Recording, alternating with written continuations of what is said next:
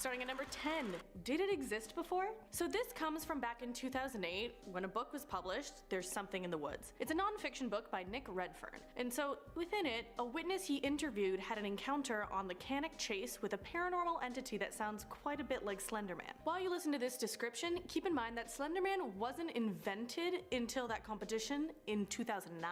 Plus, this person's specific encounter happened in 2001, 7 years before the book's release and 8 years before the first imagery of Slender Man was posted online. So think about that. So in it, it says, this character was tall with very thin arms and legs, dressed in what I presumed were gray trousers and a tight long sleeve shirt of the same color. His hairless head was elongated and neck spindly, and his arms reached practically past his knees. I could not discern a facial feature. I realized he was around 3 meters tall. And so if you think of that, and then the imagery of Slender Man, put that together, is it possible that Slender Man existed before the imagery did? Let's think about that. But first, on to a video, number 9, seen climbing buildings.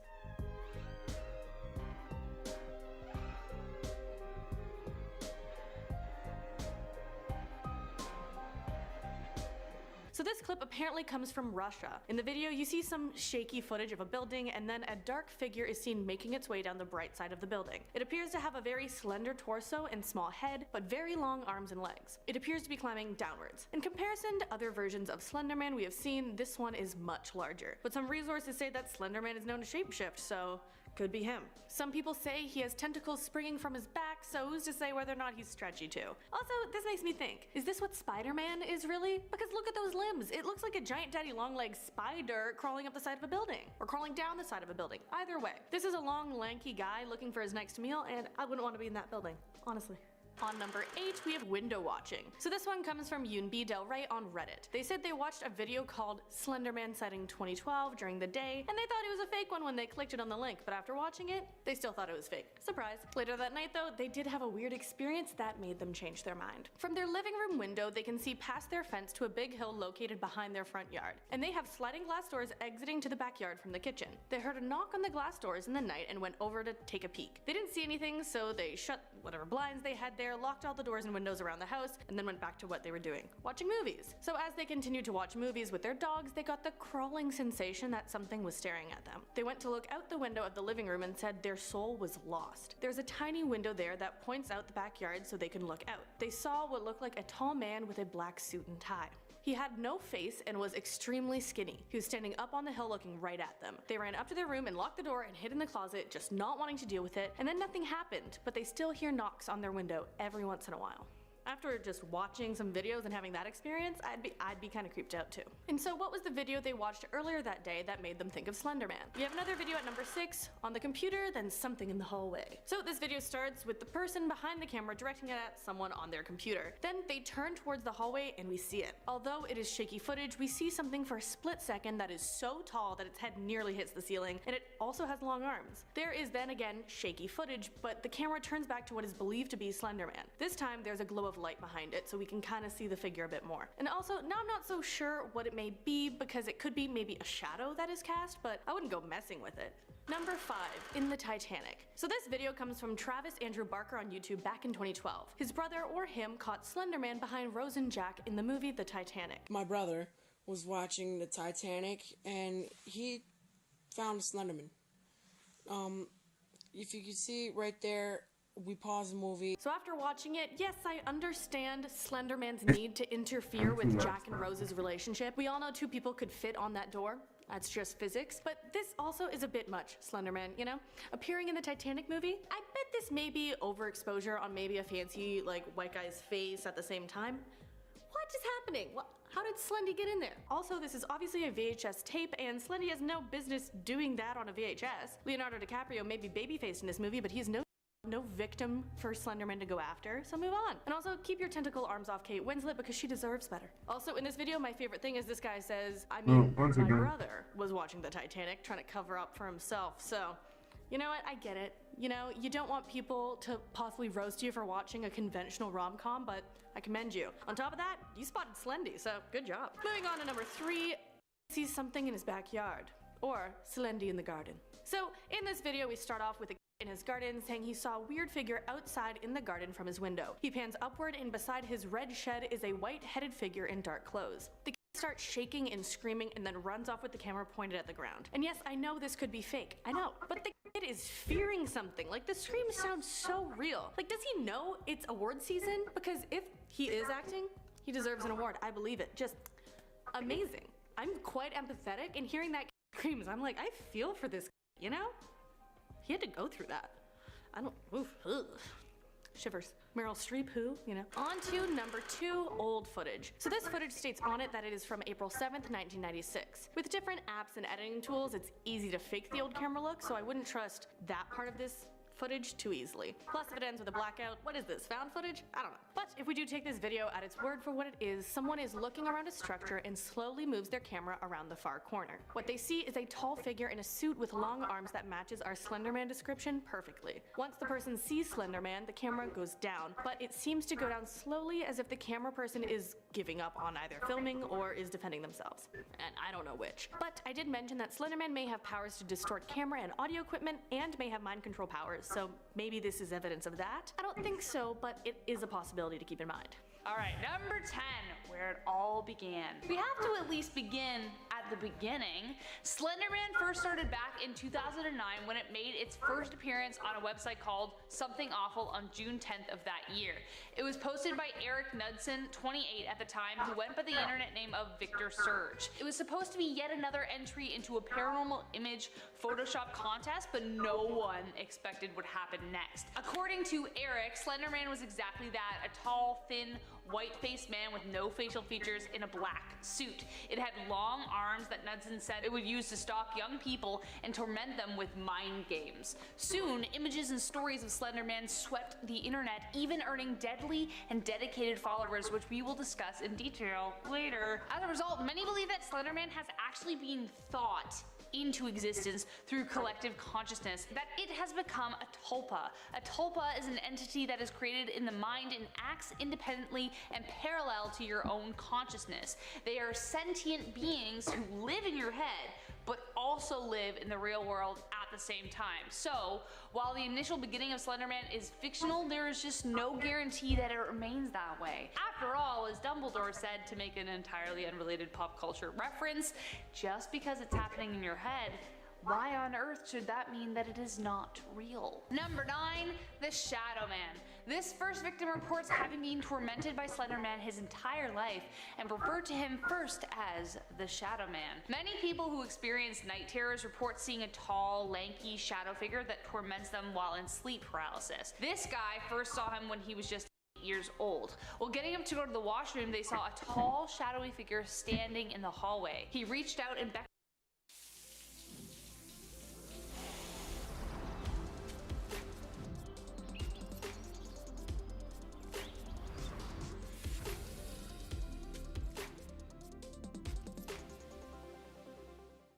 to him with long, slender fingers. At some point, he worked up the courage to turn on the light, and the figure disappeared. 4 years later, it appeared again on his uncle's farm, standing in the highest window at the top of the building of the old barn, staring right at him. Then 2 years later after that, he appeared again, this time a lot closer. By this point, this person had developed sleep paralysis and it would happen fairly often. As they were about to drift off to sleep, there he stood at the end of his bed. They couldn't move or scream, and the figure just stood there watching him, waiting for something, until finally he burst up from the bed and Slender Man disappeared. But the sense that someone was watching him still remained and never went away. Number 8, trampoline. I mentioned previously that Slender Man became a kind of internet meme contest, but just how Slender Man became such a prolific urban legend remains unknown. Perhaps it's because of innocent sightings like this that make a more sinister explanation arise. Check out this clip. After a record, when he played the video, he saw something like a Slender Man seeing him from his bed. I think what freaks me out about this video the most is how horror film-esque it is and how mundane. It was just a wanting to record his badass trampoline skills, but what he wouldn't have noticed while he was filming was the presence of something watching him. Considering the fanaticism around Slender Man, it is possible that predators could assume its identity to carry out evil deeds. I don't know, but I hope he's safe and that who or whatever that was never seen again. Number 7, 7-Eleven. Apparently Slender Man loves a good Slurpee. This next story comes from a young woman from Oklahoma City. She was Years old at the time when her and her friend made a typical visit to 7-Eleven. Next to the convenience store there was a park with all of these weird statues. It was around 12:30 a.m. and usually it's an uneventful walk, but this time they saw an extremely tall figure, as tall as the branches in the trees nearby. It was dressed in black and extremely pale. Sounds like Slender Man. Attempting to show no fear in the face of potential danger, she shouted at the person to see if she'd get a response, but to no avail. It just stood there, staring at them. I hate that. Needless to say, they booked it and referred to the being as Voldemort because that's kind of what it looked like. But then, years later, her friend informed her of the tales of Slender Man, and after seeing a picture, she realized that's exactly what it looked like. Imagine? No thank you. Number 6, a cemetery sighting. This next story predates the whole Slender Man launch as well. This Reddit user reports a story that happened in her hometown before Slender Man was even launched. Reports of seeing a tall man in a suit walking around was already the stuff of legend where she lived. Her friend's older sister was skateboarding home one night and she had to pass the cemetery. Of course, there's a cemetery. Of course there is. As she went by, she kept seeing tall shadows following her, and she initially just wrote it off as a weird reflection of the light, you know, as you would. But then when she got home, she saw a creepy looking old man wearing a black suit standing in her backyard. She ran inside and looked out the window, but he had moved. He was already across the street under the trees, again, still looking at her. Stories like this were pretty common in her neighborhood, but it wasn't until the Slender Man story actually launched in 2009 that people actually got really scared. If stories like this actually exist and remain to be true, then here is my question. Since the way he tortures his victims is through mental manipulation, who is to say that the image of Slender Man circulating is a result of the creature's own grand plan? Number 5, alone in the forest. This next story comes from Zach, who lives in Texas. This one creeps me out because it reminds me of the stories at school used to tell about the forest behind my school. While Zach was growing up, there was a big patch of forest behind his house. He used to play there all the time, but one evening made him question ever going back. Something was off about that evening, and so he began looking around. Off in the distance, he saw a figure just standing there. It was impossibly tall, dark, with a featureless face, but somehow he knew he was staring right at him. Like a smart lad, everything inside him told him to run, and so he did. Follow your instincts. Okay? He was about a 7-minute run to his backyard, so he started sprinting, but no matter how fast he ran or where he went, the creature was always the same distance behind him. When he finally made it to the other side, he turned around and saw the creature stopped. He never saw the creature again, but years later, he started hearing about Slender Man and knew that's what he had seen. Number 4, Aaron Campbell. Aaron Campbell was a twisted young man obsessed with a wide variety of violent video games and just gore in general. He started out as they all do, by taking the lives of animals in vicious ways for pleasure. So when Aaron took the life of Alicia MacPhail on the island of Bute in Scotland, though shocked and horrified, no one could say they were surprised that Aaron was the perpetrator. Campbell was obsessed with anything that had to do with violence and was especially fascinated by Slender Man. This was just one of his fixations, and reportedly practiced voodoo while attempting to be YouTube famous. But his obsession with Slender Man finally became a reality. Alicia's death was gruesome to say the least, inhumane beyond belief. Thankfully, Aaron now sits behind bars for a minimum of 27 years, but honestly, hopefully forever. Number 3, House on Fire. This next one was one of 3 crimes inspired by Slender Man and goes to show how dangerous obsession can be. In 2014, Lily Marie Hartwell walked to a park in the middle of the night. She carried with her a backpack full of knives, lighters, flashlights, cookies, and some water. Lily had just carried out an act brought on by an obsession with the tale of Slender Man. Unbeknownst to her mother and brother who were sleeping at home, she had just set her house on fire. Thankfully, the two escaped the fire with no mortal injuries, but their entire home fell to ash. According to police accounts, Lily confessed to having been obsessed with the creepypasta story of Slender Man. She tracked down story after story about the creature and kept journal entries mentioning murder and death. One particular entry is chilling to read, especially after such a horrific event. It reads, and I quote, "This keeps up, there will be no safety in this house," unquote.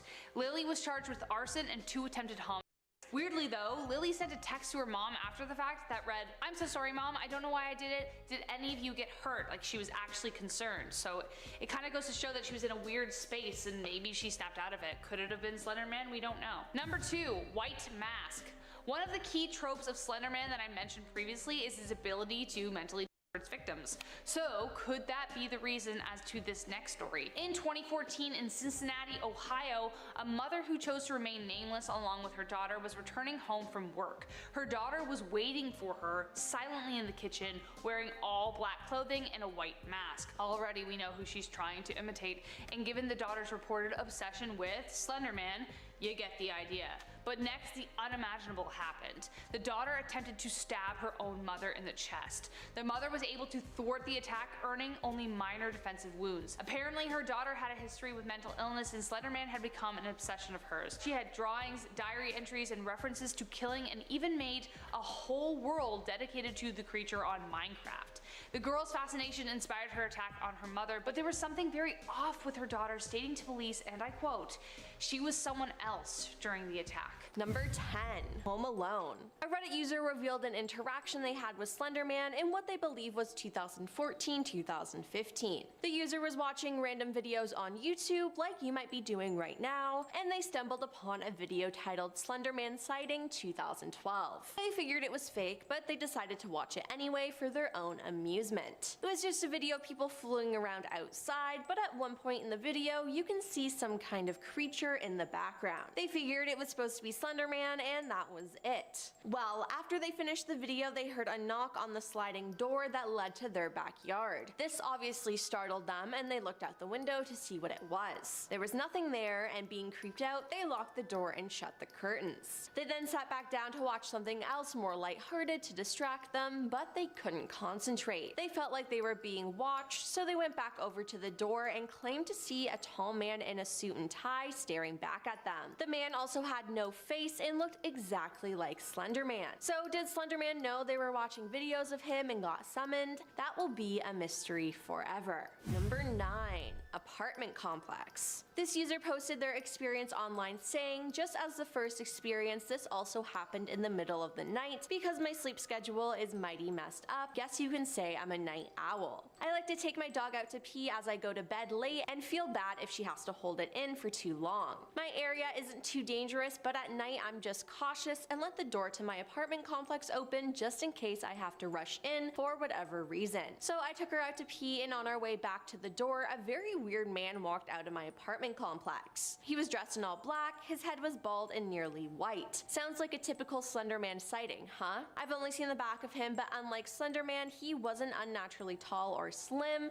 What's been so weird about him next to his appearance was that he didn't seem to notice me or my dog, and he went straight into the bushes. Now, whether that was Slender Man or not, that is still very weird. Number 8. Awakening to him. The 8-foot stick-thin specter has been spotted by several terrified residents of Cannock Chase in Staffordshire in 1 month. Locals have reported seeing the lean, shadowy spirit with blood-red eyes and wearing Victorian dress in the forest as well as their homes. Each of the chilling close encounters took place in the small mining town of Cannock, which has a history of supernatural sightings. One resident said she was visited on December 14th. She explained, "I was awoken just before 2 a.m. by an odd scratching noise in my bedroom. To my astonishment, there was what seemed to be a sphere-shaped shadow by the edge of my wardrobe. As I tried to get out of bed and investigate further, the shadow began to stretch towards the ceiling. It was at that point I found myself faced with the most disgusting and horrific creature imaginable. It was 8 feet tall and had a white face with razor-sharp fangs." Now that sounds absolutely terrifying. Number 7.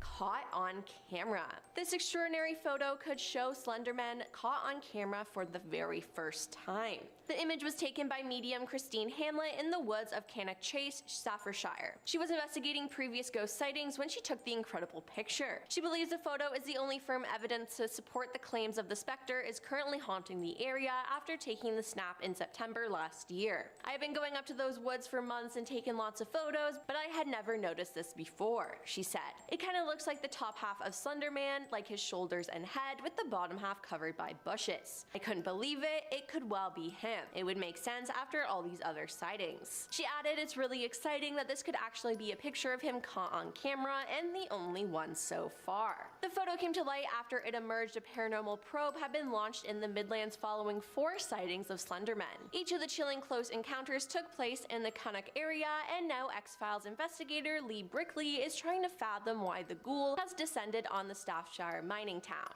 Number 6. Watching me sleep. Another householder near Canuck Chase said, as my eyes opened, I saw a man floating over me. I could see into his eyes. They were a fierce red color that shook me to my very core. The ordeal ended with the man, who was completely dressed in black with a hat to match, floated higher and higher until he hit my ceiling and disappeared. Currently, investigator Lee Brickley is trying to work out why.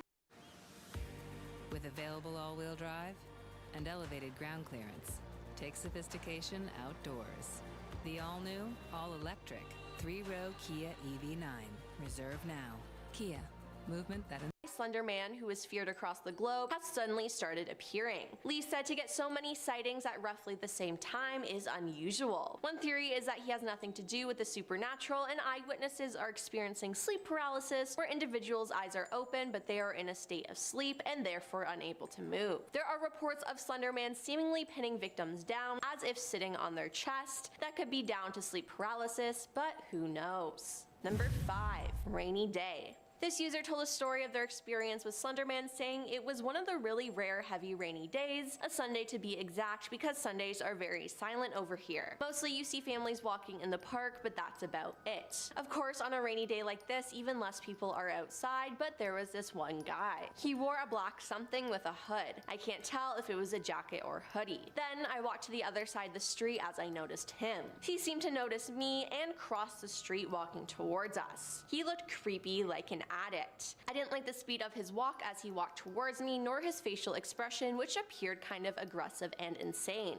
I walked faster and faster and he just came closer. My neighbor came out going to work, gladly, because I knew I wouldn't have made it inside. All of a sudden the guy disappeared and I went inside as fast as never before. I wasn't gonna blow this up like a dramatic creepy story and make it sound more interesting. It happened exactly like that. To be fair, I guess that I never was in actual real danger in this situation, but once you get in these situations, the thoughts you're left behind with make it creepy. Why did that guy look at me so crazily and walk towards me but then disappeared when my neighbor came by? What was he planning, or what did he want? Thoughts can drive you crazy if you let it happen. However, stay safe, you guys. Number 4. Strange figure. One of the only outdoor encounters comes from Castle Ring in Iron Age Hill that has been a paranormal hub for decades. The eyewitness says, while taking a midnight stroll around Castle Ring last Friday morning, I happened to notice a strange figure in the distance. It appeared to rise out of the trees and hover over the path around 100 meters in front of me. It was very dark, but I could see it clearly because of the lights coming from Regali.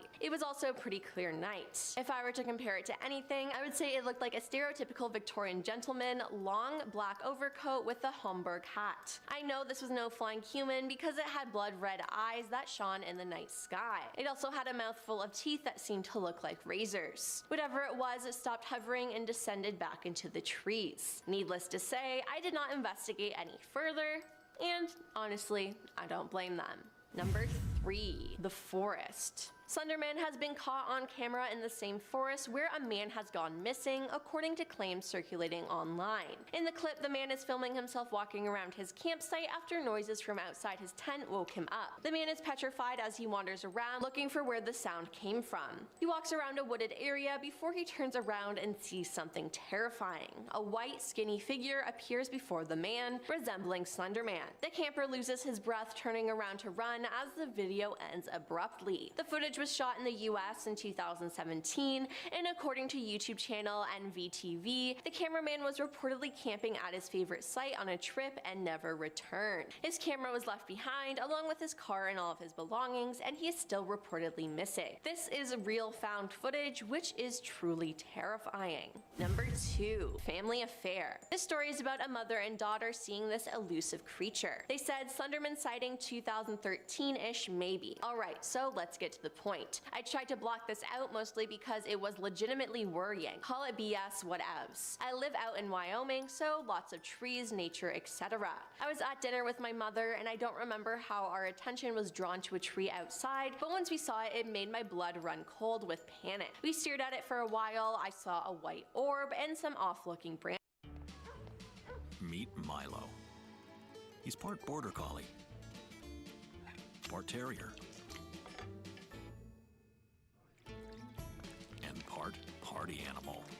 Meet the new Bissell Little Green Hydro Steam Pet.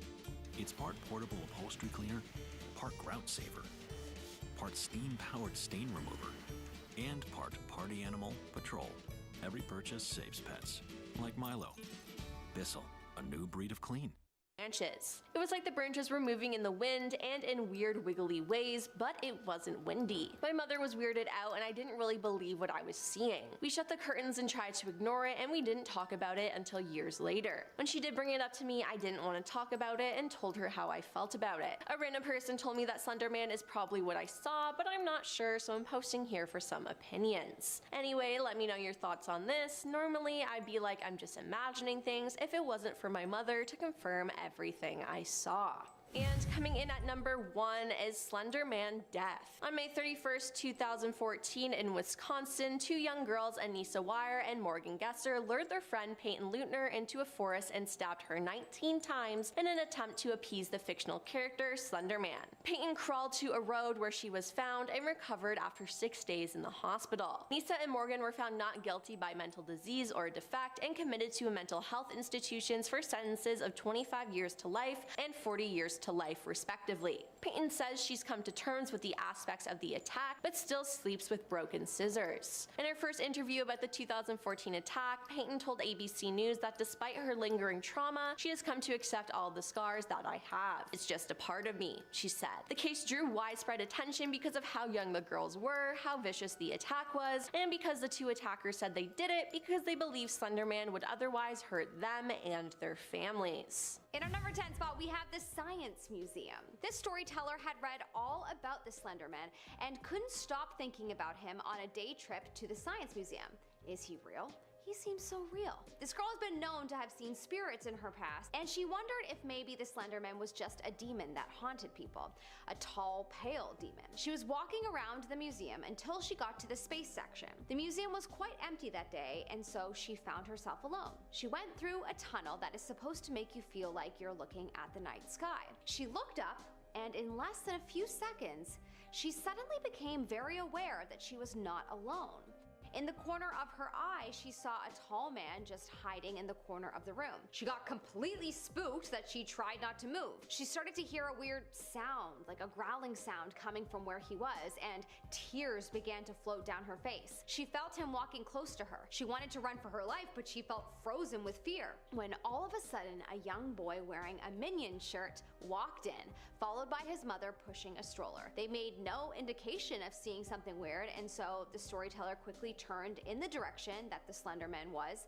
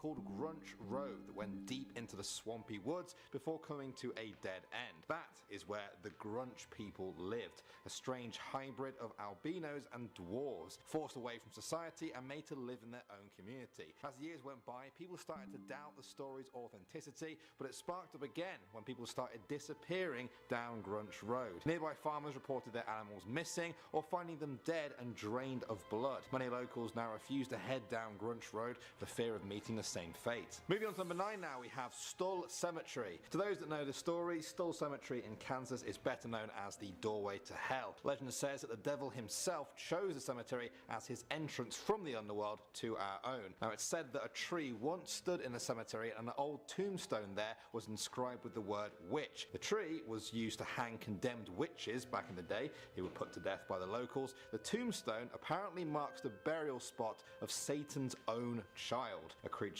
born deformed and covered in wolf hair. In modern times, the legend has continued with reports of the ground catching fire in random spots. Pope John Paul II was said to divert his private plane around the cemetery because it was so tainted by evil. Now, whether or not you believe all of that, there's plenty of videos on YouTube to check out if you're interested, and I find them quite creepy. Moving on to number 8 now, we have Knock Knock Road. This one is for all of you guys watching that get very creeped out by little girl ghosts. I think they're the worst kind of ghost. Strasburg Road near Detroit has a disturbing tale of murder attached to it. Legend says that a little girl was killed on the road in the 1940s by a hit-and-run driver. Ever since then, people have reported the same story. They stop at a traffic light and see, on the side of the road, a young girl standing, just standing and staring right into your car. Whether they freeze or then try to speak to her, she slowly walks forward to the car and stares at you with deep-set, hollow eyes. She scans your face to try and find her killer and get her revenge. I guess you better hope you just don't look like the killer. At number 7 now, we have the Charman. This story goes that in 1948, a wildfire swept across Ojai, California. The flames consumed a cabin where a man lived with his son. He was burned alive, but the son survived, just barely though. When the authorities arrived, they found a shocking scene. The father had been flayed alive. His skin had been removed from his body and peeled off. His body was just hanging from a nearby tree. The police then searched for the perpetrator. They heard a wheezing sound from a nearby bush, and then suddenly the son just bolted out of it. The overpowering smell of him stunned the officers, and in that moment the boy ran into the trees and then escaped into the hills. In the years since then, many locals have said they've seen the Charman in the woods, horribly disfigured by his burns and tormented by his past. He's said to creep up on the tents of innocent campers in the hills, waiting for them to fall asleep. Coming at number 6 now, we have Hell's Gate Bridge. This one comes from Oxford, Alabama. The story goes that in the 1950s, a young couple crashed their car off the side of this bridge and drowned. Now, some locals believe you cross the bridge at your own peril. One story is that if you drive your car out to the middle of the bridge and then turn off all the lights, the couple will appear in your car just sitting behind you. When you turn around, they'll be gone,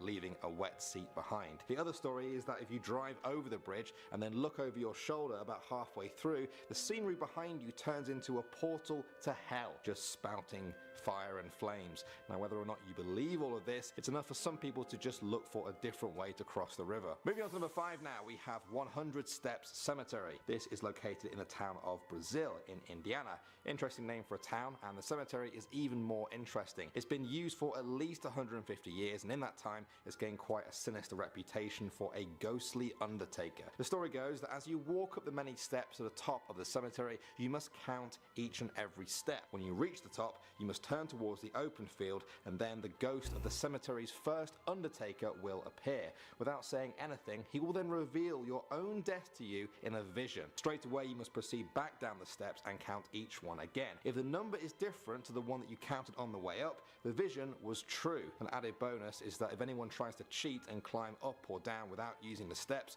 a ghostly hand will push them to the ground, leaving a red imprint on their back for days as a mark of the devil. Definitely not a place to go for just a Sunday walk then. Next up at number 4 now, we have the Goat Man of Pope Lick. I love my job because I get to say sentences like that. This is an old Kentucky urban legend about a hideous being who roams the woods across that state. Those who have seen him describe the Goat Man as having dark fur, pale skin, goat legs, and twisted horns. Some people say he was an escaped circus freak, others say he was a farmer who tortured goats for Satan. Satan then repaid him by turning him into a tortured goat himself. The Goat Man is said to hide under the rusty bridge that crosses Pope Lick Creek in Louisville. Legend says he lures people onto the train tracks there and then takes pleasure in them being hit by oncoming trains. Please don't go looking for this one though, guys. In 2016, a woman actually fell to her death from the bridge while looking for the Goat Man. At number 3 now, we have Slaughterhouse Canyon. With a name like that, you know it's not going to be a pretty story. During the 1800s gold rush, a family lived in the canyon there in a little wooden shack. Every day was the same. The husband would set off into the mountains to search for gold and food for his family. Then, one day, he just didn't come back, presumably injured or killed by animals, the mountain, or even other humans. His wife waited for her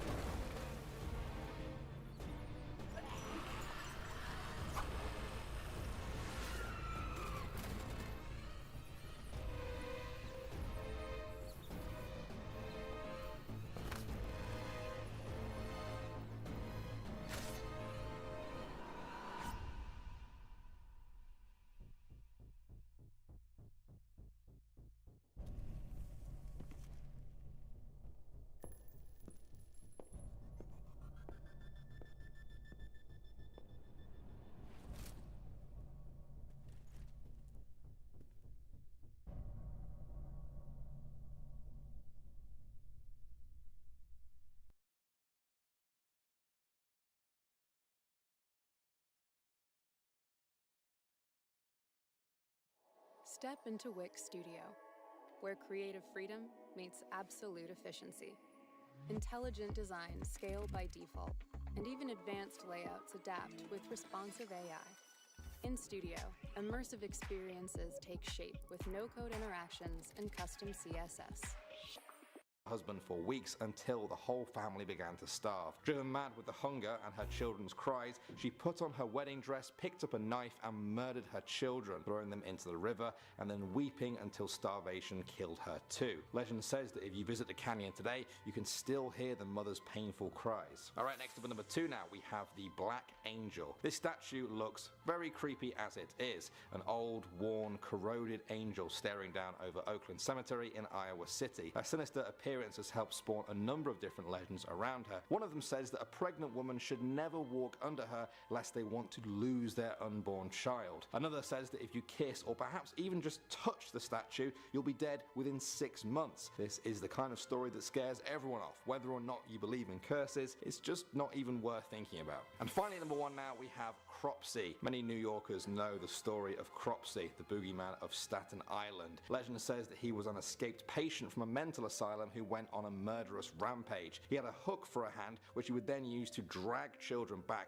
to the abandoned ruins of Seaview Hospital. Pretty creepy stuff, but here's where it gets really scary. Many parents would tell this story to their kids to scare them into being cautious about strangers, even if they didn't really believe the story themselves. But then in the 1970s, a real killer called Andre Rand really did start hunting children in a very similar way. Was he using the Cropsey legend as cover? Either way, people now take the legend a lot more seriously. Starting off at number 10 now, we have the Murfreesboro Mud Monster. In 1973, a young couple went for a romantic drive near the town of Murfreesboro, Illinois. They parked up by the river. Later on, they heard a piercing roar, which they described as sounding like an eagle shrieking into a microphone. They quickly turned off the radio and scanned the area. Another horrific shriek came and the bush in front of them shook. They turned on the car lights to see a creature that would forever be burned into their memories. It was massive, wet, hairy, and covered in mud. Its skin was almost translucent, as if it was an albino. For the next 2 weeks, it terrorized people in the town. Reports of the 7-foot-tall swamp monster kept increasing until one day it just disappeared. After that, there have only been a few more reports of the Murfreesboro Mud Monster since. At the time, the local police chief said, "A lot of things in life are unexplained, and this is another one. We don't know what the creature is, but we do believe what these people saw was real." Moving on to number 9 now, we have the Little People's Village. In the woods of Connecticut, near the town of Middlebury, you can find the Little People's Village. Crumbling remains of tiny houses and structures that locals say were built for fairies. The story goes that many years ago, a man and his wife were living peacefully in Middlebury when she started seeing small fairy folk in the woods around their home. She demanded that her husband build them a tiny village, and so that's exactly what he did. Using real concrete and mortar, he built the fairies these tiny houses complete with walkways and streets. As the village grew, he suffered a price. People say that he began to hear the fairies' voices in his head, which eventually drove him to madness and then suicide. Now, they say the crumbling ruins of the Little People's Village is haunted by the spirits of them, or even the ghosts of the people they drove insane. You can still visit the ruins today, and even sit in the throne that was carved at the request of the king of the Little People. However, legend says the seat is now cursed, and that if you sit in it, you will be dead within 7 years. Locals will show you how to get to the village of the Little People, but many also warn that if you linger there too long, you will hear the voices of the Little People, and you too will be plunged into insanity. Next up at number 8 now, we have the Kushtaka. These are mythical shape-shifting creatures found in the stories of Native Americans in southeastern Alaska. The name roughly translates to land otter man. The story says that these creatures will shift between the human form and the otter form at will. They are cruel creatures who take pleasure in tricking sailors to their deaths. If they're not at sea, they live in rivers and deploy a very creepy tactic to attract their prey. The Kushtaka are said to imitate the cries of a human baby or the screams of a woman in order to lure the victims to the river. Once there, the Kushtaka either kill the person by tearing them to shreds or turn them into a Kushtaka themselves. Legend says that they can be warded off by using copper, urine, dogs, or fire. Some stories do tell of benevolent Kushtaka who will help people, but many feel it's simply not worth the risk to approach them if they ever do hear its cries in the Alaskan forest. Next up at number 7 now, we have the Spectre Moose. In Maine, people have been spotting a particular moose for over 100 years. This one stands out though, as they say it's spectral, a ghost moose if you will. It's also huge, standing some 10 to 15 feet high. It was first seen in the early 1900s when locals described it as a huge moose with a ghostly, dirty white color and an enormous set of antlers. The coat of the animal is sometimes described as glowing faintly. The Spectre Moose was said to have an extremely acute sense of smell and hearing, as well as the ability to appear or disappear at will and to phase through solid objects. Hunters who came across it said they could never line up properly for a shot, as the moose would just blink in and out of existence before their very eyes. In 1938, a hunter said he saw it standing among a herd of other mises. Not sure. It was stood with 2 other large males, but it made them look like dwarves. He would have thought it was just a normal, humongous moose if it wasn't for the strange white glow around its body. Moving on to number 6 now, we have Betty Grease. In Michigan, on the beaches of Lake Superior, is a place where the sand is said to sing. Local legend says that a musical voice emanates from the sand, the voice of a Native American maid who lost her love to the Great Lakes and still calls to him from the shore when visitors play the sand. How exactly do you play the sand? Well, they say the sand can be made to sing by pressing down on it with the palm of your hand or a piece of bark. It loses its magical properties though when removed from the beach. I wasn't too sure what to make of this one at first, but I've seen a few videos on YouTube now and it definitely makes a very strange noise. Perhaps you guys check it out and see what you make of it.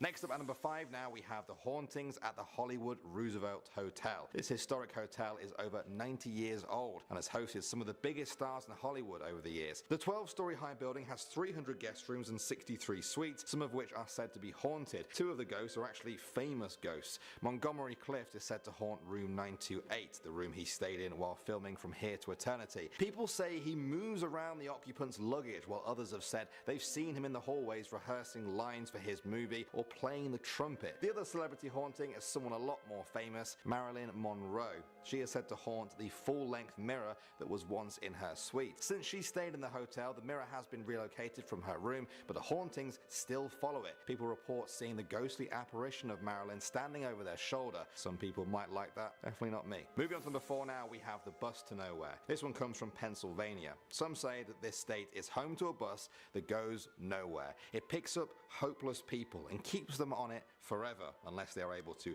shake out of its trance. The bus is said to have no displays, no route number and no destination. It only stops for people who want to leave where they are but have no destination in mind. Philadelphians often say they've seen it winding through the city streets. Some people also call it the wandering bus or simply Zero. People say that once you're on the bus, you sit like everyone else, staring out of the window, wrapped in your own thoughts, desperate to get away from whatever pain and despair is in your life. You can pull the cord anytime when you're ready to disembark, but be warned. Legend says that time does not move the same on the bus to nowhere. Your trip could have lasted minutes, days, months, or in some cases, years. The only silver lining is that when the passengers finally do disembark, they find themselves exactly where they're supposed to be. Next up at number 3 now, we have the Snallygaster. This is a mythical dragon-like beast said to inhabit central Maryland. It was first described by German immigrants who called it the Schnellergeist, which translates to quick ghost. It's been described as being half bird, half reptile, and with a strange metallic beak lined with razor-sharp teeth. Some even say it has octopus-like tentacles. It swoops down silently from the sky and carries its human victims off to its den, where it then sucks them dry of blood. Newspaper reports from February and March 1909 describe encounters between local residents and a beast with enormous wings, a long pointed bill, claws like steel hooks, and an eye in the center of its forehead. They said its screech sounded like a locomotive whistle. Now, other than the humans it hunts, the Snallygaster is also said to have one mortal enemy, the Deweo. The Deweo is reported to be a mammalian biped that looks like a wolf but stands like a human. It's been reported all over Maryland, and locals have said they've seen vicious battles between the two creatures. Moving on to number 2 now, we have Huggin' Molly. You might think her name sounds quite nice.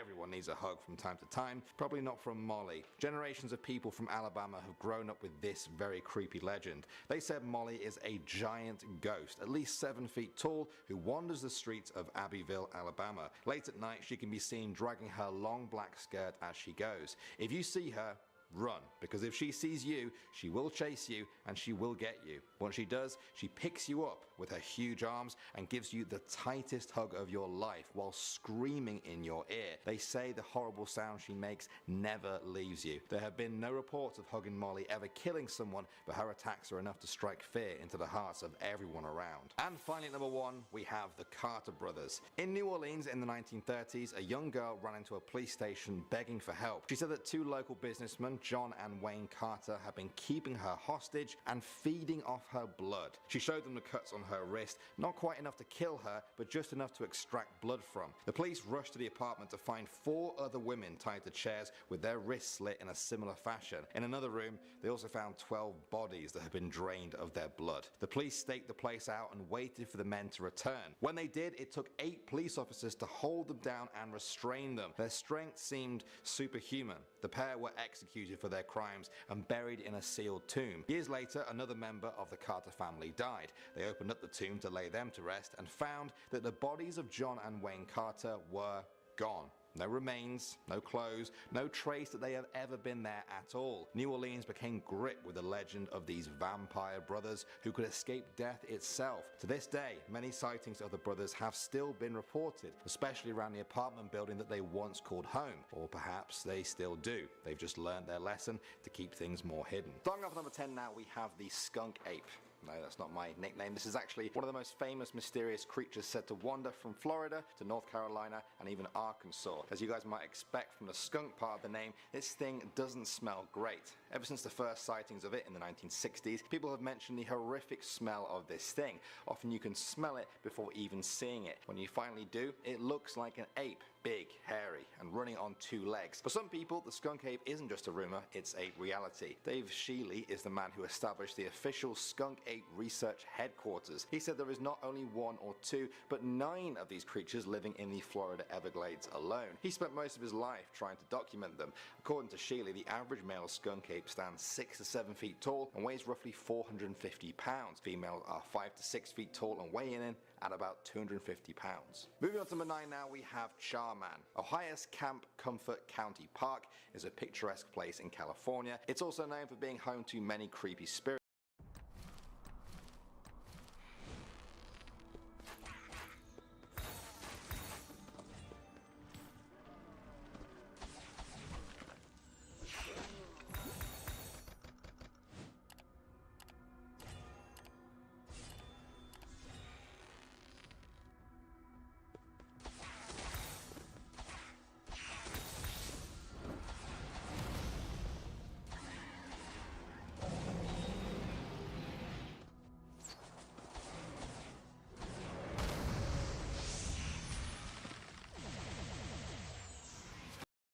There's a ghost of a bride wearing a bloody wedding dress, a woman on a horse reenacting her own death for eternity, and even a headless motorcyclist. However, none are as terrifying or as famous as Charman. Ever since a fire in 1948 killed a number of people there have been reports of this hideous figure wandering the area. He's said to have skin burnt to a crisp and noxious fumes pouring out of him. Some people go even further and say that this creature isn't even human at all. They say Charman is a beast, an entity that has visited people a number of times, and it always goes the same way. They say their homes are engulfed in thick black fumes that send them to sleep. Just before losing consciousness, they see Charman walking towards them. When they wake up, there will be a small fire nearby, a reminder that Charman has paid a visit. Next up at number 8 now, we have Turnbull Canyon. They say death awaits everyone at Turnbull Canyon. Located in Whittier, California, the canyon is known as a pretty dangerous place, as it is thanks to the mountain lions and rattlesnakes that call it home. Some people believe that the most dangerous thing there, though, is the paranormal activity. It's said that the Gabrielino Native Americans called this place the place of the devil. The Spanish killed many of them who refused to convert to Catholicism. Some say their tortured souls now haunt the canyon.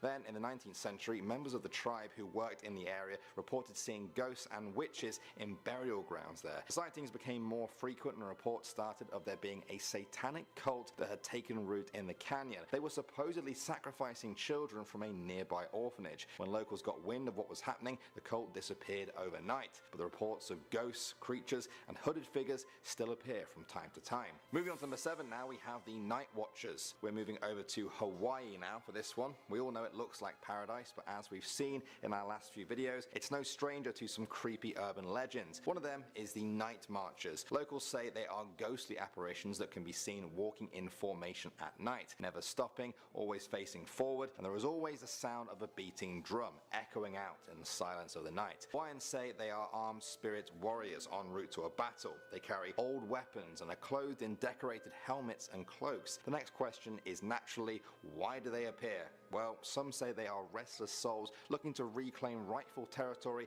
or replay a battle gone wrong, hoping this time they can do it right. Or perhaps it's a simple ghost tale of avenging their own deaths. The creepiest theory I heard, though, is that they're searching for an entrance to the next world. Instead of just wandering aimlessly for it like other ghosts, they do it how a soldier knows best, in a focused, methodical manner. There are signs that the Night Marchers are out on the Hawaiian Islands. They are recognized by their raised torches and repeated chants. Sometimes footprints have been found, even though the night marchers are said to float a few inches off the ground. Moving on to number 6 now, we have the Voodoo Queen. Louisiana is a place steeped in voodoo history. For people in New Orleans, few stories rival that of Voodoo Queen Marie Laveau. She was said to be a prestigious woman who worked as a hairdresser in the city. She chatted to every customer she had, not just for the sake of it, but to get information. Eventually, she learned the secrets of everyone in the city, man and woman, rich and poor. She used this information to manipulate her enemies through voodoo. It's said she gained the power of immortality from a demonic force known by the name of Papa Legba. She wanted to do this so that she could kill innocent beings and seek revenge on those who had wronged her. Others say that she never murdered anyone and used her voodoo skills to unite people. She also blended Catholicism and voodoo to form a religion that is still practiced in the area today. She died in 1881 at the age of 87, but the story did not end there. According to local legend, she returns to life once a year on St. John's Eve to lead the faithful in worship. If you're ever in New Orleans on that night, don't be surprised if you see a ghost of the Voodoo Queen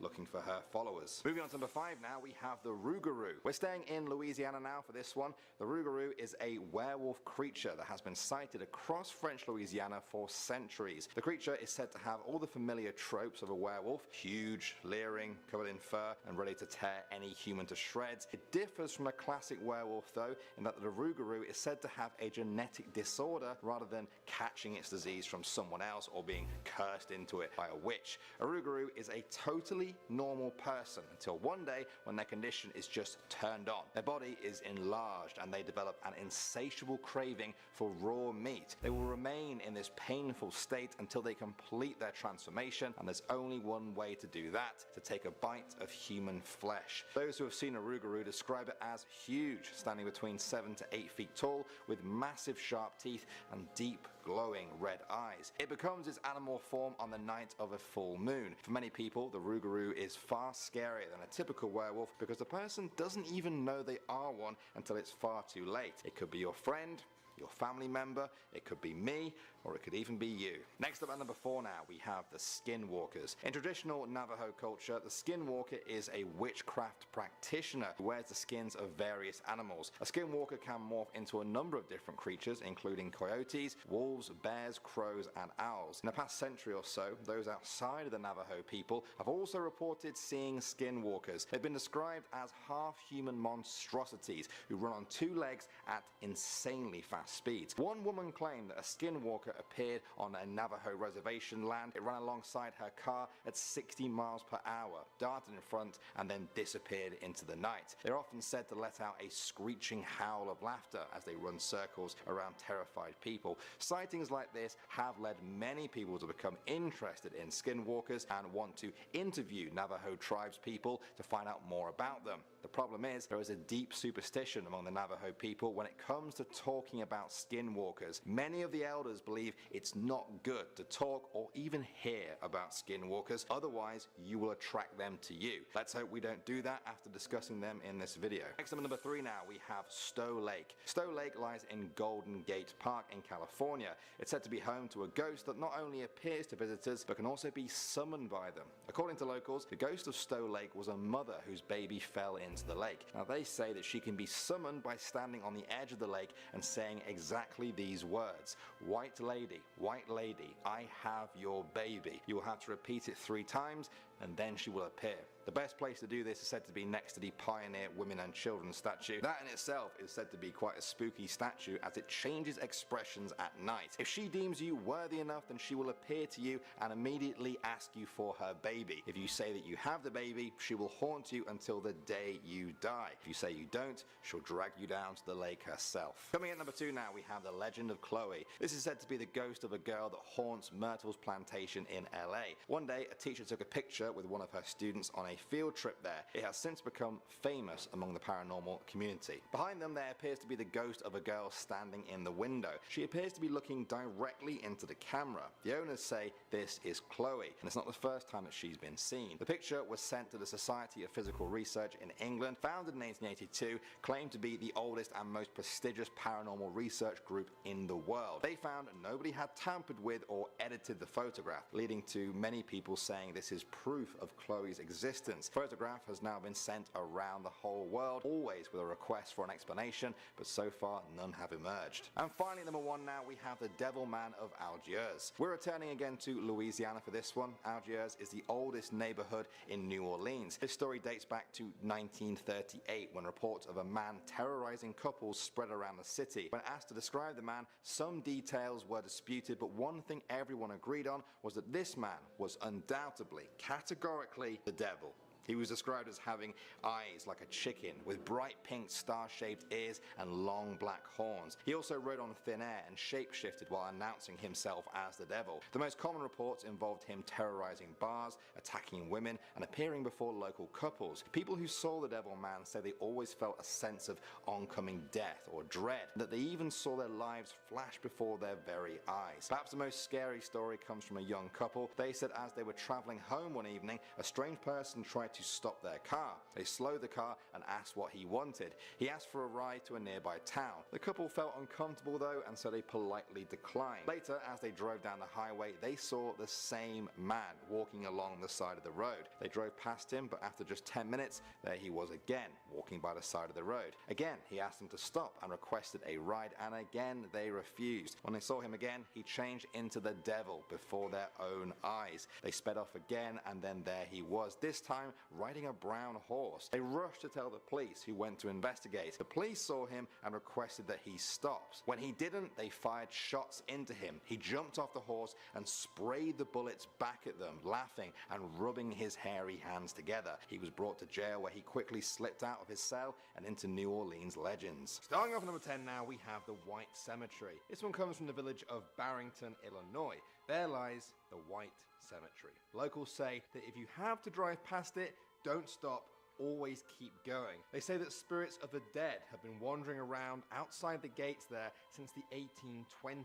Police and other reliable eyewitnesses have reported seeing apparitions that vanish before their very eyes. Phantom cars come and then go. One time, a house burned down under mysterious circumstances, and in the years since then, it keeps appearing and disappearing. Be warned though, they say you should never enter that house if you see it. When it disappears into the mist, you'll disappear with it forever. If that wasn't enough for you, there's also been reports of a woman with a lantern looking for a ride from passers-by. I'm sure you guys know by now what not to do if you see her. Next up at number 9 now, we have the Boggy Creek Monster. If you ever find yourself in a town of Fouke in Arkansas, ask them about the Boggy Creek Monster. For generations there, locals have shared stories of a creature that roams the area.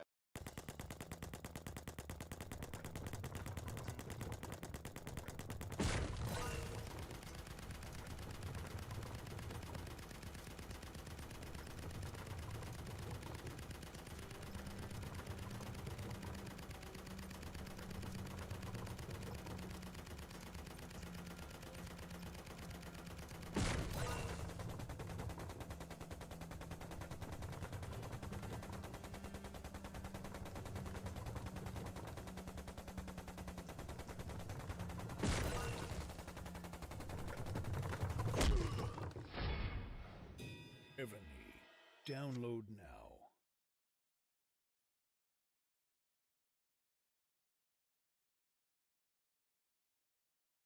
Here's one thing you need to do before buying anything online. Don't spend another dime on Amazon until you watch this first. Watch this. I can show you how to get the sweetest deals online when you shop from major retailers like Amazon and Target. You can drop prices automatically. I can show you how, but I can't do it for you. People are saving real money doing this. $160 million in the last year. Across thousands of different retailers, you'll immediately see this. See what I mean? You'll see better prices you had no idea existed. And you don't even have to ask. They just show up automatically. Download this free tool that'll give you access to the deals. Just click, click. Done. That's it. Simple. It takes all of 10 seconds, and there's no need to enter any personal information. There's no technical mumbo jumbo. It's that easy. What are you waiting for? It takes less than 30 seconds to start saving. And this is all 100% free.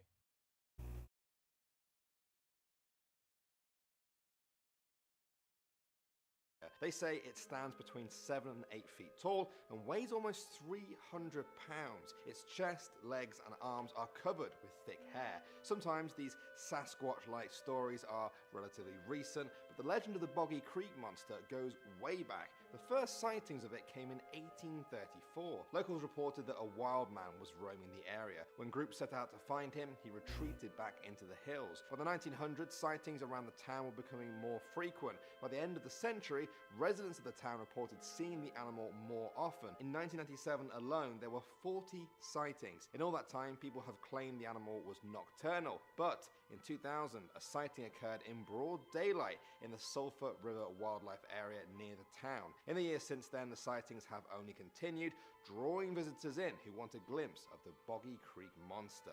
Next up at number 8 now, we have the Wicked Witch of Monroe. This is the story of Hannah Cranner, born in 1783. She lived near Cutler's Farm Road in the town of Monroe, Connecticut. She was said to dabble in black magic. Now, according to accounts, nobody accused her of being a witch until her husband died. He was Captain Joseph Hovey. The tale goes that one night he went out for a walk but somehow fell off a cliff. The locals didn't believe this was possible though, and rumors spread that Hannah had somehow bewitched him, that he had lost his mind and then fallen off the cliff in a daze. They said she was a witch. Hannah used this reputation to her advantage. She would often demand free food and firewood, or else she would curse the townspeople. One woman denied her a fresh-baked pie, so Hannah cursed her so that she could never bake again. She also caught a man fishing on her property, cursed him, and he could never fish again. Over the years, she gained complete control over the locals, and that was ultimately her downfall. She had a rooster named Old Boreas, which some said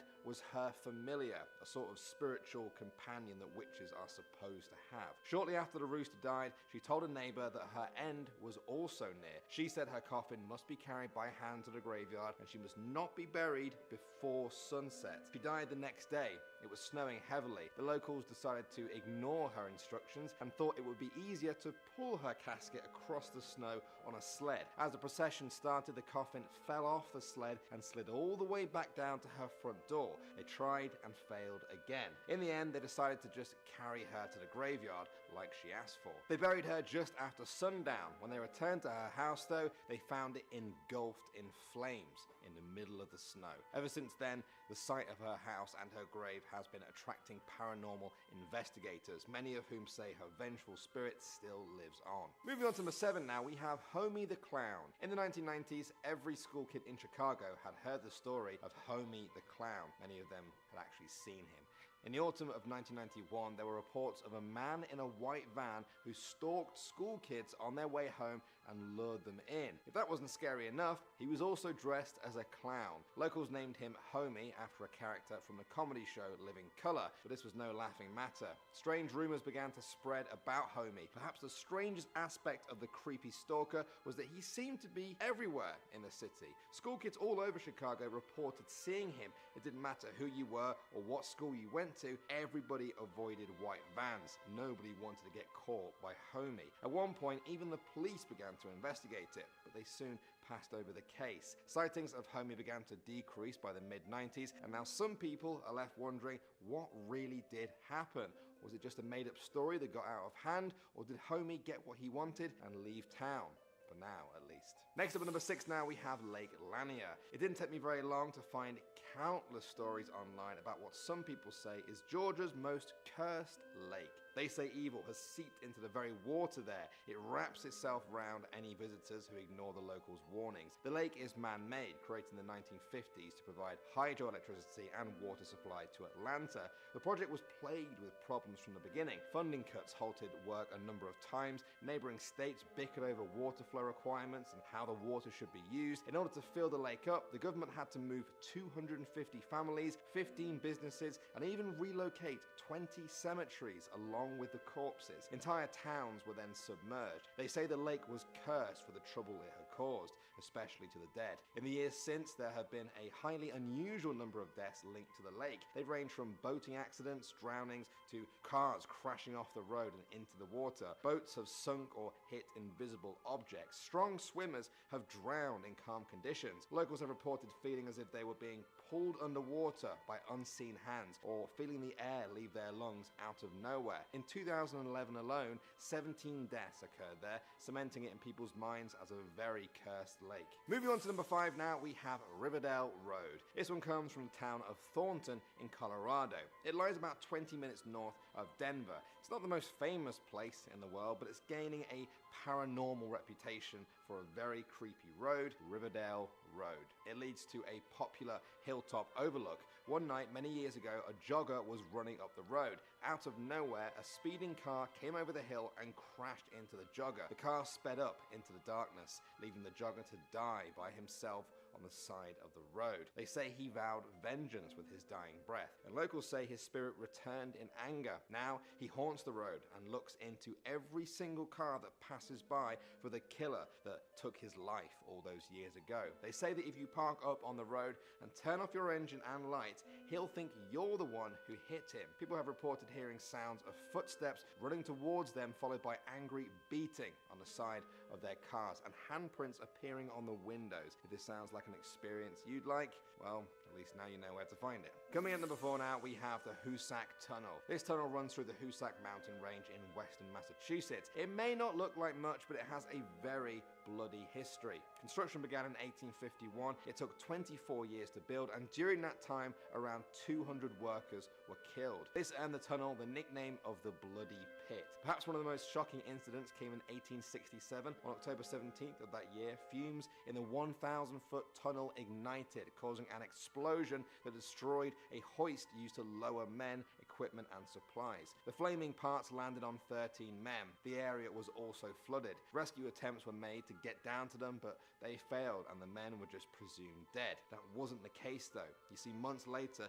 workers found out that some of the men had survived, and they even made a raft to try and escape the water. In the years since then, locals swear that the 13 workers haunt the tunnel now, tied to this earth by the anger of not being saved. Moving on to number 3 now, we have the Devil's Chair. This one comes from the Alma Cemetery in Kansas. At first glance, it looks like any other cemetery. Gravestones, grass, nothing too creepy, but this cemetery is home to something else, something the locals call the Devil's Chair. According to legend, a farmer once owned all of the land in that area. He refused to sell his land so that it could be used as a cemetery. No matter how much people tried, he refused to give it up. Then, one day, he was mysteriously pushed in a well on the land and fell to his death. Authorities only found his body from the stench that came from the well a few days later. After the incident, locals began to call the well the Devil's Chair. They said it was cursed with the vengeful spirit of the dead farmer. The land was bought and the cemetery was built around the well. That's when the curse seemed to spread to the whole cemetery. As for the Devil's Chair, it was boarded up to stop anyone from meeting the same demise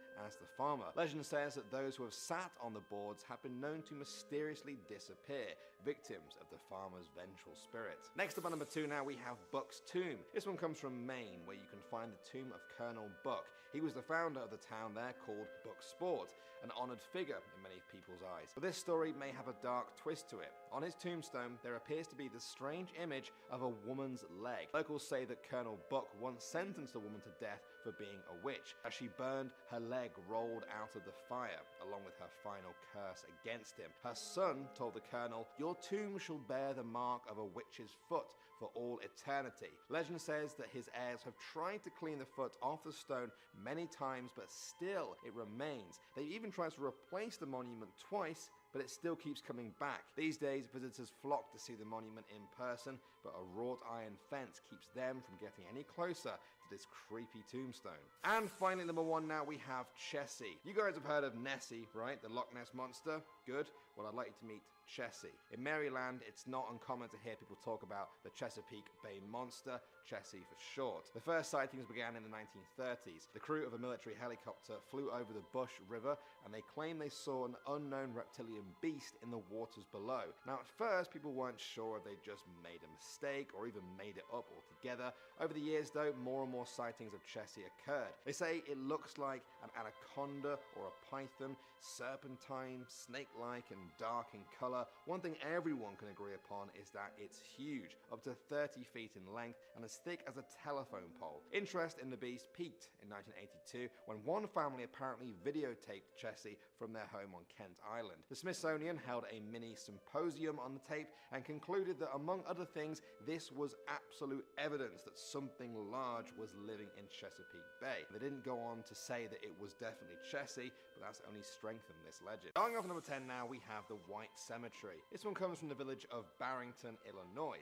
There lies the White Cemetery. Locals say that if you have to drive past it, don't stop, always keep going. They say that spirits of the dead have been wandering around outside the gates there since the 1820s. Police and other reliable eyewitnesses have reported seeing apparitions that vanish before their very eyes. Phantom cars come and then go. One time, a house burned down under mysterious circumstances, and in the years since then, it keeps appearing.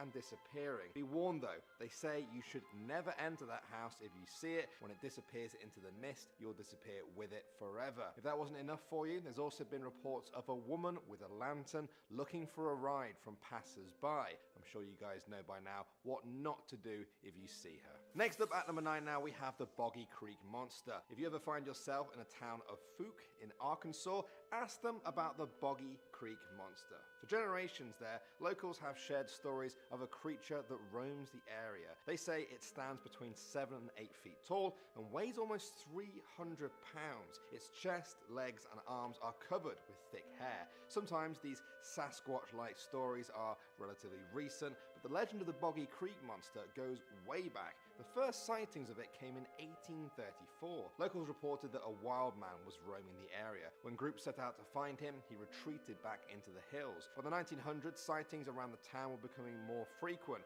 By the end of the century, residents of the town reported seeing the animal more often. In 1997 alone, there were 40 sightings. In all that time, people have claimed the animal was nocturnal, but in 2000, a sighting occurred in broad daylight in the Sulphur River Wildlife Area near the town. In the years since then, the sightings have only continued, drawing visitors in who want a glimpse of the Boggy Creek Monster. Next up at number 8 now, we have the Wicked Witch of Monroe. This is the story of Hannah Cranner, born in 1783. She lived near Cutler's Farm Road in the town of Monroe, Connecticut. She was said to dabble in black magic. Now, according to accounts, nobody accused her of being a witch until her husband died. He was Captain Joseph Hovey. The tale goes that one night he went out for a walk but somehow fell off a cliff. The locals didn't believe this was possible though, and rumors spread that Hannah had somehow bewitched him, that he had lost his mind and then fallen off the cliff in a daze. They said she was a witch. Hannah used this reputation to her advantage. She would often demand free food and firewood, or else she would curse the townspeople. One woman denied her a fresh-baked pie, so Hannah cursed her so that she could never bake again. She also caught a man fishing on her property, cursed him, and he could never fish again. Over the years, she gained complete control over the locals, and that was ultimately her downfall. She had a rooster named Old Boreas, which some said was her familiar, a sort of spiritual companion that witches are supposed to have. Shortly after the rooster died, she told a neighbor that her end was also near. She said her coffin must be carried by hand to the graveyard, and she must not be buried before sunset. She died the next day. It was snowing heavily. The locals decided to ignore her instructions and thought it would be easier to pull her casket across the snow on a sled. As the procession started, the coffin fell off the sled and slid all the way back down to her front door. They tried and failed again. In the end, they decided to just carry her to the graveyard like she asked for. They buried her just after sundown. When they returned to her house though, they found it engulfed in flames in the middle of the snow. Ever since then, the sight of her house and her grave has been attracting paranormal investigators, many of whom say her vengeful spirit still lives on. Moving on to number 7 now, we have Homie the Clown. In the 1990s, every school kid in Chicago had heard the story of Homie the Clown. Many of them had actually seen him. In the autumn of 1991, there were reports of a man in a white van who stalked school kids on their way home and lured them in. If that wasn't scary enough, he was also dressed as a clown. Locals named him Homie after a character from the comedy show Living Colour, but this was no laughing matter. Strange rumours began to spread about Homie. Perhaps the strangest aspect of the creepy stalker was that he seemed to be everywhere in the city. School kids all over Chicago reported seeing him. It didn't matter who you were or what school you went to, everybody avoided white vans. Nobody wanted to get caught by Homie. At one point, even the police began to investigate it, but they soon passed over the case. Sightings of Homie began to decrease by the mid-90s, and now some people are left wondering what really did happen. Was it just a made-up story that got out of hand, or did Homie get what he wanted and leave town? For now, at least. Next up at number 6 now, we have Lake Lanier. It didn't take me very long to find countless stories online about what some people say is Georgia's most cursed lake. They say evil has seeped into the very water there. It wraps itself around any visitors who ignore the locals' warnings. The lake is man-made, created in the 1950s to provide hydroelectricity and water supply to Atlanta. The project was plagued with problems from the beginning. Funding cuts halted work a number of times. Neighboring states bickered over water flow requirements and how the water should be used. In order to fill the lake up, the government had to move 250 families, 15 businesses, and even relocate 20 cemeteries along with the corpses. Entire towns were then submerged. They say the lake was cursed for the trouble it had caused, especially to the dead. In the years since, there have been a highly unusual number of deaths linked to the lake. They've ranged from boating accidents, drownings, to cars crashing off the road and into the water. Boats have sunk or hit invisible objects. Strong swimmers have drowned in calm conditions. Locals have reported feeling as if they were being pulled underwater by unseen hands, or feeling the air leave their lungs out of nowhere. In 2011 alone, 17 deaths occurred there, cementing it in people's minds as a very cursed lake. Moving on to number 5 now, we have Riverdale Road. This one comes from the town of Thornton in Colorado. It lies about 20 minutes north of Denver. It's not the most famous place in the world, but it's gaining a paranormal reputation for a very creepy road, Riverdale Road. It leads to a popular hilltop overlook. One night, many years ago, a jogger was running up the road. Out of nowhere, a speeding car came over the hill and crashed into the jogger. The car sped up into the darkness, leaving the jogger to die by himself on the side of the road. They say he vowed vengeance with his dying breath, and locals say his spirit returned in anger. Now he haunts the road and looks into every single car that passes by for the killer that took his life all those years ago. They say that if you park up on the road and turn off your engine and lights, he'll think you're the one who hit him. People have reported hearing sounds of footsteps running towards them, followed by angry beating on the side of their cars and handprints appearing on the windows. If this sounds like an experience you'd like, well, at least now you know where to find it. Coming in number 4 now, we have the Hoosac Tunnel. This tunnel runs through the Hoosac mountain range in western Massachusetts. It may not look like much, but it has a very bloody history. Construction began in 1851. It took 24 years to build, and during that time, around 200 workers were killed. This earned the tunnel the nickname of the Bloody Pit. Perhaps one of the most shocking incidents came in 1867. On October 17th of that year, fumes in the 1,000-foot tunnel ignited, causing an explosion that destroyed a hoist used to lower men, equipment, and supplies. The flaming parts landed on 13 men. The area was also flooded. Rescue attempts were made to get down to them, but they failed, and the men were just presumed dead. That wasn't the case, though. You see, months later,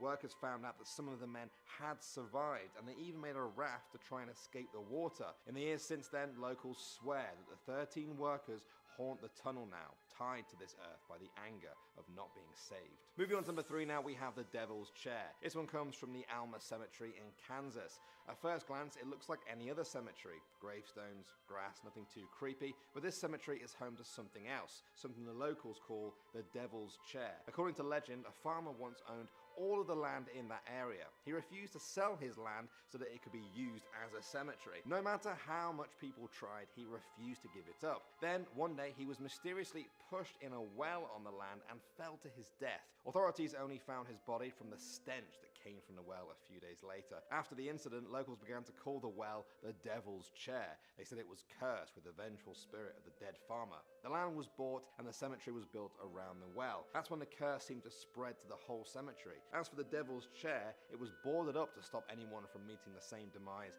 as the farmer. Legend says that those who have sat on the boards have been known to mysteriously disappear, victims of the farmer's vengeful spirit. Next up at number 2 now we have Buck's Tomb. This one comes from Maine, where you can find the tomb of Colonel Buck. He was the founder of the town there called Buck Sport, an honoured figure in many people's eyes. But this story may have a dark twist to it. On his tombstone, there appears to be the strange image of a woman's leg. Locals say that Colonel Buck once sentenced a woman to death for being a witch. As she burned, her leg rolled out of the fire, along with her final curse against him. Her son told the colonel, "Your tomb shall bear the mark of a witch's foot for all eternity." Legend says that his heirs have tried to clean the foot off the stone many times, but still it remains. They even tried to replace the monument twice, but it still keeps coming back. These days, visitors flock to see the monument in person, but a wrought iron.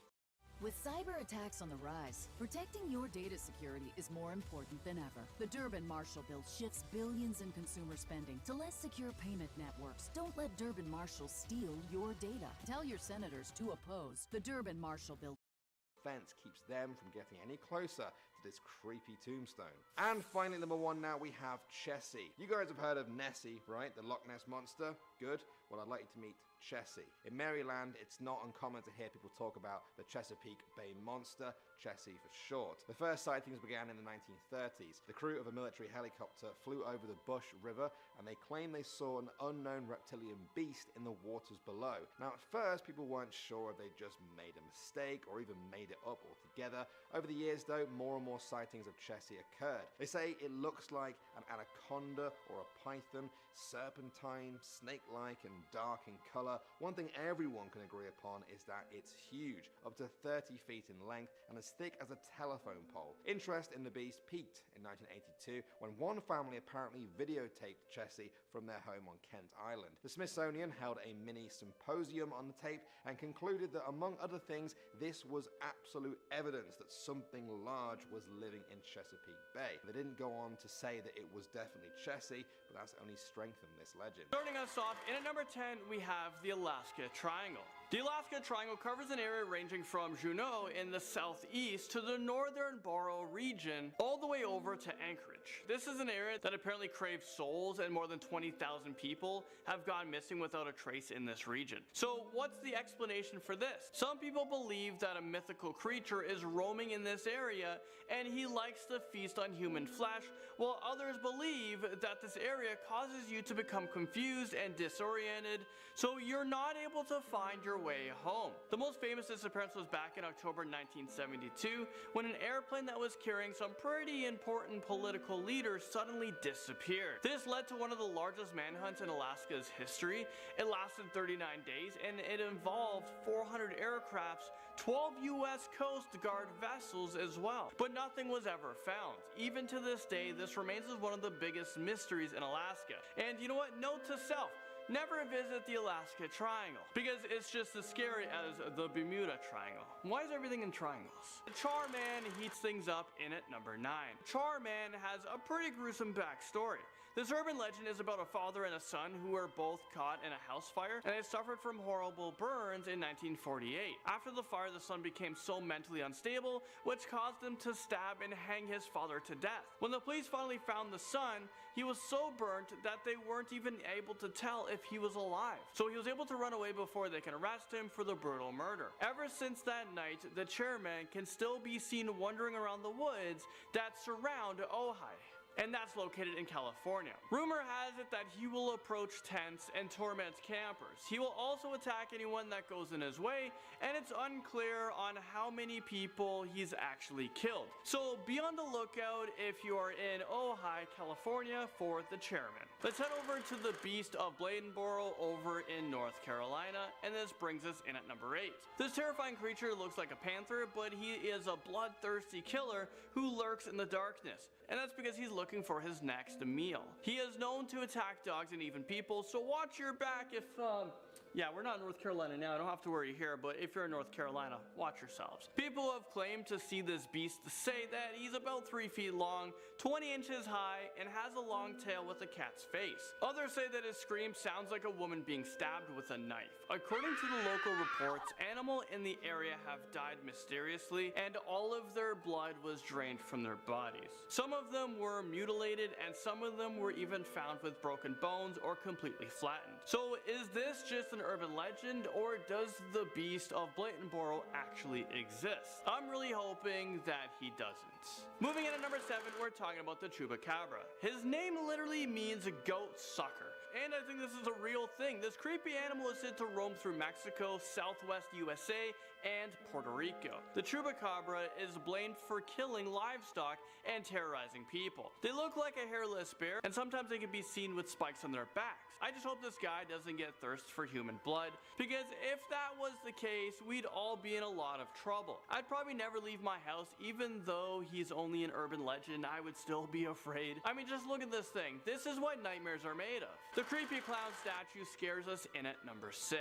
Not everyone loves clowns. Actually, a lot of people are deathly terrified of them, and this urban legend is no exception. This story actually originated from a chain letter that was being circulated in 2006, and the story goes like this. One night a couple went out to dinner and called the babysitter to watch their kids. When the babysitter arrived, the kids were already fast asleep in their beds, so she just hung out downstairs for a couple of hours until the parents called. She said that the kids are fine, but would it be alright if she put a blanket on a clown statue that was in the room because it made her nervous. The phone went silent for a moment, and the mom replied with, "We don't have a clown statue. Grab the kids and get out of there as fast as you can." And at the bottom of the chain letter it says, "If you don't repost this letter to 10 people within the next 5 minutes, the clown will be standing next to your bed at 3 a.m. and he's gonna be there with a knife." I mean, I've already passed this letter on to you guys, so now it's your turn to pass it on to 10 more people. Riverdale Road drives onto this list at number 5. This creepy road is located near Thornton, Colorado, and it is full of horrifying urban legends. From a ghost who attacks parked cars, crazy demons, and a phantom car, this road has it all. But probably the most terrifying story about Riverdale Road has to be about the gates of hell. If you're brave enough to drive along this road, you will see some pretty rusty gates, but legends has it that these gates are actually a portal to hell. It's no wonder why so much demonic activity is reported here. But the fun doesn't stop there. You'll also see a bloody handprint suddenly appear on road signs. You can see ghosts hanging from trees, and if you're unlucky, you might even see some shapeshifters who are out there to kill you. The dog boy barks onto this list at number 4. This urban legend takes us all the way over to a small town in Arkansas. Apparently there is a 300-pound half-man, half-beast creature that has glowing red eyes who is known to bite at people's heels and chase them down the street. Sounds like someone needs to call the Humane Society. This urban legend originated from an even darker story. The dog boy was based off of a problem kid who used to enjoy torturing animals. Eventually he graduated from animals and he began to torture his own parents. He even locked them up in the basement where he can severely injure them on a daily basis. So that's how the dog boy urban legend came to be known. But this is actually a true story, which makes it 100% worse. Diving in at number 3, let's talk about Hell's Gate Bridge.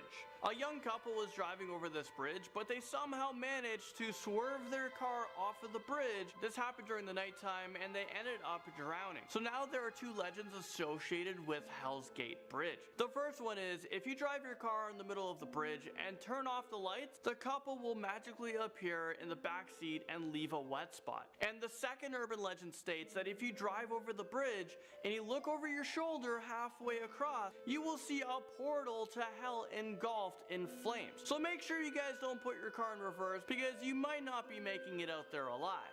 The Wendigo dropped onto our list at number 2. Well, he's a terrifying creature who has an irresistible hunger for human flesh. This beast has to consume human flesh in order to survive the cold winters in North America. And no matter how much flesh they eat, they will always be hungry for more. They supposedly measure in at about 15 feet tall, have glowing eyes, yellowish skin that looks like it's decaying. Legend has it that the Wendigos used to be humans, but they are formed whenever humans consume the flesh of another human being. So if you don't want to become a Wendigo yourselves, then you should probably take human flesh off of your menu. I think we should name the Wendigo to Hannibal Lecter. It's just fitting. Cropsy terrifies us in at number 1. If you live around Staten Island, then you probably recognize this name. Cropsy is rumored to be a homicidal lunatic who escaped from a mental institution. He apparently has a hook for a hand that he uses to hunt children and drag them back to an underground tunnel system. Parents used to tell their children that Cropsy is around the area, so they're better off staying close to home. Because for all they know, Cropsy could be anywhere and he could wait at any moment to claim his next victim. But then, things took a turn for the worse when Cropsy became more than an urban legend. Children around Staten Island actually started to disappear for real, and that's because there was an actual homicidal madman who really did hunt children. His name was Andre Rand, and Staten Island was never the same since. Starting off at number 10, we have Bertha/Frau Perchta. The American urban legend of Bertha stems from the Austrian legend of Frau Perchta. And I don't know about you guys, but that name Bertha honestly just puts the fear of God into me, like something, I don't know what it is, but like, I will not mess with the Bertha. Seriously. I will run. In the legend, Bertha is somewhat of a good figure in the community, with her being a goddess of the Alps, in charge of looking over the forest. So, like, not scary at all, right? Well, she is quite a different figure around Christmas time, and during the 12 days leading up to Christmas, she leaves goodies and treats for the kids who have been good. But for the ones who have been naughty rather than nice, well, they have to deal with her terrifying wrath. The legend of Bertha says that sinners will get their internal organs ripped out from inside them. But that's not all. The organs will be replaced with garbage. And if I heard this one when I was a kid, I would have been a saint all year, trust me. Like, I kind of got the chills talking about that one. Like, garbage? What a savage. Moving on to our number 9 spot, we have a creepy caroler story.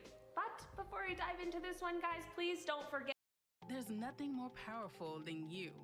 Making your thing happen. Really going for it. Doing business on your terms. Giving it Get to hit that thumbs up button if you're enjoying this video so far, because it really helps us out. This story goes that a young boy was taken out caroling with his father and his grandfather and all of their friends for the first time ever. The group would go every year in order to spread Christmas cheer, but also to beg for money.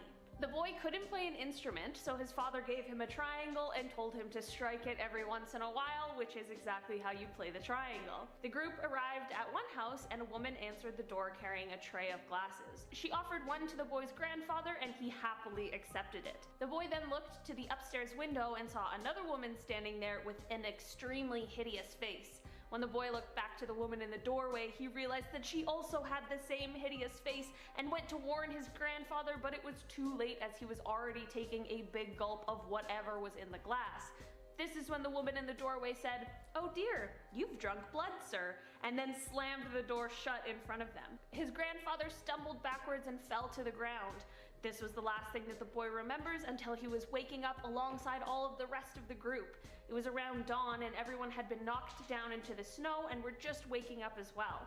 When they came to, unfortunately the boy's grandfather hadn't made it, but the house that they were at had completely vanished. Who were those scary women and what the heck happened? I'm like, truly, what the heck happened? Seriously? I'm confused. I don't know. In at number 8, we have Santa Claus invented by Coca-Cola. This is one that will make people hate capitalism, but apparently the image of Santa Claus as we know it was actually invented by Coca-Cola. And if you think about it, both of the colors are like red and white, and the Coca-Cola Santa Claus ads are basically a tradition in itself at this point. And the two are so heavily linked now that people are certain that Coke actually invented Santa Claus to sell more drinks. And even though some points can be made for this one, it's not true, because Coke's version of Santa came to be in the 1930s, and by then the public had seen images of a jolly man in red and white for years. But Santa was even well known before that, with him being known as a thin man until 1863, until he was first drawn as a plump man by Thomas Nast. But we can say that Coke Santa might be the most consistent across time,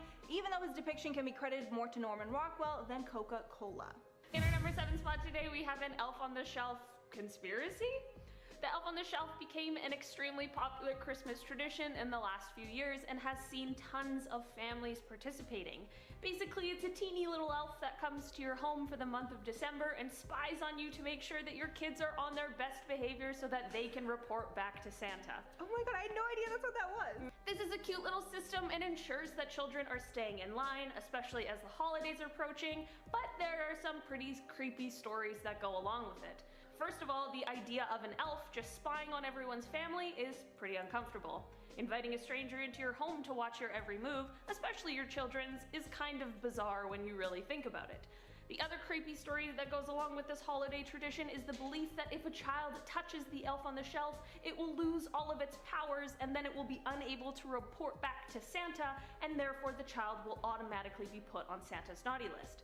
This is so sad to think that one little mistake could ruin a child's entire holiday season, especially if they were good all year long. Yeah, that's true. If he's only observing the time around Christmas, like, that's kind of not fair. Seriously. What if you had one slip up, like right before?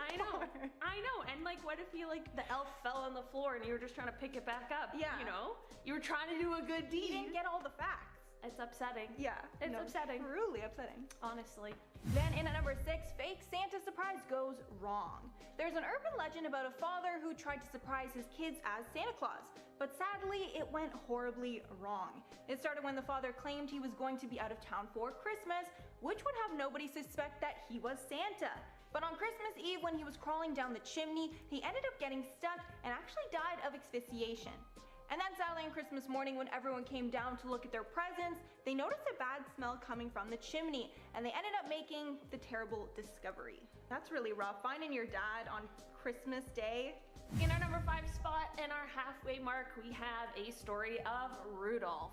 Rudolph is one of the most important Christmas characters, from songs to shows to being the leader of the pack pulling Santa's sleigh, but there's a pretty dark story about the things he had to overcome in order to thrive. Basically, after Santa sees Rudolph's glowing nose for the first time, he tells Donner that he needs to handle it, or else Rudolph will have no chance of joining the team. This makes Donner end up putting a prosthetic over the red nose, which is so rude because Rudolph obviously shouldn't have to conform in order to fit in because he is perfectly fine the way that he is. Eventually the nose cover falls off and everyone sees Rudolph's nose and everyone begins bullying him, and Santa gets super angry at Donner for not fixing the problem like he had asked. Who knows why this story has Santa being so mean to poor Rudolph, but I really hope that this one just isn't true. No, Santa is far too jolly to do something like that. I know. False. I know. I'm like, it seems really out of character. Yeah, no, You know? he's not like that. Then in number 4, we have Christmas is when the dead connect to the living / Yule. This next one comes from the winter solstice celebration and the festival known as Yule, which was how Christmas was celebrated in Europe and the US in the early days. And since December 21st is the darkest day of the year, the time around Christmas was seen as the best time of year for the dead to connect with the living. And the holiday season has a cocktail of elements that invite ghosts in. All of this makes Christmas the optimal time for casting spells. This idea goes hand in hand with the belief that the 12 days between Christmas and Epiphany are a time when the spirit world impringes on our own.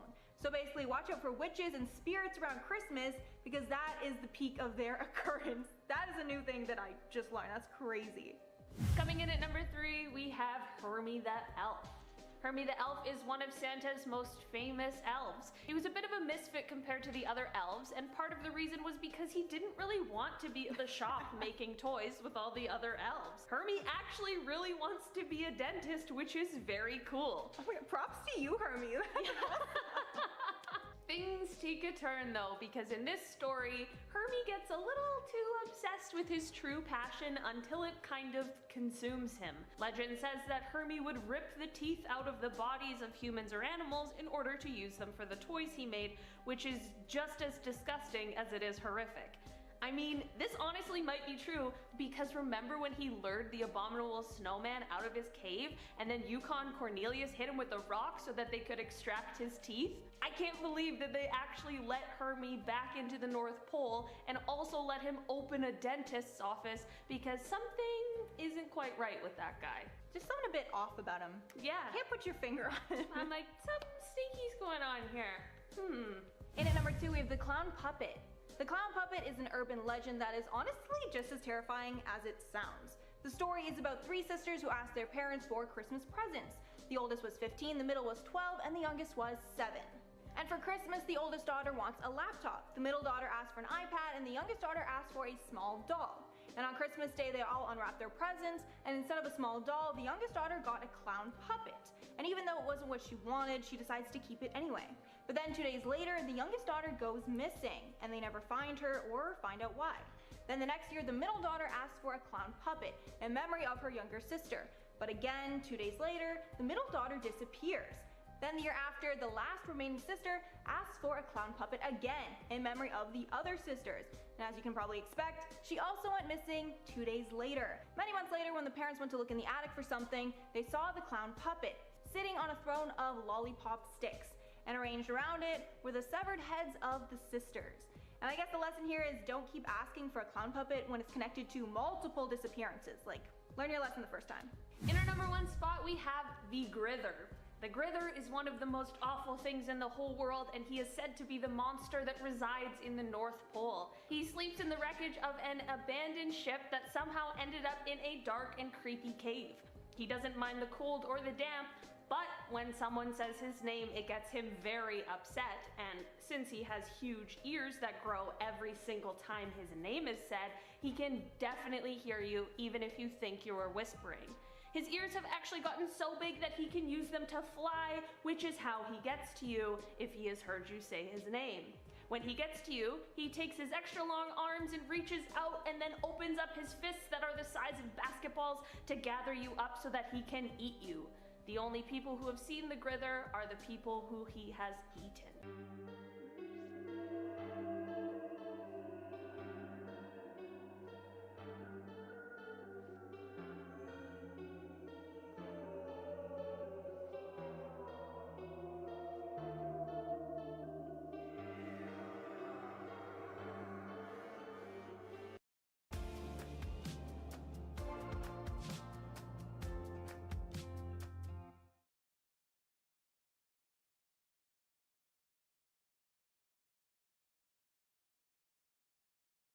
Alright, number 10, where it all began. We have to at least begin at the beginning. Slenderman first started back in 2009 when it made its first appearance on a website called Something Awful on June 10th of that year.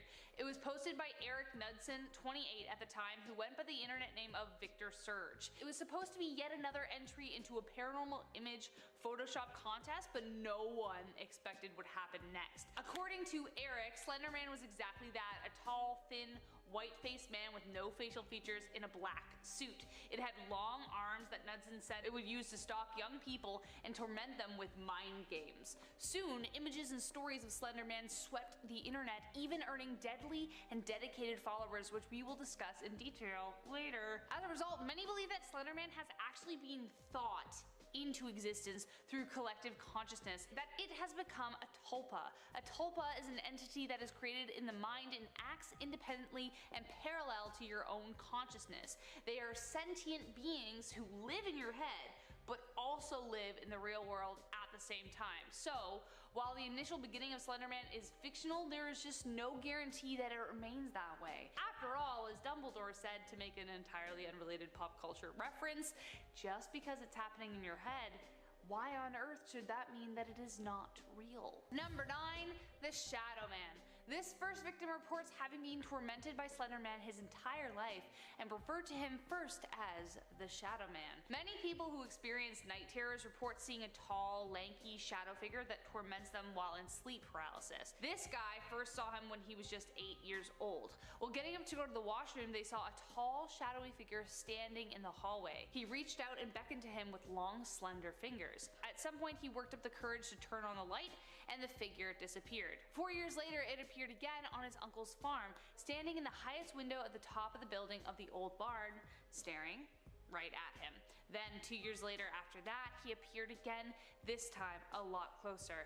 By this point, this person had developed sleep paralysis and would happen fairly often. As they were about to drift off to sleep, there he stood at the end of his bed. They couldn't move or scream, and the figure just stood there watching him, waiting for something, until finally he burst up from the bed and Slenderman disappeared. But the sense that someone was watching him still remained and never went away. Number 8, trampoline. I mentioned previously that Slenderman became a kind of internet meme contest, but just how Slenderman became such a prolific urban legend remains unknown. Perhaps it's because of innocent sightings like this that make a more sinister explanation arise. Check out this clip.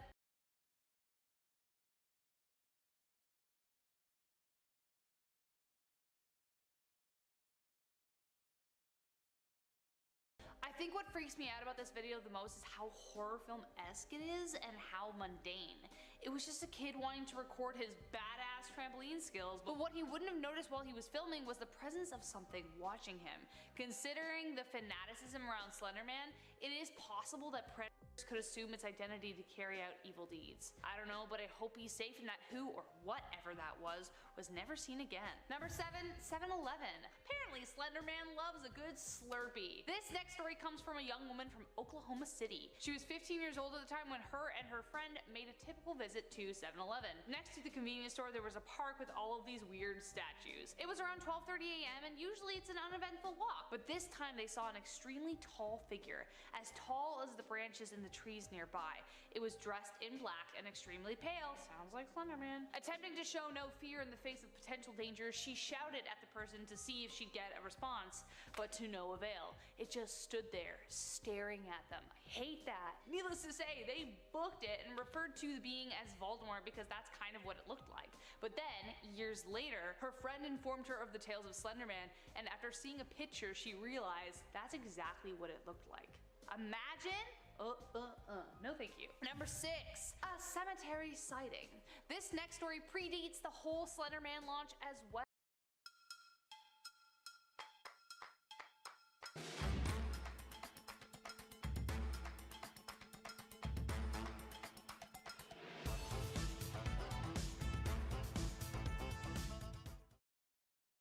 This Reddit user reports a story that happened in her hometown before Slender Man was even launched. Reports of kids seeing a tall man in a suit walking around was already the stuff of legend where she lived. Her friend's older sister was skateboarding home one night and she had to pass the cemetery. Of course, there's a cemetery. Of course there is. As she went by, she kept seeing tall shadows following her, and she initially just wrote it off as a weird reflection of the light, you know, as you would. But then when she got home, she saw a creepy looking old man wearing a black suit standing in her backyard. She ran inside and looked out the window, but he had moved. He was already across the street under the trees, again, still looking at her. Stories like this were pretty common in her neighborhood, but it wasn't until the Slender Man story actually launched in 2009 that people actually got really scared. If stories like this actually exist and remain to be true, then here's my question. Since the way he tortures his victims is through mental manipulation, who is to say that the image of Slender Man circulating is a result of the creature's own grand plan? Number 5, alone in the forest. This next story comes from Zach, who lives in Texas. This one creeps me out because it reminds me of the stories kids at school used to tell about the forest behind my school. While Zach was growing up, there was a big patch of forest behind his house. He used to play there all the time, but one evening made him question ever going back. Something was off about that evening, and so he began looking around. Off in the distance, he saw a figure just standing there. It was impossibly tall, dark, with a featureless face, but somehow he knew he was staring right at him. Like a smart lad, everything inside him told him to run, and so he did.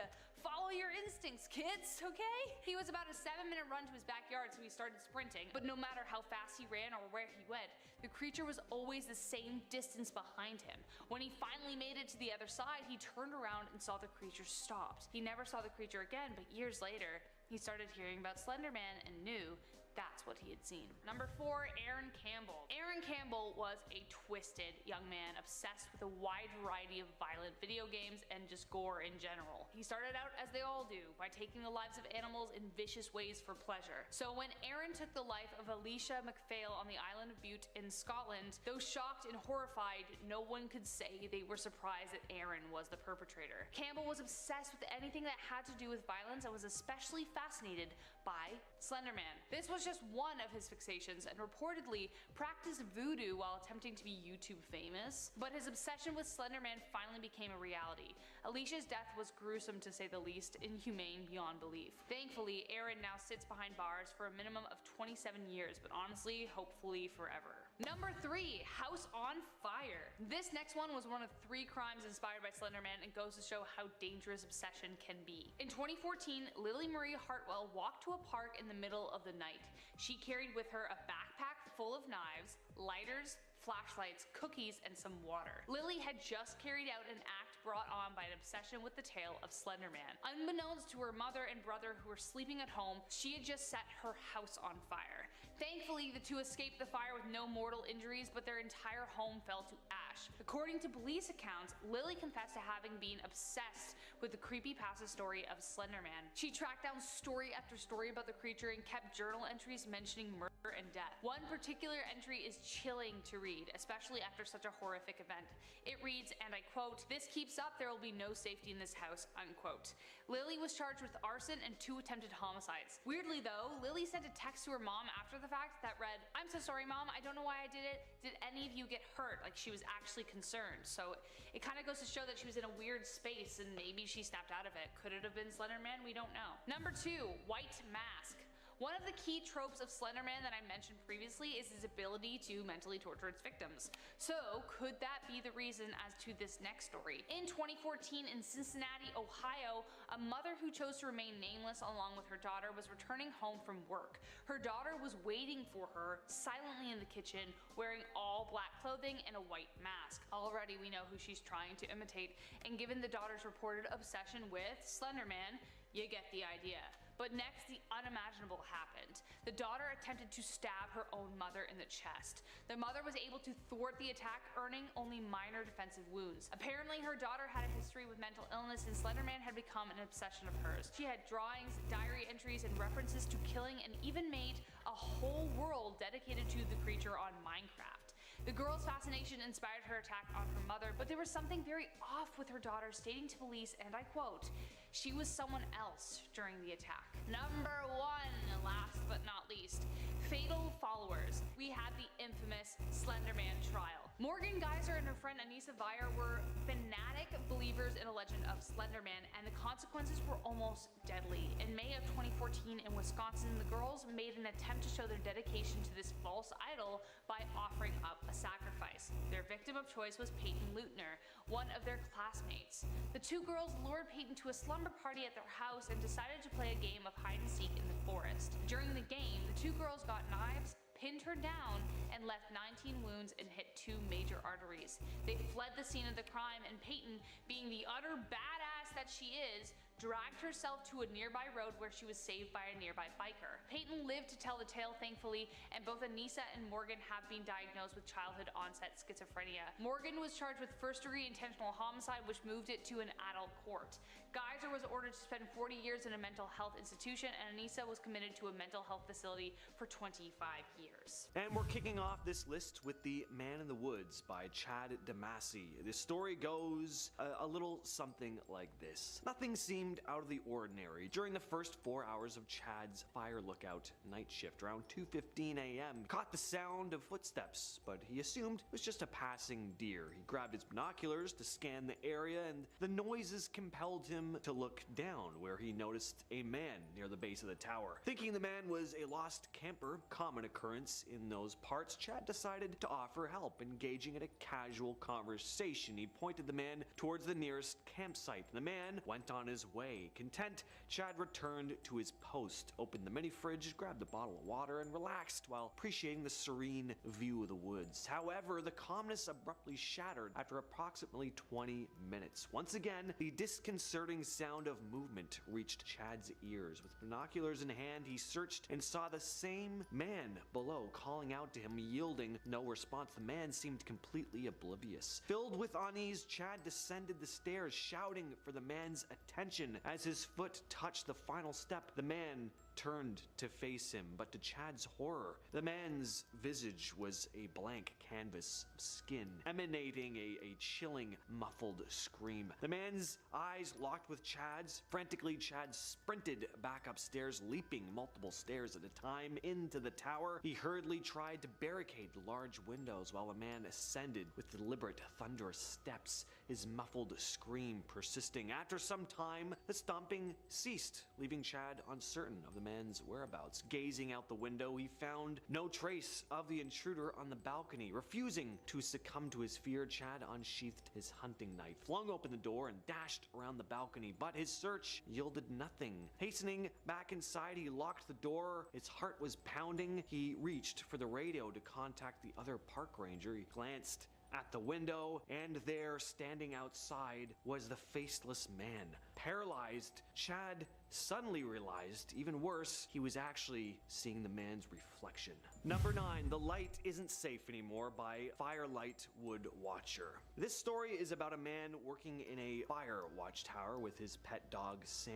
The storyteller describes unusual things starting to happen, like noticing that the forest would become eerily quiet at night. They'd also find mysterious tracks in the dirt in the mornings. One night, he heard a strange yelp from the forest. It sounded almost like a coyote or a wolf, but deeper. There was something off about it, and his dog Sam was just frozen in place, staring at the door. The watchman grabbed his rifle and went out to investigate. What he saw chilled him to the bone. Strange figures emanating bright light, almost like fireflies, began coming out of the tree line. They all surrounded the outhouse below, dragging their feet almost like zombies. They looked almost human, except extremely pale and with slash wounds that shot out rays of light from within their bodies. One of the creatures looked up at the watchman. It had large, pure black eyes. It grinned at him, when suddenly the light from the outhouse went out and the strange creatures suddenly vanished. This next story was posted to Reddit by another pen. It's called I Work in a Fire Watchtower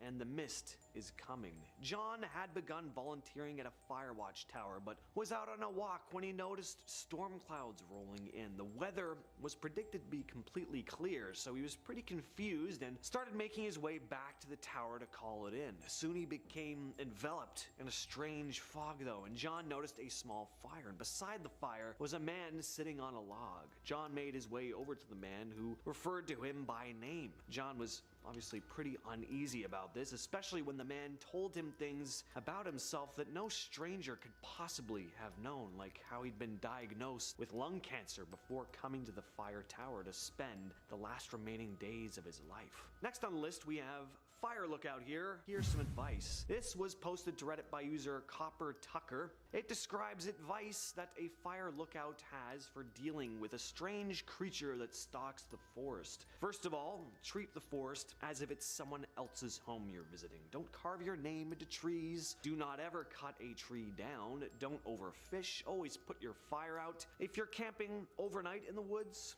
don't set up camp in large clearings. If it sees you, it may not like you. If you begin working in the lookout tower and happen to see the large creature, just let it pass. Don't stare at it. We'll know if you're staring at it. If you see the giant bone-colored oblong shape that is believed to be its face, just look away. Staring at it could mean your death. And lastly, know that you are going to see it. It'll look like a tree, but not a tree. Taller than anything, with that empty shape for a face. Its roots are deep and long. It's old. We all know it. You'll know it too. When you see it, you must look at the ground, bow your head, saying that you're sorry for bothering it.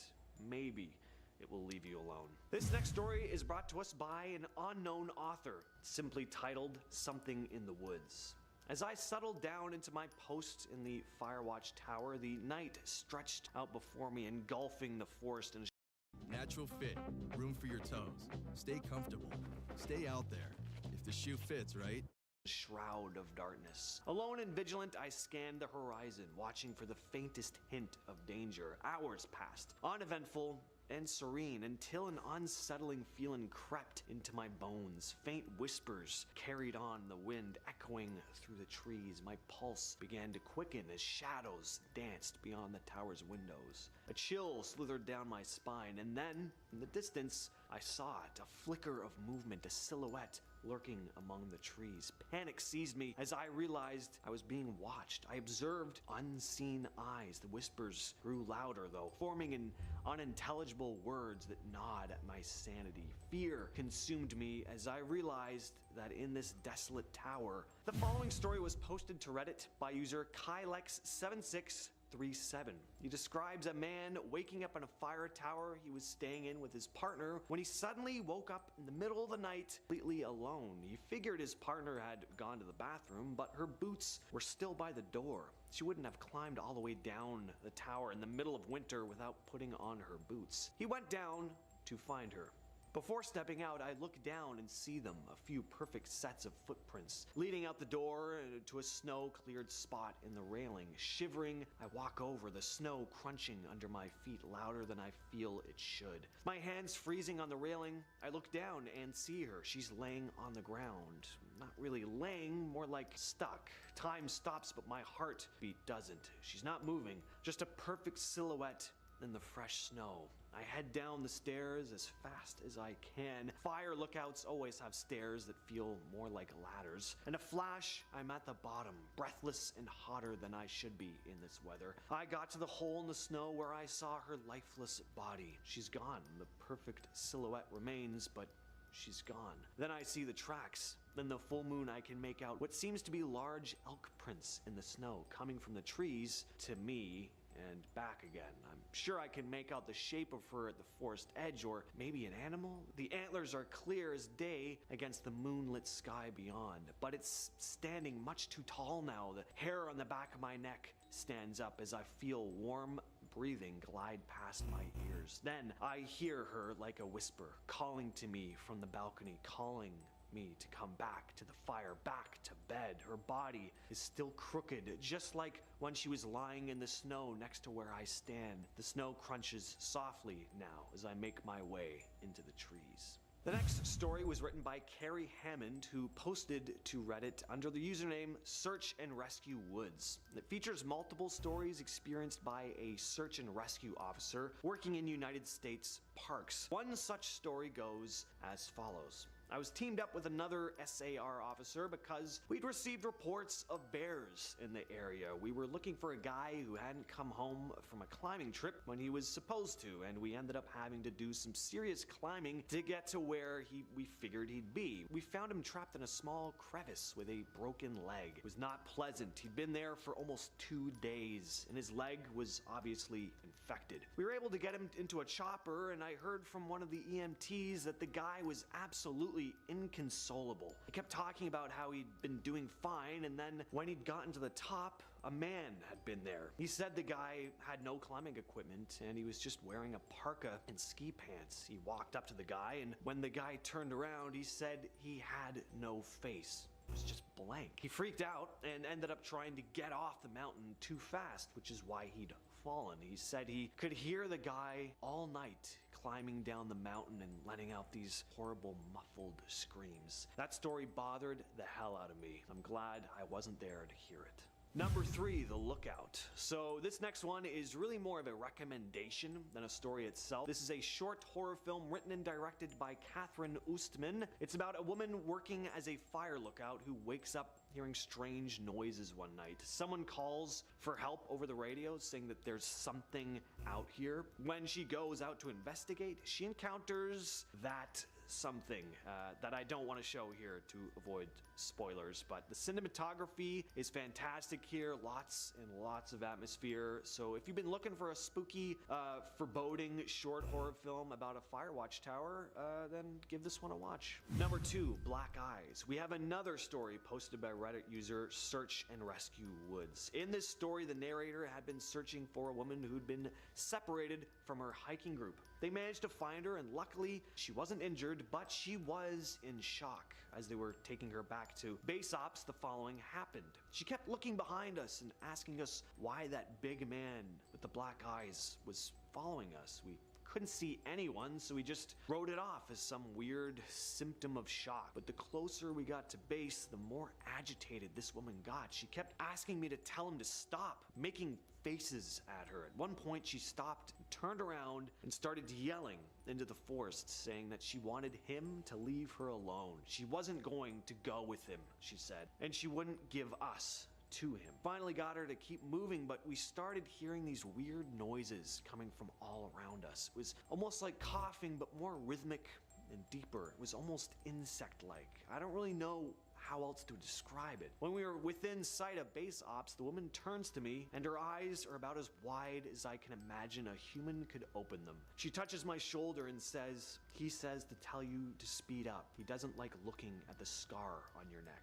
I have a very small scar on the base of my neck, but it's almost hidden under my collar, and no idea how this woman even saw it. Right after she says it, I hear that weird coughing right in my ear, and I just about jumped out of my skin. And number 1, we have I Was a Fire Lookout, but I don't know what I saw by Beneficial Scars. A man was working his shift in a fire watch tower as a thunderstorm howled outside. Suddenly he heard a knock on the door, which startled him because he was supposedly all alone in the middle of nowhere. As creeped out as he was, he opened the door slowly, and standing there was a small figure dressed in black, who told the man he was warning him of a fire nearby. The figure spoke with his back to him. The fire watchman had already seen the fire, but it was procedure to wait to call it in until after a storm passes through. The figure said people needed help and told the man to follow him.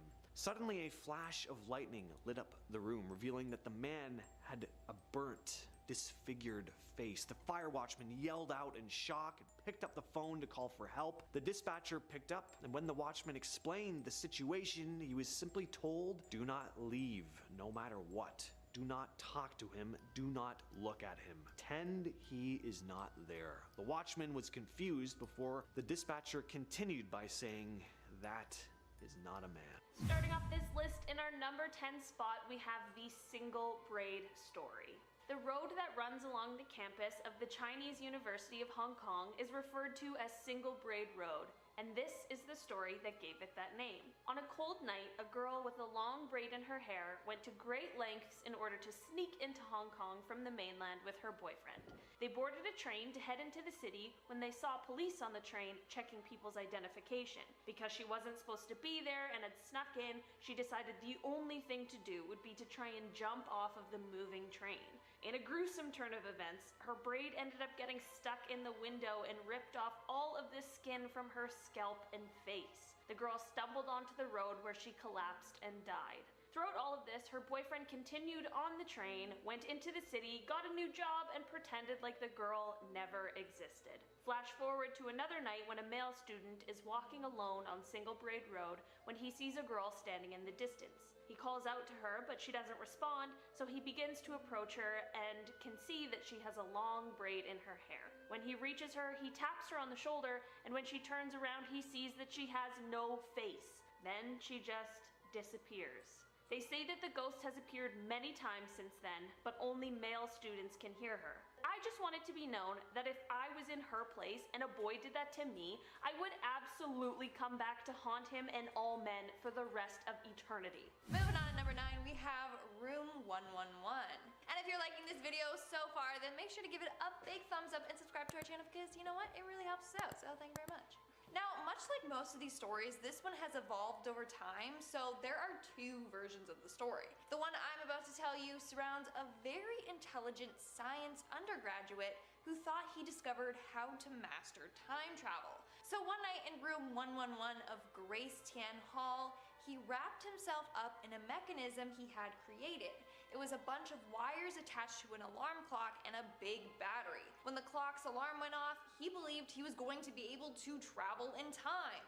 But the experiment went terribly wrong, as you could have imagined, and he ended up being electrocuted to death.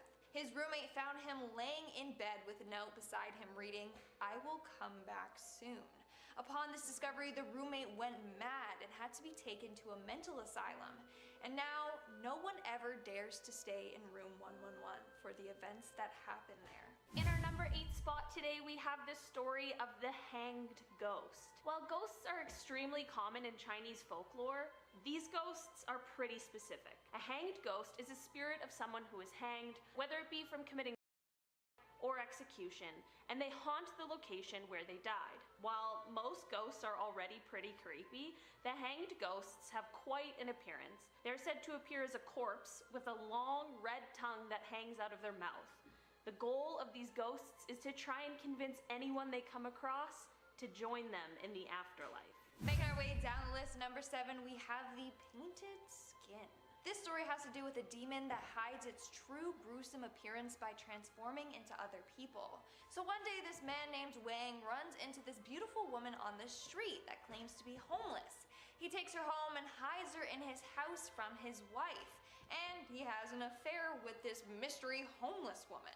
Well, eventually a priest warns him that there's evil in his house, but he ignores it until one day he looks into his window and sees the woman is actually a green-faced monster with sharp, jagged teeth.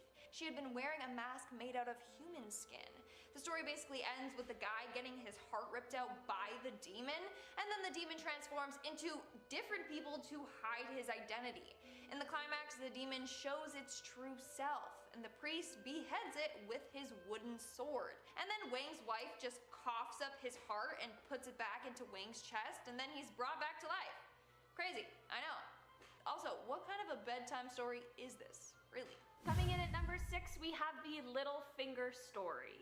There was a male university student who often found himself studying in the library late after it had closed. After his study session, he would walk past a park. Make the most stressful time of year the most wonderful time of year with joy-filled cards, festive invites, and more.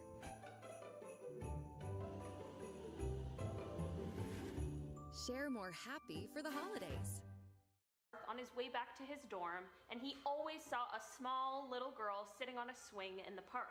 One day he decided to go and speak to the little girl and check on her. From that night on, every time he passed the park and saw her there, he would stop in and chat with her before returning home. One day he was telling his friends about this little girl, and they asked what she looked like. He described the girl, and his friends told him that she sounded like she looked exactly like a teacher's daughter who had tragically died in a car accident, but that daughter had lost her little finger. The next night, when the man went to go and see the little girl in the park, he couldn't help but ask to see her hands, just to check. She was very reluctant, but he insisted. And when she finally revealed her hands, he saw that she was in fact missing her little finger. Of course, this freaked him out, so he ran away in fear. From then on, he never saw the little girl again. We're now at our 5th and halfway mark with the Mongolian death worm. The Mongolian death worm is a famous cryptid in China. It's said to lurk in the Gobi Desert and is described as being this giant red-type worm creature. It's said to be between 2 to 5 feet long and is as thick as a man's arm. But the creature can grow even bigger than that. As a result of its appearance, it's sometimes called the intestine worm. On top of it all, it can also spray venom at its victims from a far distance. Its acid-like venom is so strong that it can kill a camel or horse. Now, many believe this creature is said to be true and have even gone to the desert in search of it. So far, it has come of nothing, and let's keep it that way. Moving on down to number 4, today we have the oxtail soup story. There was a young couple who were in medical school together. They lived in the same dorm, but on different floors. And there was a really strict study curfew that left them little to no time to see each other. It's also worth mentioning that this story comes from a time when there were no cell phones, so they couldn't just slide into each other's DMs or have a quick FaceTime in order to catch up. Every night, the girl would make oxtail soup, and because her boyfriend lived directly below her, she would send a cup of soup down from her window. They both loved this little tradition that they had set up, and it made them feel close even when they couldn't speak or see each other. One night, the boy received his soup, ate it, and then fell asleep studying. The next day, he had time to go up and see his girlfriend, so he headed to her floor, but he couldn't find her. He ended up asking around and came to find that his girlfriend had actually died a few days before due to a sudden illness. He was, of course, suddenly overwhelmed with grief and the terrible news, but then it quickly hit him. If his girlfriend had died a few days ago, who had given him the soup the night before? And at number 3, we have the hopping corpse. The Jiangshi, otherwise known as the Chinese zombie or the Chinese hopping vampire or the hopping zombie, is a pretty well-known creature of Chinese folklore. This creature's name translates to rigid bodies or stiff corpse, and it's said to be corpses that have come back to life to kill the living. They are described as having greenish, rotting flesh and move by hopping. You'll know when one's coming if you hear thump, thump, thump. That's the sound of the monster hopping to get you, to suck the soul out of you like a vampire. In order to scare off these creatures, you need to use mirrors because they are scared of their own reflections. And also, they don't like the brightness of mirrors. For some reason, a hopping zombie is way scarier to me than one that limps slowly. I don't know what it is about it. In our number 2 spot today, we have the Lotus Pond story. This story starts off with a young couple who were so in love that they planned to run away together and elope. They made a plan to meet at midnight at the Lotus Pond, and from there they would leave and go start their lives together. When the girl showed up at midnight, she waited for so long, but the boy never showed up. She left the pond and went back into town when she spotted her boyfriend with another woman. She was so heartbroken and upset that she began crying and could not stop. She was so distraught that she went back to the Lotus Pond where they had planned to meet and herself. Months later, another couple had planned to meet at the Lotus Pond. The boy got to the pond early and was waiting for his girlfriend to arrive when he heard a female voice say, "I asked you to meet me at midnight, didn't I?" The boy was really confused because this wasn't the meeting time that him and his partner had discussed, and he responded, "No." All of a sudden, 2 pale white hands reached out of the water and dragged him under the pond, drowning him. Ever since then, it is said that if you are at the Lotus Pond at midnight and you encounter a girl or hear her voice, do not answer her questions or even look at her, or she will get you too. And in our number 1 spot, we have Bus 375. On midnight of November 14th, 1995, Bus 375, the last bus of the night, pulled into Summer Palace's bus terminal. It was known as the Midnight Bus, or the bus to Fragrant Hills, because that's where the bus was headed. But on this night, the bus disappeared under mysterious circumstances. At the bus terminal, 2 passengers got on, an old man and a young man. While headed to the last stop, the bus driver spotted 3 shadows waving at the side of the road. The bus driver stopped and it was 3 men and he let them on. But something wasn't right about them, and you couldn't see any of their faces. Shortly after the 3 people got on, the old man picked a fight with the young man, claiming he stole his wallet. The argument got so bad that they got kicked off of the bus. When they got off and the bus zoomed away, the old man was no longer angry, and he told the young man that he had just saved their lives. The 3 passengers that got on were ghosts. He noticed that they didn't have any feet and that they were floating. The next day, the 2 learned that Bus 375 vanished, only to be found 3 days later at the bottom of a lake.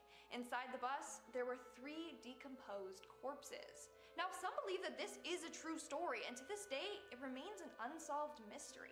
Number 10, subliminal messages. CoComelon has taken the world by surprise. This children's sing-along show, as annoying as it is, it's killing it. It broke Netflix records. It became the most popular program of 2020. Yeah, meanwhile, I was watching Ozark like a fool while the rest of my friends were all on that CoComelon train. Their YouTube channel began much earlier. They began back in 2006, and the show became an empire since. Now they're well off. All those babies have adult money now. And the best part for parents is that their content is of course really suitable for children. But why is this show so addictive? Are there subliminal messages in there? What's so addicting about CoComelon? Well, many believe that mind control is responsible.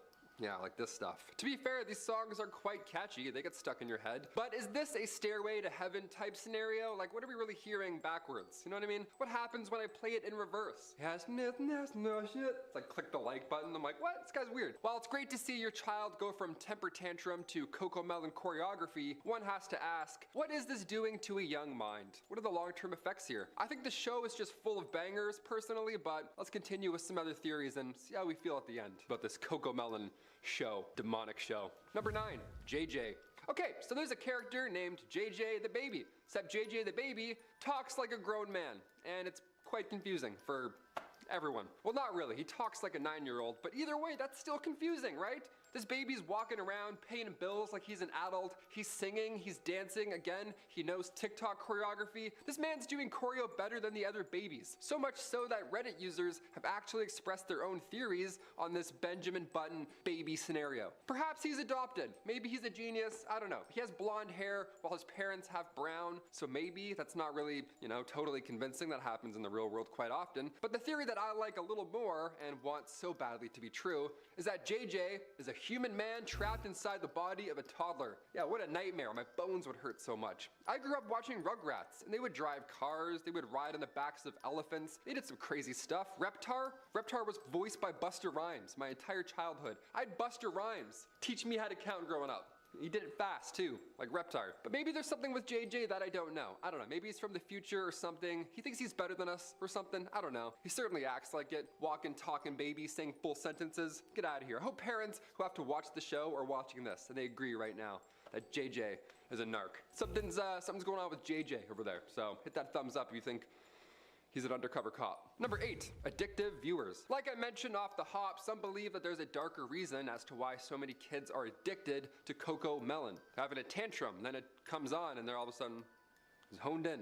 So when kids watch this show, first of all, it's stimulating. It's like Below Deck for adults, all right? It sucks you right in. The bright colors, the fun music, it draws you in, right? You're human. Some would say it draws you in mindlessly. That's when you have to, get a cutoff time for your iPads. See, it's normal for songs to be stuck in your head. I've had Brianna stuck in my head since Sunday, sure, but some parents have expressed concerns that their child may be addicted to this show, like on an adult binge, I should really do some work now type of level, which is not an ideal place for a youngin'. It's not really, can't start them off with the iPad addictions. Some people think that the music in the show has an underlying tone that adults can't even hear. These frequencies penetrate their brain and eardrums, making it resonate with them for hours, even releasing endorphins, leading us to believe that Coco Melon is addictive. I mean, maybe a little bit, I don't know. I was addicted to Minecraft for a hot minute there, but 2 years of my life, gone. Number 7, brain development. Growing up, my parents would get mad if I played video games for too long. It would rot my brain, it would hypnotize me, something like that. I'm not really sure, I wasn't paying attention because I was too busy playing video games. But cut to today, parents love an iPad, don't they? It's easy. The amount of iPads I see with a safety cover, like for your kid, it baffles me. That shouldn't even be a thing. If you're raising your kid through an iPad, maybe this next point will change it up. I don't know, maybe try coloring? I don't know. What do I know though? Parents today are concerned once again that watching Coco Melon will affect their kids' brain development. Like watching too many cartoons back in the day. Some believe that the more dependent a child is on these videos, the more aggressive they will get when they don't get to see the show. I mean, fair. I don't know, maybe. They don't get their fix, then they start stomping around, they get all twitchy. They need their fix, maybe. Okay, maybe it's a little bit addictive. Dr. Cowan expressed concerns on parents.com. Yeah, we have a doctor to come in and save the day. Here we go. Dr. Cowan believes the key is just to monitor and to know and understand your child. Adding that, quote, not every child will respond to shows such as Coco Melon in the same way. There is no magical age when a child can graduate to a faster paced program. Pay attention to how your child is responding, and if they appear overstimulated or distressed, intervene if and when you feel it's necessary. End quote. Yeah, it's a nice way of saying, hey, be a parent. I don't know, just watch them for a bit. These factors can appear with Coco Melon more than, say, My Little Pony, because in My Little Pony, the scenes change every 4 to 6 seconds. Then it cuts away. It gives time for your child to absorb and learn what they're seeing. Coco Melon's scenes, they change every 1 to 3 seconds on average. That's like watching Infinity War in the front row of a theater. You're like, what's going on? Who is who? Who's that guy? Number 6, the Watts family connection. As Coco Melon continued to break records, parents started to become suspicious of this program. Why is it working so well? Who made this? What are these kids even singing or talking about? It's all so confusing. One theory is very most amazing top 10. It's very dark, okay? So bear with me. The Watts family attack. I'll say that. I can't say much about this incident because the details are far too much for YouTube. But back in 2018, in real life, he just told me about it. He didn't write me back though. I was about to stop playing this and jump on that in a second. You do the rest. You can Google it. But he didn't hit me back. He's sentenced to life without the possibility of parole and is serving his sentence in a Wisconsin prison. But the names of the family are the same names of the family in Coco Melon. You get what I'm saying here? Over there, it's a task manager. It's a project manager. It's Asana, your work manager. Bring together everything your team needs to get work done in one place. Visit Asana.com to try for free. You can't blame it on your Parents are guy. like, Parents quickly noticed that the Coco Melon school children, I'm not gonna hold Bella, you. The and alternator's a good were gun. all too familiar. Yeah, what do we Good. think? An oddly grim tribute or another weird It is coincidence? cool Both? combat. Can it be both? Ooh. Number 5, free will. But they One already Reddit user did it. back in 2020 claimed that Coco Melon had a hidden connection to both animal and human slavery. Yeah, had to save this for number 4. Can't start off the hop with this one, right? In Coco Melon, you will often see animals walking around on 2 legs. With a briefcase, you know, the classic Disney Pixar situation, just a hippo going to work with a briefcase. You're like, all right, this is a fun world. I want to live there. I'm in for a silly goose time. The freedom of these animals hint towards, if not confirm, the absence of zoos in this universe. But one episode one little sneaky episode, and it changes the game. In this episode, JJ and his family go to the local zoo, okay, and these animals are now behind bars. Is this jail? Did somebody just decide that these guys are bad or exhibits rather than tax-paying citizens like they were yesterday? I feel like there's an episode in between that we're missing, you know, some Breaking Bad. We've got to connect the dots. I don't know. Some have connected the dots to slavery, while others say they're looking a little too close into the matter, which, okay, maybe I kind of agree with. We're bringing out the S word here. If I was a kid, the first thing I would notice is the animals being behind bars. Imagine a zoo in Zootopia. You'd be like, wait, so what's that then? What's this place? Number 4, scary for adults. Yeah, babies with big heads and giant eyes who don't blink and talk to you. That's gotta be pretty jarring. The perfect program is one for children and parents alike. Toy Story, for example. It's animated, it's silly, it's got good themes. Damn, what the fuck? My click stopped clicking. Only an adult. Nah, but it didn't even change to my shotgun. Room, for example, was literally, yeah, it was with a hook, yeah. You get it? CoComelon doesn't have any adult themes in that sense, but parents have expressed discomfort while watching along with their children. Adults today are already paranoid about the government listening in on them or spying on them in some way, shape, or form, so there's a great amount of people online that believe that this show is spying as well, or has subliminal messaging, or something government scary related, or it's run by some sort of AI programming. You know what I mean? They just don't trust the program, which is kind of... See, I still got 5 bullets in my fucking shotgun. That's crazy. They think me dirty. One parent took to Reddit and was like, don't let your kids watch this show. It's not worth it. I have nightmares about JJ's head spinning 360 degrees while singing Old MacDonald. Yeah, so if you're an adult, you're gonna watch some, yeah, it'll do some things to you as well. It's creepy. Number 3, tantrums. Ooh, I know about a tantrum quite well. I had a few of these back in my day. To those Toronto Zoo employees, I still apologize profusely.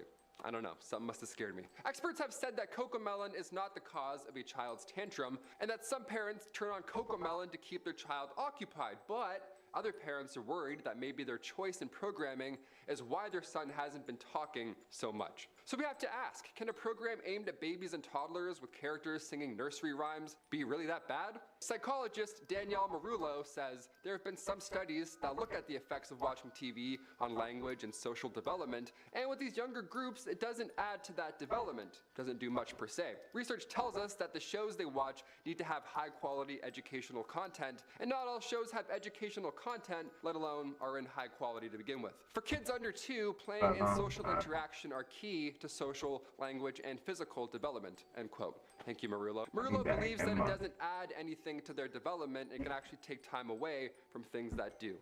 So, yeah, just don't watch TV. Do something else. Number 2, PewDiePie beef. Not exactly a theory, but this next one is so insane that I had to include it. Like I said earlier, CoComelon was huge on YouTube, on this box that you're on right now. And then they were huge on Netflix. That's a wild business plan. That's successful. They killed it. So much so that other YouTubers got involved in some rap battle beef. Yeah, like medieval flighting. He just had to cometh in and disrespecteth the youth. PewDiePie actually wrote a diss track about CoComelon, and it was so vulgar it got banned on YouTube. So I guess he did a good job, right? That's how you know it's good. One line was about how the show isn't funny and how these babies all have big heads. Not exactly a roast, but it's about the only line that I can reference from said diss track without us getting in trouble. It got so out of hand that a spokesperson from YouTube told The Verge that they removed the video because it encouraged abusive fan behavior. That's amazing. Hit that thumbs up. Thanks for joining us today. That's good. You guys are cults, I guess. And finally, number 1, demonic? Okay, we'll end on this one because, well, I kind of have to. CoComelon has been the subject of much debate, and hopefully you can agree in some way, shape, or form after watching this video. And of course, hitting that thumbs up and subscribe. Some people suggest that the channel is demonic. Yeah, because of its bright colors, its cheerful music, and innocent characters. All signs point to Satan, I guess. There's of course no factual evidence to back this up, but I'm sure a few parents out there would happily agree with me that it's demonic to watch. Parents have noted that the characters' facial expressions are robotic and creepy. I don't care what you say, nothing is creepier than Dora. Dora will ask you a question and then wait around for you to answer. That's terrifying. She's like, what sound does a cow make? Huh, Bryce? Oh, no, yeah, I see it. Go look at That's demonic, if anything. Coming in at number 10, we have the Heart feaster. This is one thing that I will never want in my life, and I am pretty confident that it will never No, wait. happen to me. Would you and ping to that him is like I pinged it sleep again? paralysis. Being stuck in a state where you can't move as you Oh, shit, I hallucinate don't know in where the the dark fuck I sounds like was something going. so villainous, even Freddy Krueger wouldn't do it. He'd be like, at least kill them after. Don't just let them Penny. sit there all night. That's gross. Luckily, I sleep like a log, so there's no chance anything like that is going to happen to me. But for some others, this can happen quite often. When people are stuck in sleep paralysis, it can be something as simple as having the feeling that someone is watching you as you're sleeping, while other people will have the heart feaster. A story online talked about a horrible entity that would come visit someone as they slept. They named this beast the heart feaster because it would lurk into their room when they couldn't move, and then it would crawl on top of them. The creature looked like its body was made out of a dark crimson, and it had long fingers that were almost like claws. Its face resembled a demon with a long pointed nose and jagged teeth. While this person was stuck and unable to move, the heart feaster would reach its long piercing fingers into their chest and pull out their heart and start eating it in front of them. Wow. At number 9, we have the stalker. This next story was told by a young boy who grew up in a very old house. He said strange creaking noises coming from all over the home at any time of night was very common, but what wasn't common was something called the stalker. Every now and again, he would see something out of the corner of his eye. He wouldn't think that it was anything, and he would just go on about his business. That was until he saw it.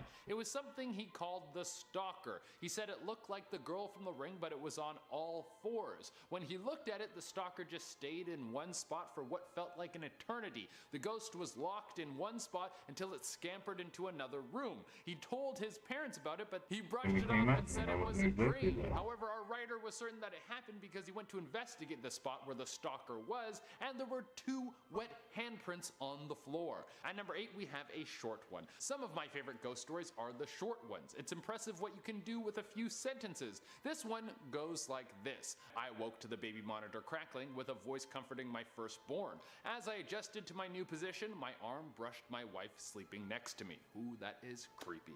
Coming in at number 7, we have imaginary friends. You would be surprised how many kids have imaginary friends that end up being ghosts. In fact, I did a multi-part series on Most Amazing Top 10 all about this. One of the most horrific stories I read about this was a young boy and girl used to have the same imaginary friend. It was just a voice that they would hear. It kept telling them to go into the woods behind their home. They would just ignore it, and they really didn't think much of it. In fact, they didn't even know that the other sibling was hearing the voice until they brought it up with each other years later. The scariest part about this was when their younger sister, who was just old enough to talk, started saying that she could hear a voice that told her to play outside in the trees.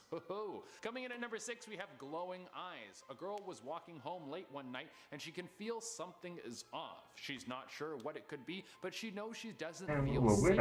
She looks back over her shoulder and she sees a tall man in a trench coat who seems to be swaying side to side as he walks towards her. He's about 30 feet away and she can't make out his face except for a massive grin. This is obviously extremely frightening, so this young lady starts to move quickly, but it seems no matter how fast she moves, he keeps gaining on her. Eventually, she starts running and she can hear laughter start to come from behind her. She's now sprinting and looks back over her shoulder to see how close this man is, and the last thing she sees is the man Yeah, somebody opened this shit, bro. Somebody over here. that are glowing red. Coming in at number 5, we have grave robbers. This is a No, I wasn't famous story tweaking. about 2 young boys who wanted to give a scare to their friends. Now, is this story I true? didn't or is it mean to just do that. urban legend? It's hard to tell. Apparently, there were 2 kids who loved to play pranks on people. One day, they decided they wanted to play the ultimate prank by digging up a dead body and scaring their friends with it. So they went to the local graveyard in the middle of the night and they started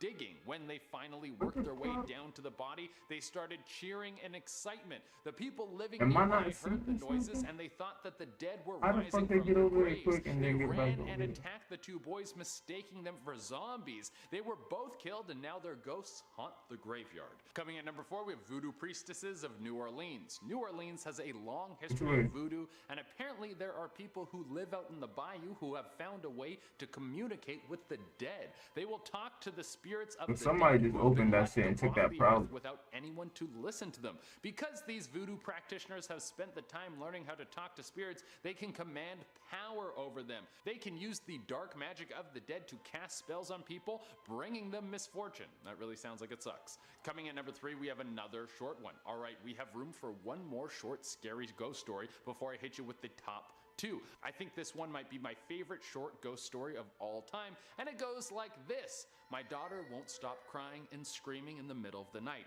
I visit her grave and ask her to stop, but it doesn't help. Oh, that gives me goosebumps. Coming in at number 2, we have My Friend in the Basement. A young girl who is about 5 years old moves into a new home with her mom. The two of them love the place, but the mother notices something strange about her daughter. She spends a lot of time in the basement, talking and laughing like there's someone there. Sometimes she'll walk down to check on her to see who she's talking to, and every time, there's no one there. One day, her daughter comes back upstairs with a bite mark on her arm, and her daughter says, There's only 6 squads left. her mom tells her that she is not allowed to 6 play squads in the left for basement 14 anymore. people. Then that night, something attacks her daughter in her bed. The mother rushes in the room when she hears the poor daughter screaming. When she finds her daughter, she's still alive, but she has scratch marks all over her body.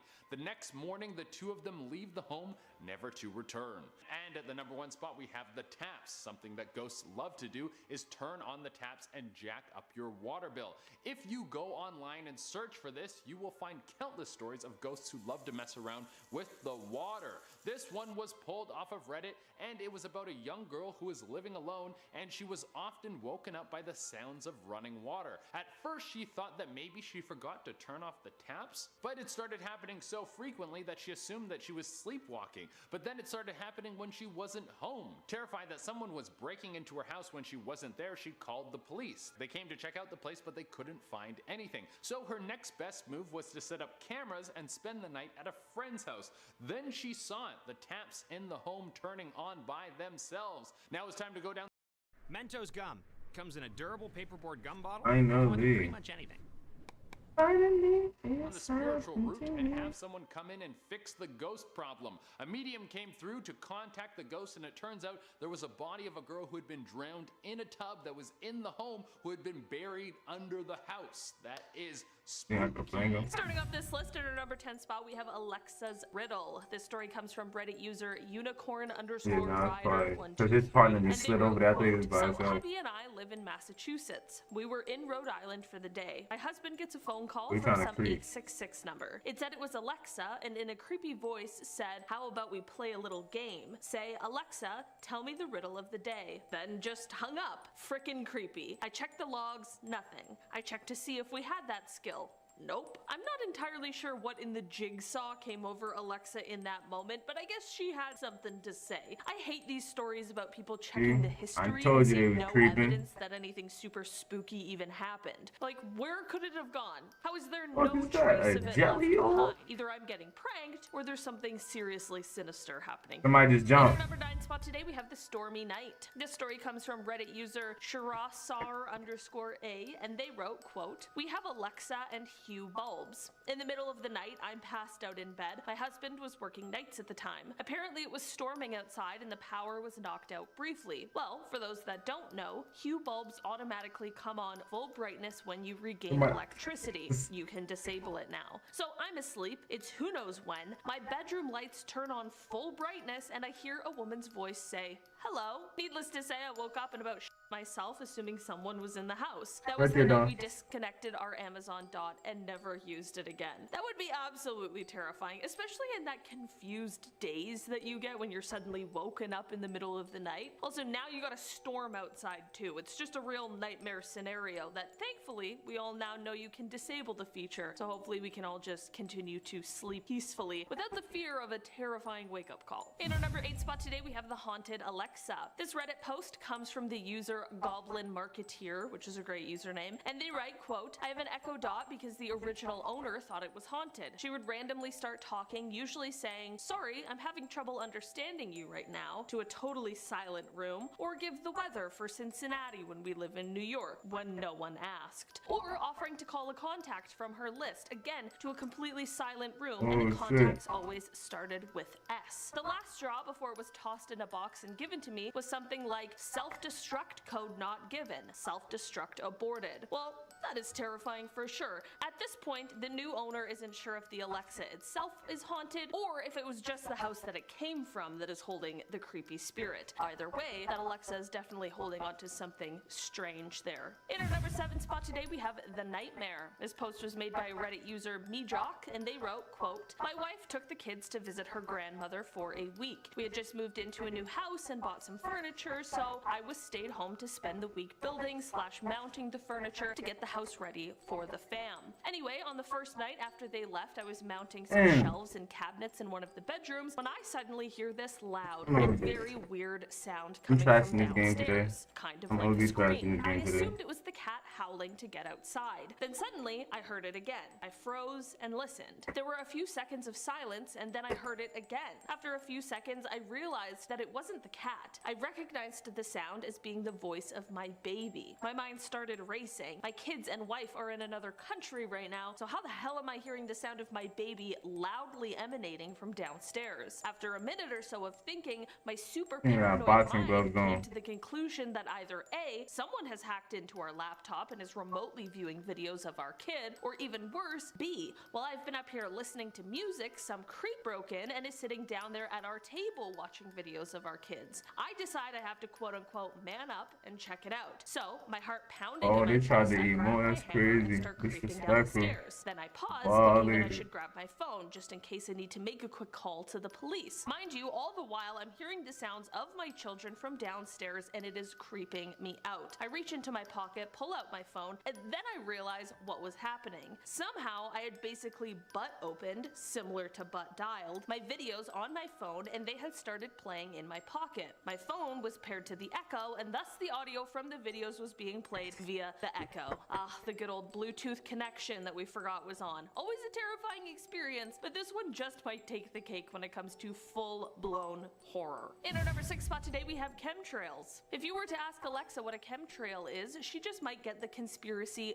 theory energy flowing through you. I personally don't have an Alexa, but I do have a Google, and I trust what this thing says. But I'm learning that while these assistants are of course very smart robots, sometimes they may lead us a bit astray, and depending on your beliefs, this could be one of those instances. If you ask Alexa what a chemtrail is, she won't give you a super straightforward response, but she will show her true conspiracy colors. Her answer would be along the lines of, quote, "Chemtrails. Trails left by aircrafts that are usually chemical or biological agents deliberately sprayed at high altitudes for a purpose undisclosed to the general public in clandestine programs directed by government officials." Okay, Alexa's really out here just spreading the rumors. If you are mistrusting of the government or easily persuaded by these sorts of theories, it's best to perhaps refrain from asking your Alexa this question. In our number 5 spot today, we have Undercover Secrets. This Alexa story comes from a Reddit user and they said, quote, "I asked her if she sent my recordings to the NSA and she just blinked off. Now when I ask her about it, she just gives me this long spiel how Amazon takes privacy very seriously. This is definitely peculiar considering what happens if you ask Alexa if she works for the CIA or really any secretive agency. There are of course tons of conspiracy theories out there surrounding all of these little assistant things, whether it's Alexa or Google and that sort of thing. Whatever your product, there's a theory out there for it. Asking Alexa if she is connected to a government agency, especially if you're already someone who maybe kind of believes in these theories, her really non-answer might kind of send you into a rabbit hole of internet searching to find out the truth. For a long time when asked this question, Alexa wouldn't respond at all and instead would just turn on and off, which kind of freaked a ton of people out. Since then, however, there has been an update in how she responds to the question.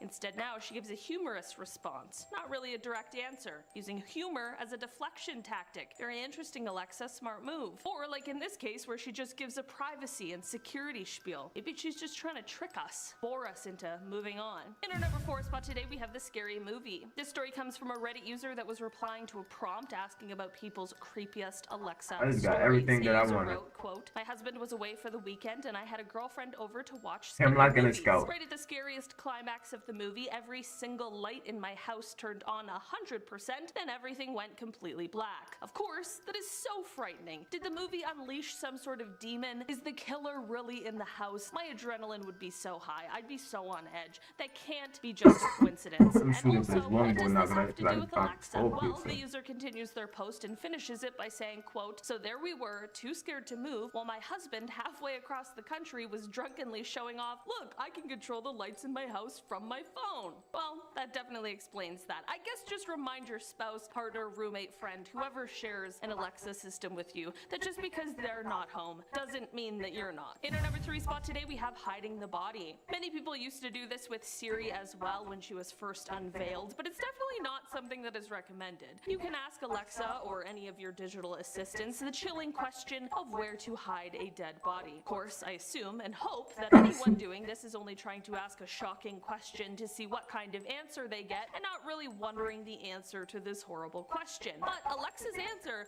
might just give you quite a fright. Apparently, she will answer this question by saying, quote, "Calling the police is the right thing to do." And while I wholeheartedly agree with that answer, whether you're asking her this question seriously or not, those first 3 words might scare the absolute crap out of you for a second before she continues on. Calling the police. Just, okay, so scary. I know if that were me, my soul would simply leave my body for a second. That is definitely an answer that could freak anybody out, and the question is just one that is best to stay away from, okay? In our number 2 spot today, we have Alexa Help. Posted to Reddit by the user Sluzella. This story reads, quote, "One night about 2 months ago, I was visiting my parents and my mom and I were sitting in the living room reading. Dad is at work, brother is at school, house is completely silent. All of a sudden, we hear our Alexa from the kitchen go, 'Help!' in the weirdest static/gravel voice at full volume. We both, of course, jump and stare at each other. Then Alexa does it again. We go in the kitchen and the Alexa is activated, and that light blue light, which usually faces the direction of whoever is speaking to it, is facing into the dark corner of the kitchen. My mom asks, 'Alexa, are you okay?' The Alexa totally shuts off. Alexa, she turns back on and in her completely normal voice at a regular volume does her standard, 'Hi, what can I help you with?' or whatever she says. She hasn't done anything that creepy since, but according to my parents, she will randomly turn on like she's being addressed or just start reading random facts or Yo, do you play Diablo, even bro? if the house is totally silent and nothing could have triggered her. That's Totally it, creeps fine. me out, and I I might refuse start to get playing one for other my games, too. apartment because of this. And finally, in our number 1 spot today, we have voice not recognized.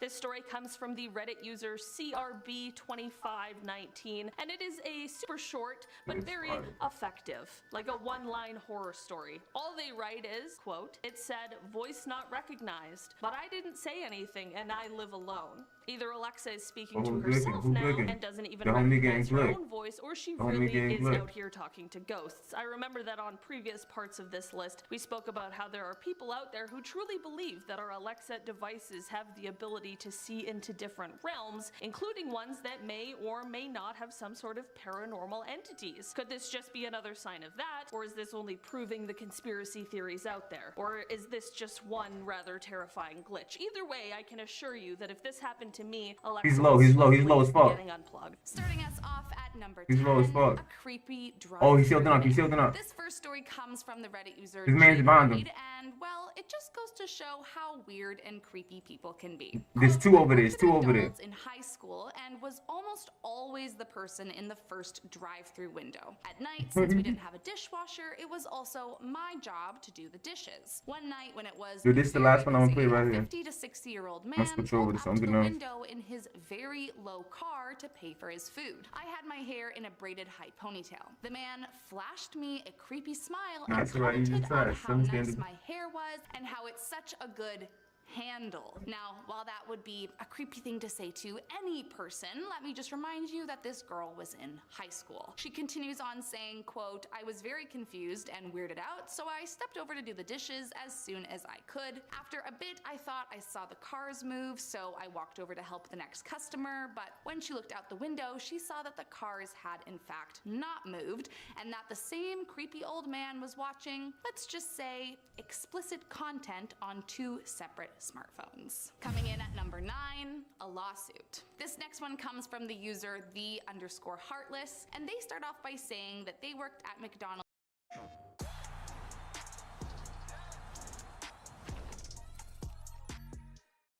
about 22 years ago, admitting that they did not last long at this job due to the constant insanity that was always going on. The worst time, though, involved an actual lawsuit after someone fell off the top of the equipment in the play place and broke their arm. Quote, a photographer came to the store to take pictures of the equipment for the pending lawsuit. The store manager gave the okay and the guy went out to do what he came to do. However, things got even more out of hand when the owner of the franchise came in, found out that the guy was outside on the playground not taking pictures, and so the owner went out to confront the guy. Quote, after a few heated comments, the store owner starts to shove the photographer, telling him to get the hell off my property before it eventually turned into a full-on fist fight between the two men. To make matters worse, apparently this entire ordeal had an audience of grade schoolers as well, who all came running into the store screaming and crying about what they had just witnessed. Yeah, I would not have lasted very long either, my friend. Coming in at number 8, a vomit fight. There are many unhinged things that I can imagine going down in a McDonald's late at night. However, you would think that in the middle of the day, it might be a more civilized place. However, according to Emily AML on Reddit, I thought wrong. They say one of the worst things that ever happened to them on the job was when, quote, a kid vomited and proceeded— He's going around, he's right there. Throw them at other kids who then also were vomiting. We All right. closed the play place for like 2 weeks to have the Oh, shit, I opened it. heavy duty cleaned Oh. and sterilized by a higher out company. Now, unfortunately, you would think that this is the gross part of the story, Damn. but it actually comes next. Apparently, during the time they were closed for cleaning, All right, hold on, wait. That one was got that one was quick. We're gonna do another one. yelled, I'll show you clean, ripped the hazard tape off the door, broke the lock, and proceeded to put her finger down her throat and barf all over. The way in which there isn't a world I would jump to that solution. To make matters more insane, apparently she later tried to sue the owner, stating that the chemicals in the play place, which she had forcibly entered, made her so sick she was hospitalized. Next up at number 7, a slide. I don't know what it is about McDonald's that attracts so many stories involving bodily fluids, but alas, here I am with yet another one for you. Posted by user Master Inceptor, they say the absolute worst day of their employment at McDonald's involved, you guessed it, someone else's poop. Quote, some kid climbed all the way to the top of the slide, took his pants off, and slid down the slide. Problem is, he pooped the whole way down. According to our Reddit friend here, the stinky trail spanned the entire second half of the slide. But that's not all. Quote, we only found out because some other kids slid down that slide and came out covered in chunky liquid poop and crying uncontrollably. Now, I don't know about you, but I have a few questions here. Was the parent or guardian of the original poop slide maker not aware this had happened? Did they not think to maybe, I don't know, clean it up, or at least deter people from going down that slide? Well, whoever did clean it up definitely deserves a raise if you ask me. Coming in at number 6, ball pits of hell. While they might have been fun to play in as a kid, looking back, I can only imagine the kinds of germs that were creeping around in those godforsaken ball pits in the play place. And if they are at all like the ones described in this story, it's a damn miracle that we're all walking away with a pink eye every time we played in one. Posted to Reddit by user Nerds Call Me Geek, they say that, quote, the ball pits were cesspools of germs. They're impossible to clean, so grease, food, snot, and literal human poop are smeared on all of those balls you're crawling through. This one is the last one for real this time. Stating, quote, you don't even want to know what that liquid on the bottom is. Yeah, this last one I'm pretty sure I know it's probably Resident Evil or something. If they don't answer me back, I wasn't put about the mic. Just be glad you didn't bump into a carcass. Seriously, they have found dead bodies in ball pits before. Now, in terms of the corpse part, I looked for a documented incident of that happening, but I was not successful. But I still agree that ball pits are one of the most disgusting places. Here I come, brother. Coming in at number 5, Bad Our gun. big story comes from the user beyond_birthday, and it just goes to show you the power of a mama bear when she thinks her little one is in danger. Our Reddit friend says, while working a midday shift once, quote, 2 kids got into a pretty big argument, lots of hair pulling, pushing, etc. I was feeling pretty tired that day and I didn't really bother to do anything because it looked like their parents noticed anyway. One of the kids was fairly older than the other one, and the mother of the younger kid was pretty mad that her kid was being bullied. The mother of the older kid just shrugged it off and turned away. Apparently the mother of the younger kid didn't like that because within seconds she had grabbed her by the hair and slammed her face into one of the plastic slides. Reddit friend then went on to explain that the whole play place began to freeze and watch in horror as the younger kid's mom proceeded to push the older kid's mom headfirst into the ball pit while also desperately trying to kick her in the head. Quote, the last thing I saw, she jumped up and tried to elbow drop her pro wrestling style. I quickly got my manager, who called the police. The fighter was thrown into the police car, and I'm pretty sure they had to get an ambulance for the other woman. Needless to say, the play place was closed early that day. Next up, We'll see. number 4, health We'll see. problems. As far as His man. terrifying stories go, I deeply wish this one was more surprising than it is. I only say I that noticed he's because not gonna I've glick the seen whole some team like that. icky McDonald's in my day. But that being said, it is still nausea-inducing to say the least. According to Reddit user Lordidius, quote, every few months the restaurant undergoes an inspection for a McOpCo consultant. This is called an FOR. Now, this makes sense. It is a restaurant handling food after all. But Oh, they didn't even see me. They dookie. Oh, he got me. the owner gets Oh, he everyone got to me. clean, paint, brush up on their skills/habits, etc. And one of these occasions, I was tasked with cleaning I behind should the be vats talking all that shit. We gonna leave with a dub. underneath was Fuck horrendous. Apex. Apparently, the accumulation of the Alright. grease and Let me see you pull dropped something. rotting meat products that were festering underneath were enough to give them nightmares. Plus, if that wasn't gross enough, quote, the grease was pooled on the floor and there were grease stalagmites on the ground and trapped in the burnt And you just got scanned by the filled survey were beacon. hundreds of flies. I am not sure I will ever be able to think about those grills the same ever again. Coming in at number 3, a fryer incident. Posted by a now deleted Reddit account, this user explains that the worst thing they ever saw while working at McDonald's was so traumatizing that See, they it on your actually heels. still haunts Ooh. them to Alright. this day. Quote, I worked Alright. at an Oklahoma McDonald's for 3 years in Alright. high school/undergrad, and I witnessed a guy reach into a deep fryer, bare-handed, up to his elbow to retrieve a wayward McNugget. I mean, I know how bad Alright, it fuck hurts you when a think little you is? spat of bacon fat lands on my hand, let alone the He calling his agony of mans, an you better entirely skedaddle. submerged forearm. I have to imagine that he was either a younger person not thinking things through, or that he just had a total mind blip. But either way, the Reddit user stated that it was, Think you quote, doing the something. worst scream I've Got ever heard. it. He yanked his arm out of the fryer, an arc of hot grease shot across the make line and hit some girl in the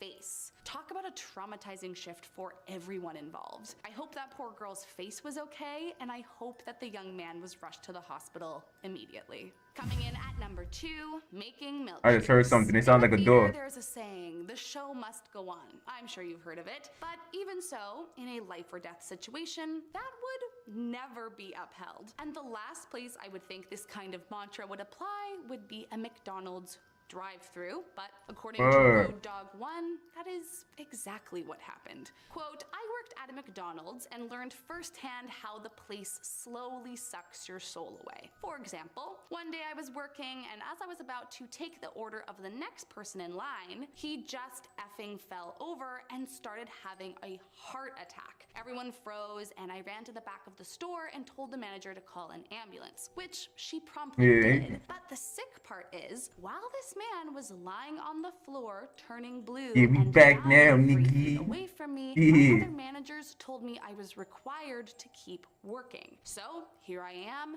making an Yo, effing jump out the milkshake fucking with some guy plane, dude. dying right in front of my face, so that the people waiting in line at the drive-thru can get on with their day. Meanwhile, These the niggas gave me a customers charge seated rifle. at the tables continued to eat and converse despite the turmoil surrounding them. Some were even pointing at the guy suffering from the heart attack and laughing to their friends. It may just be the Are they most glicking? callous workplace I have ever been a part of. And last up in our number 1 spot, disaster averted. There have been several rumors that have circulated the internet about infected needles being hidden in ball pits. And while thankfully most have been unfounded, it's still a terrifying thought to think about. Similarly to those is this last story about the most terrifying thing that ever happened to Reddit users Shaggy101's cousin while working at McDonald's. Quote, my cousin, who worked in a McDonald's, told me about the time he was mopping the floor near a ball pit and he could hear a few high school students, probably about 16 to 18 years old, laughing. He looked over to their table, which had a pile of balls on it that they had collected. He was about to Seal broke. back when he noticed Got him. one of them Fuck, I almost had him. He's one shot. He's one shot. He's one shot. He's one shot. Ah, fuck. into the pit. Luckily Fuck enough, this the game. pit Fuck area was Apex. empty, Nigga. so he calmly placed cleaning signs around the pit Fuck and went Apex. to the office to phone the police. Police came after the high schoolers left, so they only took some footage and I'm about to left. play My something cousin else. told me that he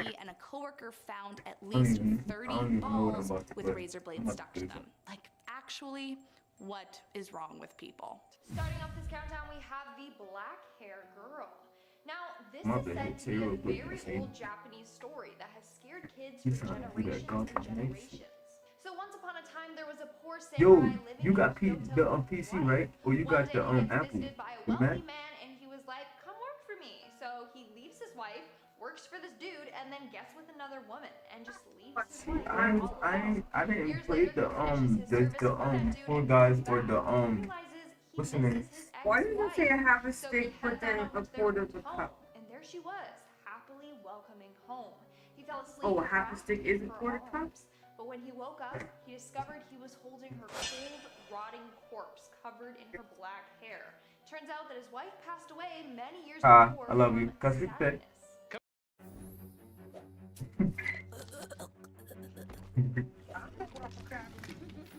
Yeah, I know. That's why I called you. That's why I said hi and I love you.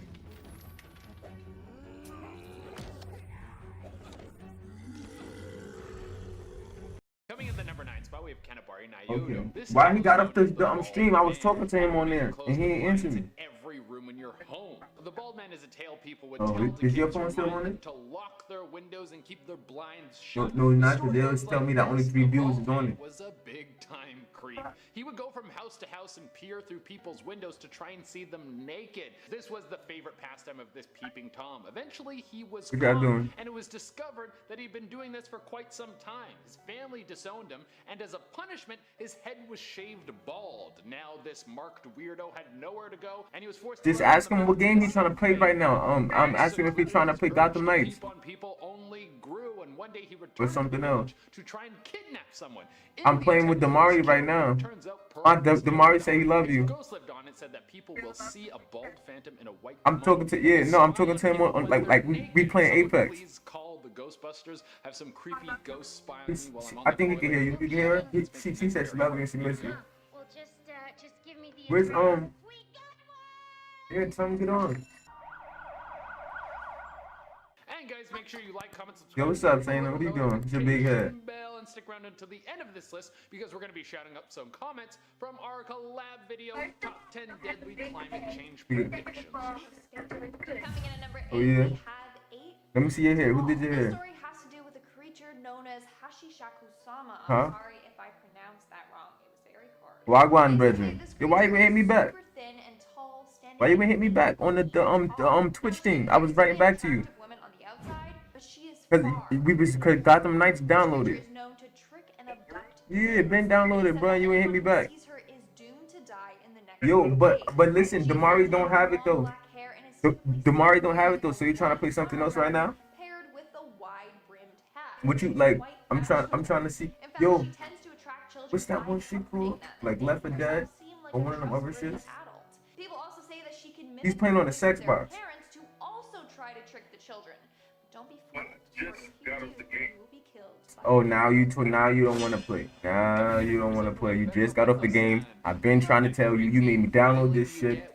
You know what? Late at night and you're all alone. That's crazy. Sometimes you peek When you over getting your back shoulder on? because you're convinced that someone is looking at you or Oh, following you. yeah, I might be Shake doing this feeling Pokemon that later it on then. seems like you hear someone behind you walking. We, Well, we that just is got a done beto playing beto Apex. I'm sign. tired of This this is the shit. Japanese ghost that will follow Stupid you ass. when you're alone at Stupid night. ass. You can hear his footsteps, but then when you turn around to look for it, there's no one there. Now, if you ask Yeah, me, that. it sounds like a Okay. I bet. Yeah, so y'all do what y'all do then.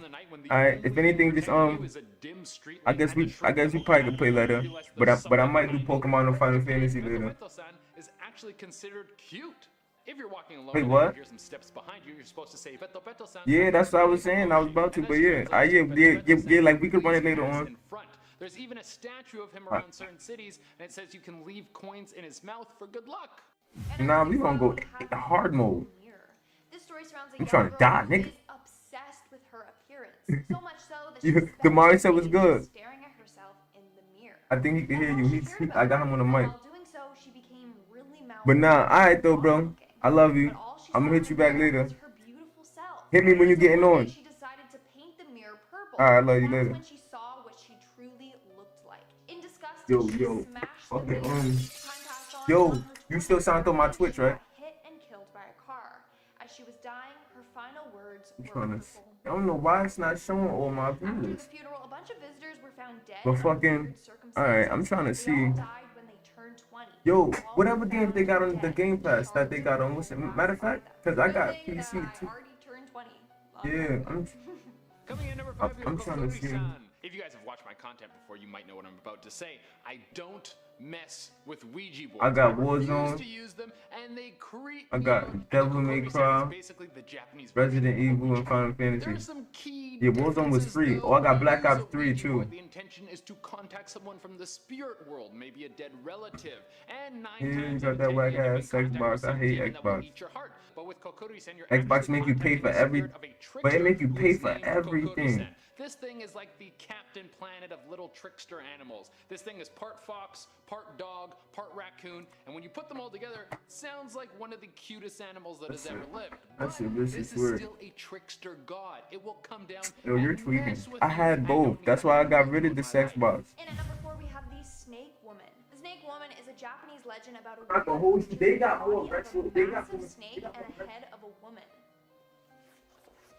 She's also got creepy snake eyes, a long snake-like tongue with fangs, and long black hair. It's said that this creature lurks the shores, waiting to pounce on innocent swimmers or fishermen.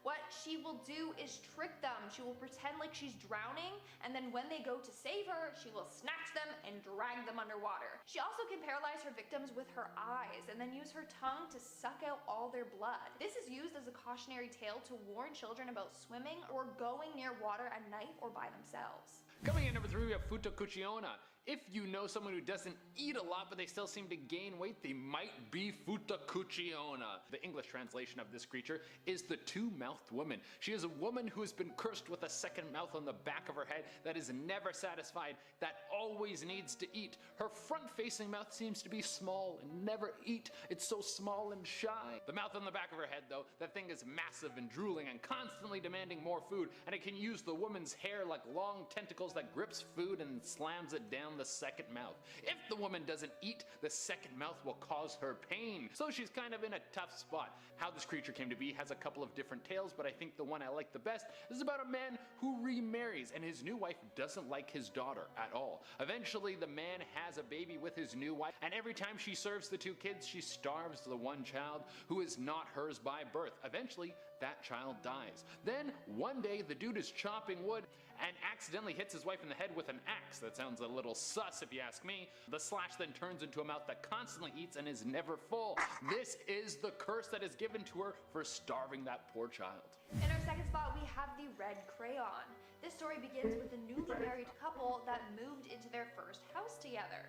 One day, the husband was walking down the hall when he noticed a red crayon lying on the floor. which was weird because they didn't have any children, so he didn't know where the crayon came from. So whatever, he picked it up and tossed it into the trash. But the next day, he found another red crayon in the exact same spot. Finding this weird, he went and asked his wife about it. Apparently, she had also been finding red crayons in the exact same spot as well. So they both started inspecting the hallway. At one point, the husband began ripping the hallway wallpaper off the wall and noticed a room hidden there, all boarded up. They then removed all the boards, and that's when they found a small hidden room. Inside was their worst nightmare. Written all over the walls in red crayon was, "I'm sorry, Mommy, let me out. I'm sorry, Mommy, let me out." Coming in at the number 1 spot, we have Oshiro Ibaba. All of us want to be beautiful, even the people who say they don't care about the way they look or the way that others look. Deep down, there's an urge to be attractive. It's not a shallow thing, it's just a human thing. Well, Oshiro Ibaba, or the face powder demon, preys on this need for people to look good. She only appears on a cold night. She always has a walking stick and a large round hat that covers her face. She doesn't want you to see who she is because this might reveal the fact that she is a horrible demon. She looks for a young girl who might be wanting to look prettier. She preys on those of us with low self-esteem. Pretty rude if you ask me. When she finds a poor girl who craves the secrets of higher beauty, she will offer her some face powder, a secret blend that is supposed to make the girl even more beautiful than she's ever been before. The young girl can't resist, so she takes the powder and dabs some on her face. Well, that was a big mistake. The powder causes the girl's face to decay rapidly until there's nothing left but a skull. Then the Oshiro Ibaba takes the chunks of flesh that fell off the girl's face and uses them for nefarious things. Like more powder. Starting off at number 10 now, we have The Death. This one comes from Reddit user DQ Supervisor, who said, "Okay, this is going to sound crazy, but I can't find a better explanation. I was driving down County Road 28 just outside of my city. The road is basically a straight line for a bit, and I watched a car driving toward me in the opposite lane. It had blue headlights, and as it got closer, I saw that it was a black two-door car. As the car got up to me, it hit me head on. I saw my windshield smash. I saw the car roll over mine. I smelled the smoke. I felt all of the pain. They was like, no. They know what they did. It wasn't an accident. Fuck your audience. About a minute before this person hit me, I saw the same car with the same blue headlights. As it got closer, I don't know. You know, I don't do those sports. You can hear me still?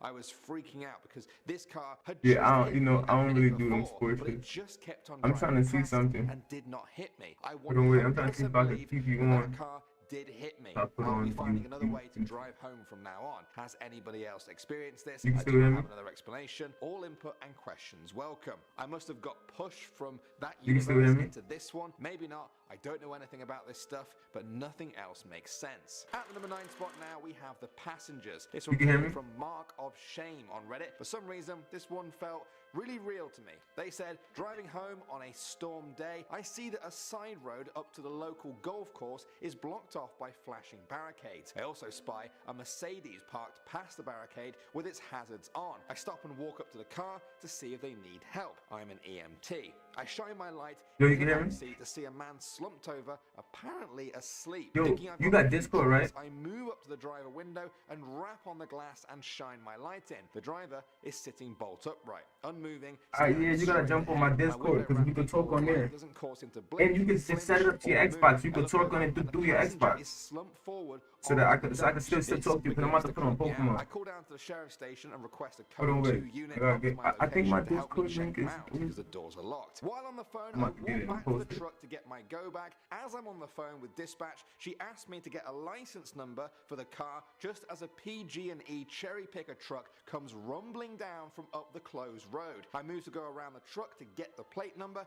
and the car is gone. I talked to the driver of the truck and he said there was an 80-foot tree down across the road and that he didn't think it to be open for at least a day or so. So the question is, where the hell did the car go? Tree up one way, barricades down the other. It's kept me a bit unsettled when stopping at accidents and hazards ever since then. Coming at number 8 now, we have Changing Faces. Reddit user HiAerie1 commented in a parallel universe thread saying that for a single day, his parents' faces swapped. People obviously asked for more details. He said, I woke up in the morning and at first I didn't realize anything was weird because it was like 6 a.m. and I was still half asleep. But after showering for school and waking up a bit, I noticed that there was something weird about my mom. Then I realized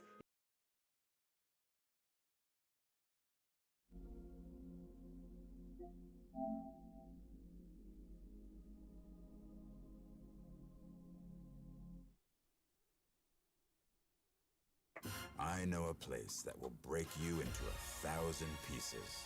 Stay away from them. Stay away from Lorca, Paco, and Picasso.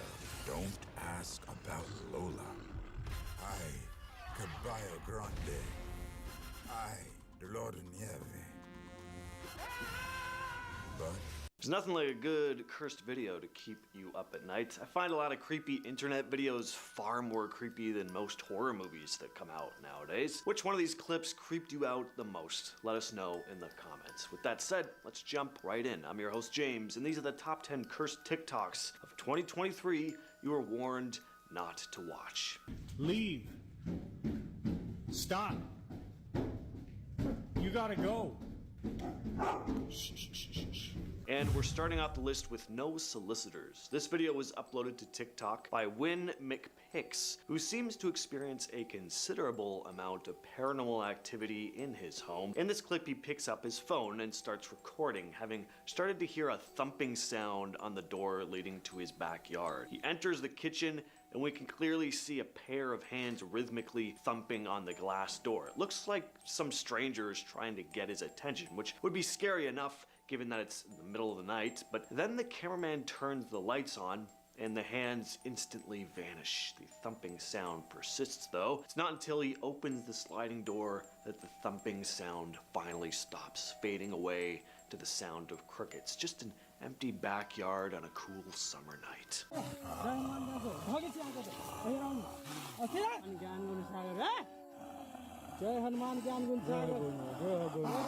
This next clip is pretty disturbing. I'm just gonna call it rabies. ?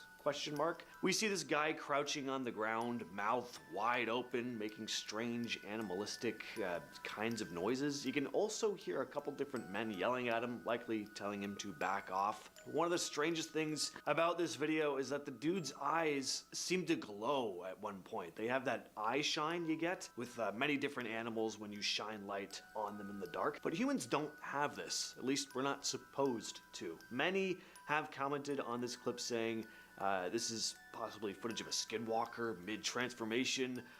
Personally, I think the guy is just on something, and maybe he does have rabies. I really hope not, because rabies is basically 100% fatal, especially when symptoms start showing up. I can't explain the eye glowing other than maybe it's just one big hoax, or maybe it was just a trick of the camera. Whatever the explanation is though, pretty unsettling video. Who are you?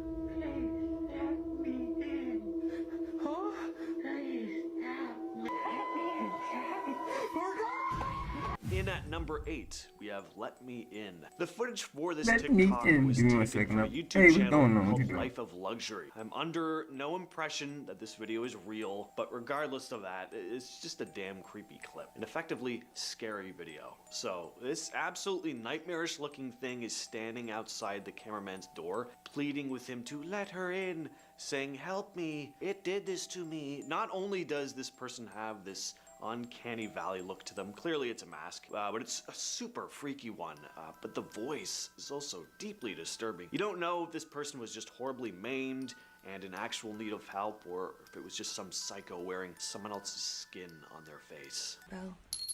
Oh my god. Guys, guess who I am?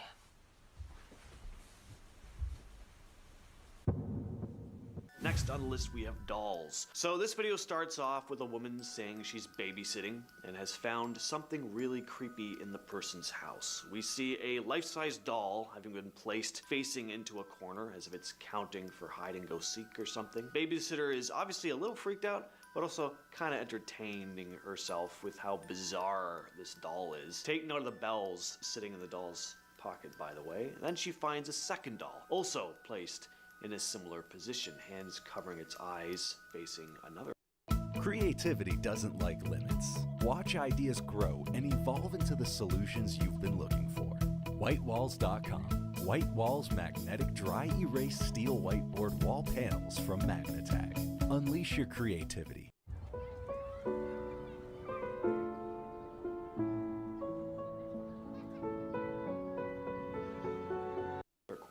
Things start getting really creepy when the babysitter decides to personate one of the dolls, walking away from the camera, covering her own eyes, and facing the wall. And in the reflection of the mirror, we see this. Yeah, something walks past, a small, dark figure. She starts filming again a little later on because the lights have been flickering. Then we hear the faint sound of a small bell chiming. Also, see if you can spot something walking out of the room just as she pans the camera after hearing the bell. At this point, she's completely freaked out, decides she needs to leave, when suddenly the room goes dark, sounding like a lamp or light bulb has been smashed. Am I still beautiful to you, Sophie? And at number 5, we have Am I Still Beautiful to You? This is a video by Guacboli. I've talked about a couple of her TikToks on this channel before. They're great. She's done some super eerie stuff. I really like this video though because it definitely feels like it's in that analog horror kind of realm, which I really love. Her face isn't just changing into this horrid, ghoulish appearance. It kind of glitches back and forth along with the audio skipping. And speaking of audio, it's the sound that really gets me in this video. I mean, the visual is disturbing too, but I mean the audio. She's lip syncing the words here, obviously, but the voice saying, "Am I still beautiful to you, Sophie?" It's so present in the mix. It feels like the voice is speaking like right into your brain. But you also get this hiss of a low quality recording too. It's just really unnerving.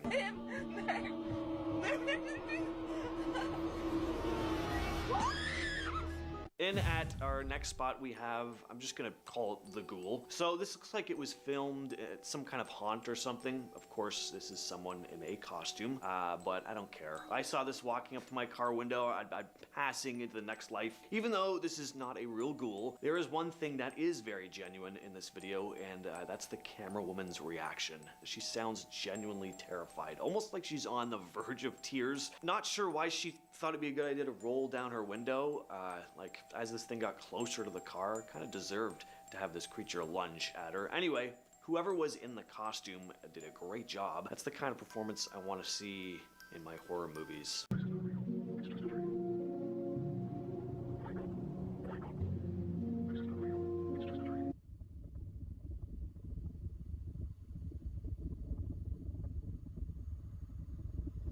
Next up, we have He Will Find You For Real. This video was uploaded by Spencer Lackey and was captioned, "Do not watch all the way through. He will find you for real. He will find you for real. He will find you for real." Well, I watched all the way through, so hopefully this is not the last time you'll see me on camera, although I'm sure some of you would probably be fine with that. Anyway, we watch as various still shots of different rooms in a house are shown with text saying that the video is cursed, warning us not to continue watching. We also hear narration in an unnaturally low tone telling us to wake up. Each shot is brightly lit until it isn't, and almost all the sound cuts out, aside from a mysterious low-frequency rumbling. Now we cycle through each room, which is now shrouded in darkness, and then bam, a ghostly face appears in the shadows of one of the rooms. Anyway, I apologize, but we are now all cursed. He's going to find us.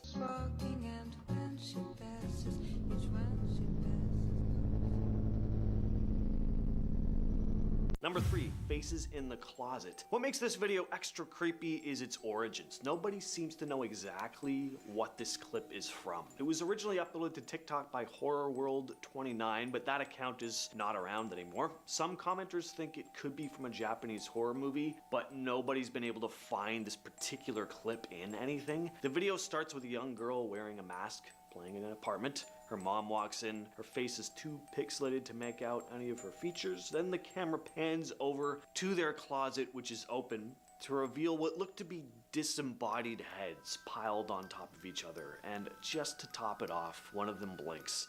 It's a deeply unsettling clip. The heads are almost ghostly looking with like off-gray skin. And then the VHS-like quality of the clip and just lack of sound makes it even more strange and obscure. You just don't know what you're looking at here. Pretty much the definition of a cursed video.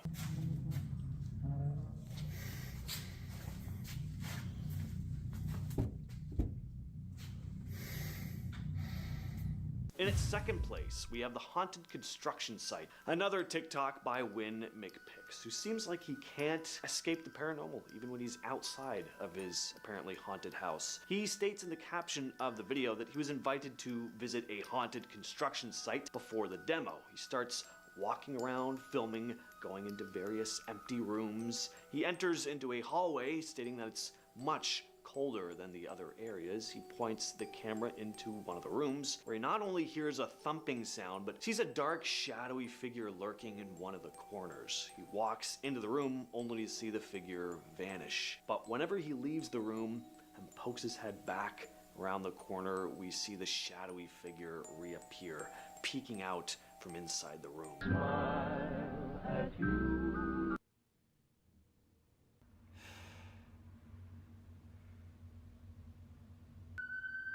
And at our number one spot we have It Doesn't Always Work. This is another video by Spencer Lackey, who really needs to be given the green light to make his own horror movie. This guy just has a knack for horror timing, and some of the things in his videos are just absolutely like terror-inducing. This video reminds me of some of my nights being awake from sleep paralysis, which is not fun to think about sometimes. But in this clip, we see Spencer lying in bed, looking up at his ceiling fan. For a brief flash, we then see what looks to be a gaunt old man looming over the bed. But Spencer closes his eyes and the figure seems to have disappeared. Only it may still be in the room. Spencer slowly averts his eyes to the foot of his bed, and that's when we're greeted with this. And I think that's a perfect time to close things out. With all that said, I've been your host, James, and I'll catch you, yes, you specifically, in the next video, if I'm not cursed.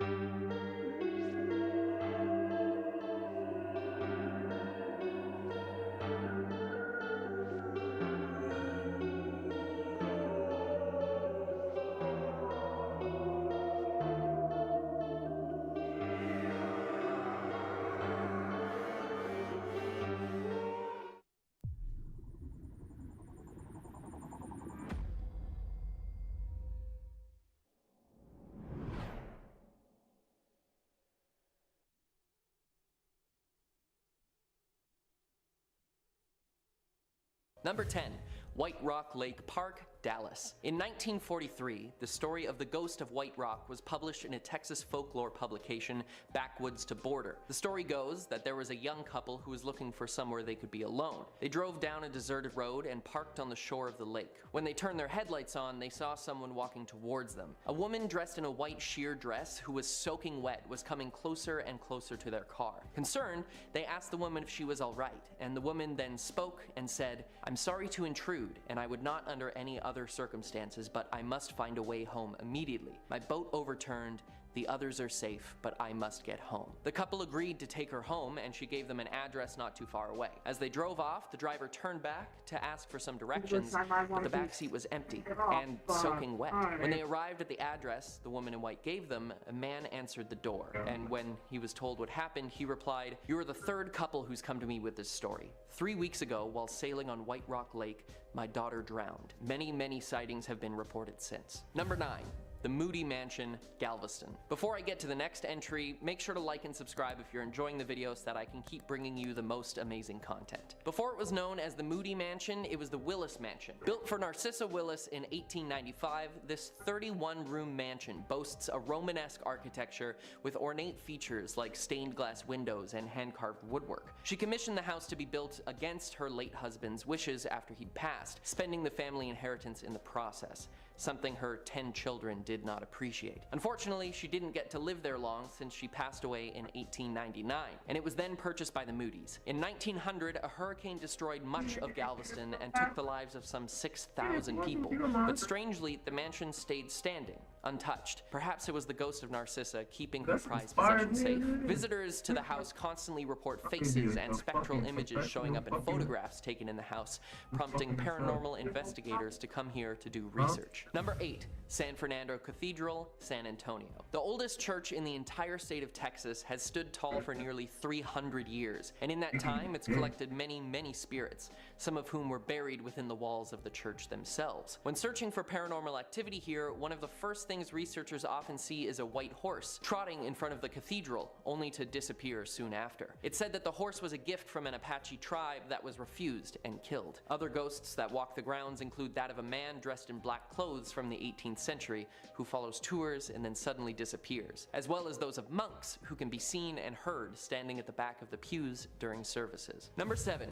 Demon's Road, Huntsville. Formerly known as Bowden Road, this seldom traveled dirt road is creepy enough without the ghost stories. It's overgrown, has misshapen trees, and in the dark seems like something right out of a horror movie. But there is at least one notable spirit who haunts travelers who dare come through here. A boy on a tricycle with glowing eyes has been reported by many people riding down the road. He appears in the middle of the road and stares you down until you approach him, and once you do, a thick fog rises from the ground and he disappears. There's one more story about Demon's Road that I found super interesting though. Two friends heard that the road was haunted and decided to check it out for themselves, and as they drove down it in the middle of the night, the trees seemed to shift, and then they arrived at their destination at the end of Demon's Road, which just so happens to be the next entry on our list. Number 6, Martha Chapel Cemetery. When the two men drove up to the cemetery, which was named after the first person who was buried there, Martha Palmer, moonlight was piercing through the clouds and lighting the headstones and epitaphs before them. They both got out to crack a few brews and explore the cemetery, but when the driver decided to pour some on one of the graves,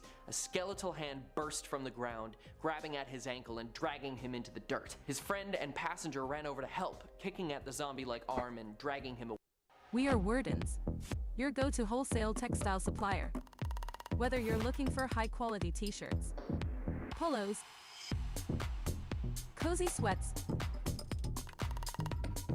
bag collection,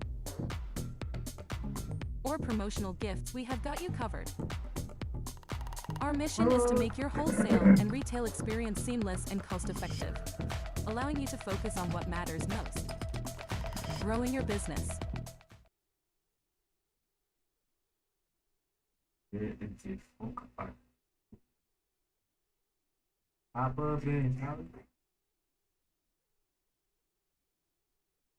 After he was freed, the driver called out for them to escape, and when he got back to his car, he looked back, but didn't see his friend who supposedly just saved his life. He was actually still sitting in the passenger seat, asleep, and as he peeled out and drove back down Demon's Road, his passenger slumped over into his lap, and the driver realized that his friend had died. Allegedly, he passed away from a heart attack on the drive to the cemetery. And in 2018, a video surfaced from someone who was exploring the Google Street View of the area and saw a ghostly image appear inside the cemetery. A creepy, pale face of a boy was behind a tree in one shot and missing in the next. There was also a large black figure in the background that did not seem to be human.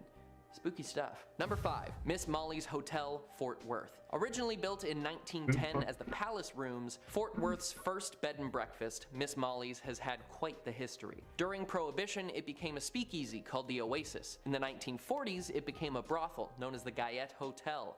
And after that was shut down, it became Miss Molly's. There have been many reports of unwanted guests appearing here, most notably those of Jake the Cowboy and Josie King, the former madam of the brothel, both of whom are seen as full-body apparitions. Workers and visitors alike have witnessed them walking through locked doors, books being thrown, items disappearing and reappearing in random places, and strangely, change being neatly organized in certain rooms. In room 3, indents on the edge of the bed have appeared as though someone were suddenly sitting on it and shaking the bed while guests sleep. You know, I think Little Richard said it best.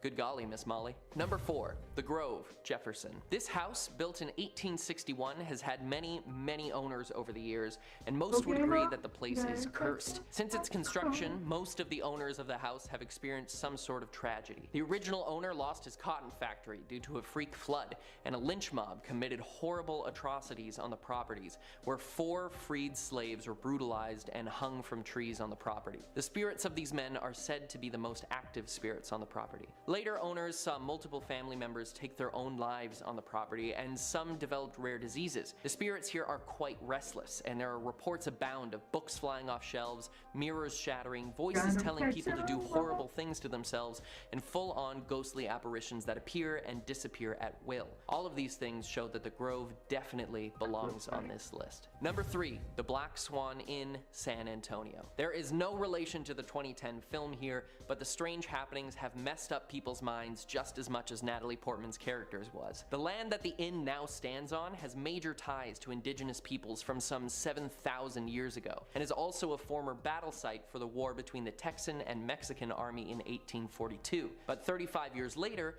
a dairy farm was founded on the land by a German immigrant. The blood-soaked soil here seems to be a bad place to build, as tragedy struck many who lived on the land. The farmer's wife passed away from cancer she developed shortly after moving in, and 2 years later, he decided to join her by taking his own life. Soon after, the property was purchased by 2 families and renamed the White Gables. However, at the age of 38, one of the new owners, Jolene Street, also passed away due to cancer, and like the owners before them, her husband hung himself in the bedroom. The inn that now stands has had reports of the spirits of the former owners wandering the halls with their necks broken, pushing guests off of their beds, and generally getting up to no good. No matter which way you slice it, this property seems cursed. Number 2, the Hill House, Mineral Springs. In part 2, I talked about the haunted Baker Hotel in Mineral Springs, but it seems that the apple doesn't fall too far from the tree, because just behind the Baker Hotel lies one of the most haunted places in Texas, the Hill House. Many people stay in this house attempting to witness paranormal activity, and most of them get more than they bargained for,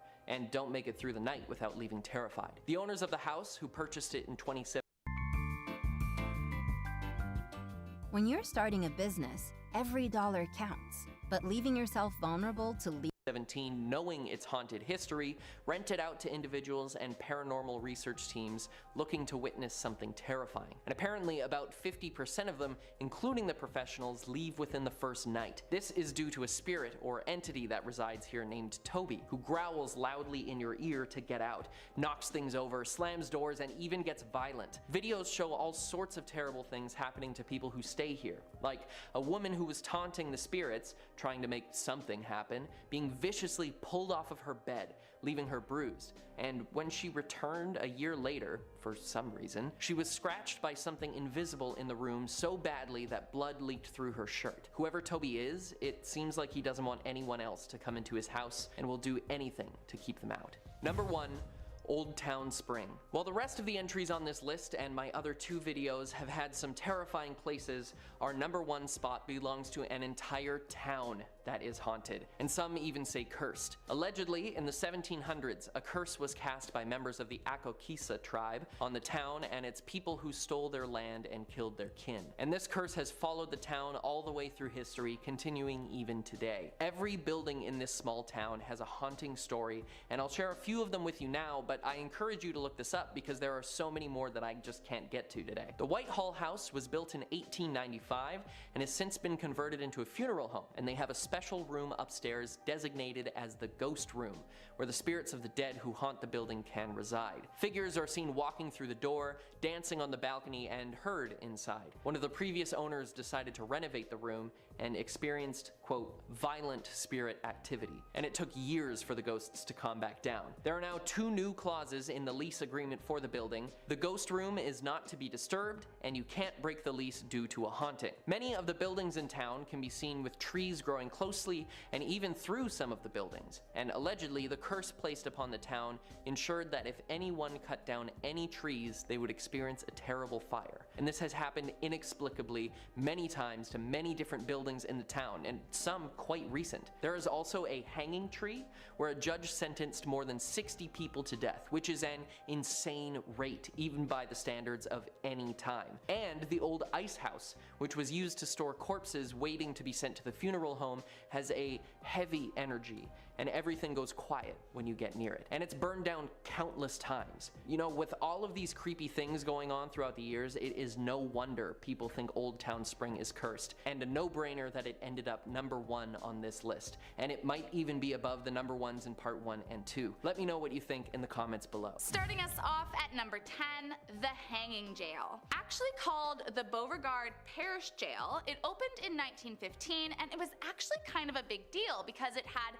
extraordinary amenities for a jail. Each cell had a window and a bathroom, bathroom, and cells on the top floor even had a skylight. But despite its beautiful architecture, it was also the site of Louisiana's first double execution. In 1926, 2 men were committed after killing and robbing a taxi driver and sentenced to be hanged. They claimed innocence, but still the verdict passed and the 2 men died in the jail, giving it the infamous name. It remained open until 1981, and now a museum. It's believed to be haunted by the 2 men along with other inmates who felt they were unjustly put behind bars. Many have reported being pushed or hearing voices while visiting, and some have even captured photos of strange, inexplicable, shadowy figures lurking on the porch and window, leaving no other explanation than to assume the jail remains a haunted and terrifying place to visit. Coming in at number 9, Pleasant Hall. This story has 2 versions, so I will let you decide which one you think is true. Once upon a time, while attending the Louisiana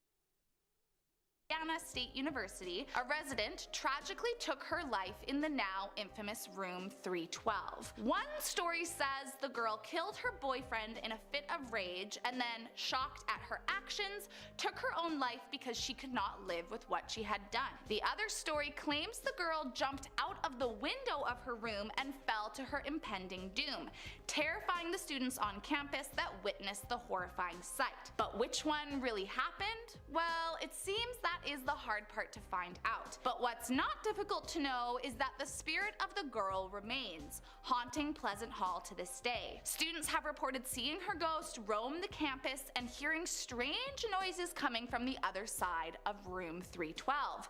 And sometimes at night, when you least expect it, the door to room 312 will open and shut all on its own. Coming in at number 8, St. Louis Cemetery number 1. Regarded as the city of the dead, the St. Louis Cemetery number 1 holds more ghost stories than you'd want to encounter in a lifetime. In the span of a mere block, the cemetery has over 700 tombs and over 100,000 bodies are known to be buried at the site. Most famously, it is the burial site of Voodoo Queen Marie Laveau, the most revered and feared practitioner in New Orleans history. Reports of her ghost have detailed her in her signature red and white turban and claim she will suddenly appear out of nowhere and then vanish from plain sight just as fast. Visitors have experienced scratching, pinching, shoving, suddenly becoming ill, and even hearing her haunting voice echo across the cemetery, sending many that have dared to visit running for the hills. So just be careful if you choose to stop by. If you aren't careful, she could curse you for life. Next up at number 7,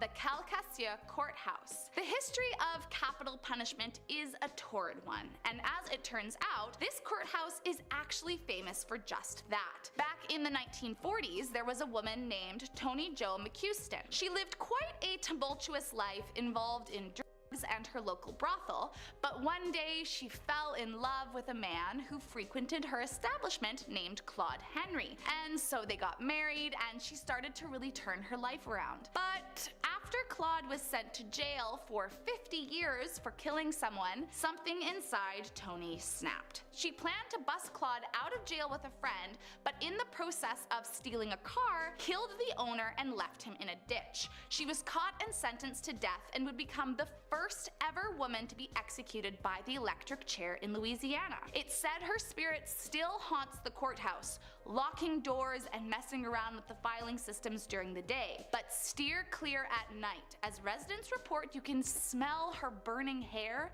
and hear her unruly screams echo through the streets. Coming in at number 6, Pea Farm. Nicknamed the Pea Farm, it is not actually a farm, nor does it have anything to do with peas. It is, however, an old abandoned prison. The facility was in operation between 1905 to 1950, and rumor has it that life was incredibly rough and difficult at the Pea Farm for prisoners, even more so than your typical prison. Beatings and lashings were commonplace, and even killing of prisoners was nothing to bat an eye at. So it's no surprise that those whose life may have ended here have stuck around, maybe trying to seek revenge on those who hurt them. Today, the prison is strictly off limits to visitors, but those that walk past have reported hearing shrieks and other strange noises coming from inside the abandoned building. Maybe no one is allowed for a good reason.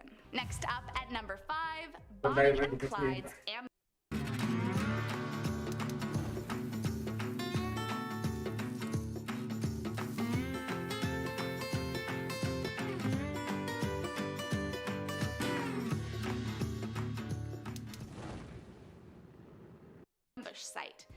heard of the infamous couple, but just in case you haven't, let me catch you up. They were notorious bank robbers across Louisiana and Texas during the Great Depression in America and made quite a name for themselves. In recent years, it has been suggested their exploits were exaggerated, but one thing that wasn't is how they died. The day was May 23rd, 1934, and police from both Louisiana and Texas managed to corner them in their stolen car. Authorities fired more than 100 bullets at the couple, and as the story goes, you could hear Bonnie's scream from the next town over. Residents claim that if you visit the site of their death, the ghosts of the couple will make themselves well known to you. Apparitions have shown in photographs, and some have even heard what they believe to be Bonnie's scream as she took her last few breaths on this earth. Coming in at number 4, Oak Alley. Once upon a time, it was one of the largest plantations in Louisiana, and just like every other of its kind, it has a dark past. Since its dark days, it has turned into a bed and breakfast and historical site, but the people that were tortured remain, haunting the ground and terrorizing visitors. Numerous accounts have claimed to hear unexplained sounds like blood-curdling screams in the middle of the night or the sound of a horse-drawn carriage clopping along the path.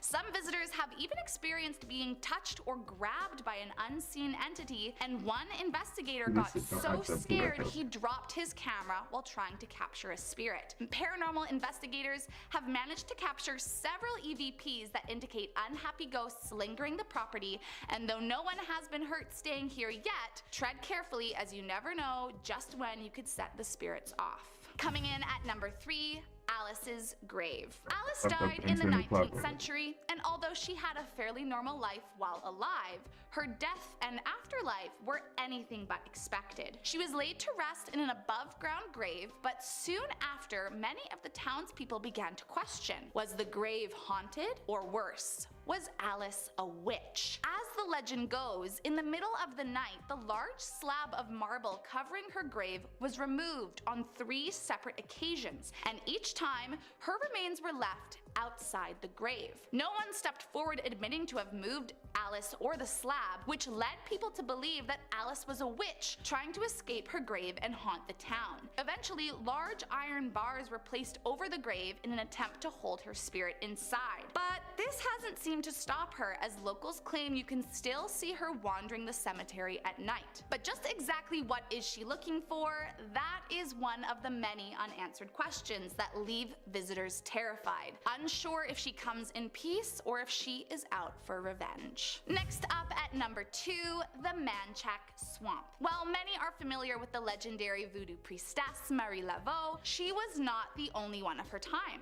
Julia Brown was a well-respected healer and midwife who resided in a small village called Frenier. At first, she loved caring for her village, but after some time, she started to feel disrespected by her community, feeling as though they were taking her gifts for granted. Julia began scaring the village, telling them dooming predictions about their impending deaths, and the townspeople, unsure if she was placing a curse or foretelling their future, became very troubled. Shortly before her own death, she said, "One day I'm gonna die and I'm gonna take all you with me." And just days after she was buried, 3 entire villages were destroyed by a hurricane and hundreds of lives were lost. To this day, many believe the spirit of Julia Brown haunts the swamp, and visitors have reported hearing blood-curdling screams and the sound of her voice singing cryptic and frightening songs, terrifying all those that dare walk by. And last up in our number 1 spot, La Laurie Mansion. Arguably one of the most infamous buildings in all of Louisiana, La Laurie Mansion was once home to the cruel and torturous Madame Delphine La Laurie. Even in her time, she was regarded as a monster and was known to have her slaves taken from her on more than one occasion due to their outrageous mistreatment. In 1834, a fire broke out in her mansion, and when police and fire marshals arrived at the site, they found one of her slaves chained to the stove, claiming to have started the fire to try and take her own life to escape the cruelty. Another 7 victims were found in her attic, suspended from the ceiling, mutilated and barely alive, stating to have been imprisoned for months. Once news broke out of her cruelties, citizens attacked the house and demolished everything they could. While the original building no longer stands, the grounds it stood on are some of the most haunted in all of Louisiana, as it's believed nearly 100 people lost their lives under Madame Delphine's cruel supervision. Visitors have reported feeling the violent touches of ghostly hands, and a medium that visited stated that there is a very dark demonic entity that resides within the building's walls. So just tread carefully. Should you choose to visit, the spirits that live there are not too thrilled by visitors in their home. Kicking off our list at number 10. Room 206. This gives me Stephen King 1408 vibes, and I'm not sure that you're ready. Next time you visit Florida, make sure you read every customer review before you check into a hotel, because some of them might be full of ghosts. That might be a thing that you just might have to deal with. Room 206 at the Super on International Drive. Apparently, it's super haunted. Guests have reported the bed shaking in the middle of the night, probably terrible for your sleep, or freezing cold air even though the AC is turned off. And worst of all, guests have seen their bed look as though somebody was sleeping there moments before, even though it's perfectly made right before they checked in. Can ghosts squat? Is that legal? We've got a couple of spirit squatters in our room. Gotta move. Number 9, Disney on Ice. Many families love to visit Orlando at this time of year. The theme parks there are spectacular, especially Disney World. I went once when I was younger, but you know, I don't recall ever seeing a real life Walt Disney. I don't know, maybe it has something to do with the fact that he died in 1966.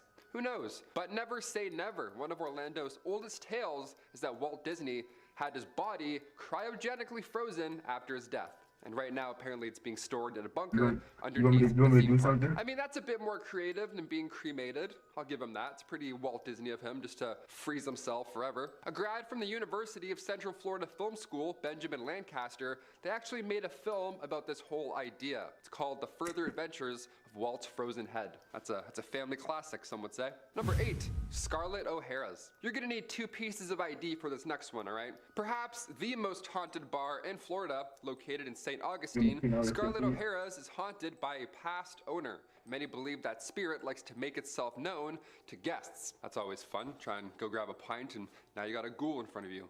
That spirit is one of George Coley. Now George sadly bit the bullet one night when he was in his bathtub, so now we have a series of unexplainable events. Plates and glasses will sometimes move across the bar on their own, and the jukebox keeps playing Help Me Rhonda even when it's unplugged. So that's absolutely terrifying. If you want to check it out now, be warned, because it's a full-on tourist attraction at this point. But if you go, you can pose alongside the same bathtub that George Coley died in. Yeah, how lovely is that? Are we going to Disney World? Nah, even better, Scarlett O'Hara's. Yeah, you're gonna love it. Number 7, Stranahan House. You don't want to be stranded at the Stranahan House. It's gonna be bad.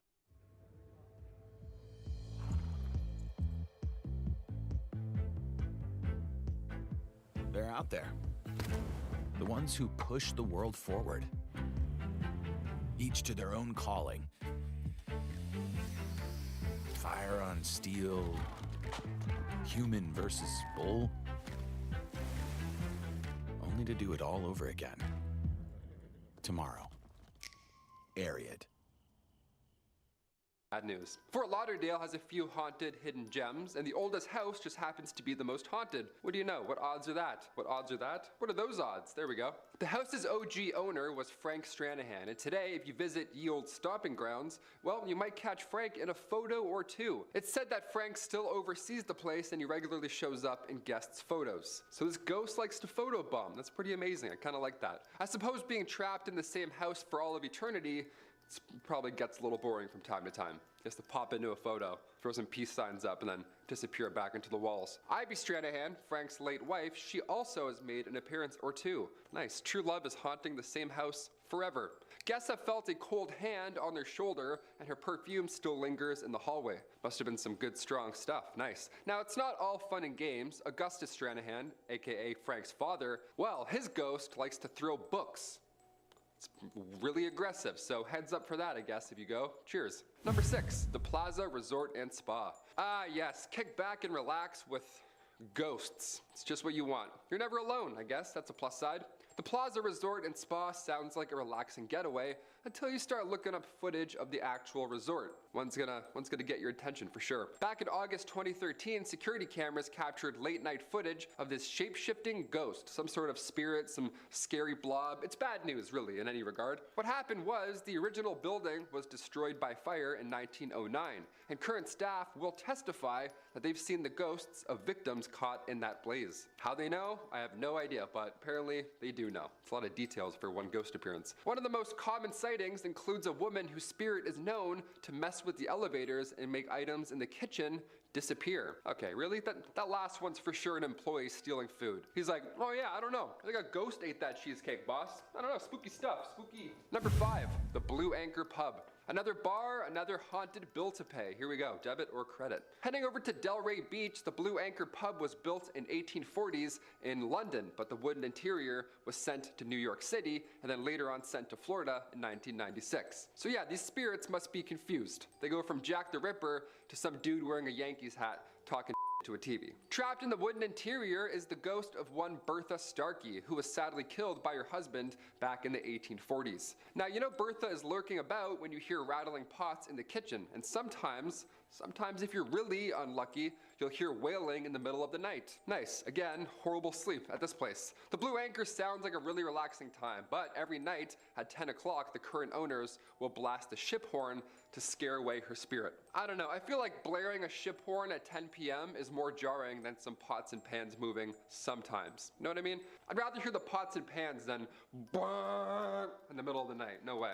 Number 4, the Biltmore Hotel. Another hotel to avoid at all costs. Awesome, we love these ones. First of all, do you actually like staying at a hotel? Some people love it. Some people find it super relaxing. I can't help but think about what went on in the bed before me. You know what I mean? Like, you're like, why does this part of the bed feel a little bit caved in? What's going on here? Every time I'm in a hotel, I have the worst dreams and I can't sleep at all. The Biltmore Hotel in the city of Coral Gables is also one of the most haunted hotels in Florida. You've probably heard of this at some point. It all started in 1926 during initial construction. The Biltmore witnessed a foul killing on the 13th floor. The 13th floor of all floors, my God. The Biltmore was also turned into a military hotel during World War II before ultimately being closed and then abandoned later in 1968. Now, the city renovated the hotel later on in the 80s, but it didn't take long for ghost stories to start to spread. It's horrible, horrible past, I mean, more than fair. Now, of course, the most activity is on the 13th floor, so if you do check this one out,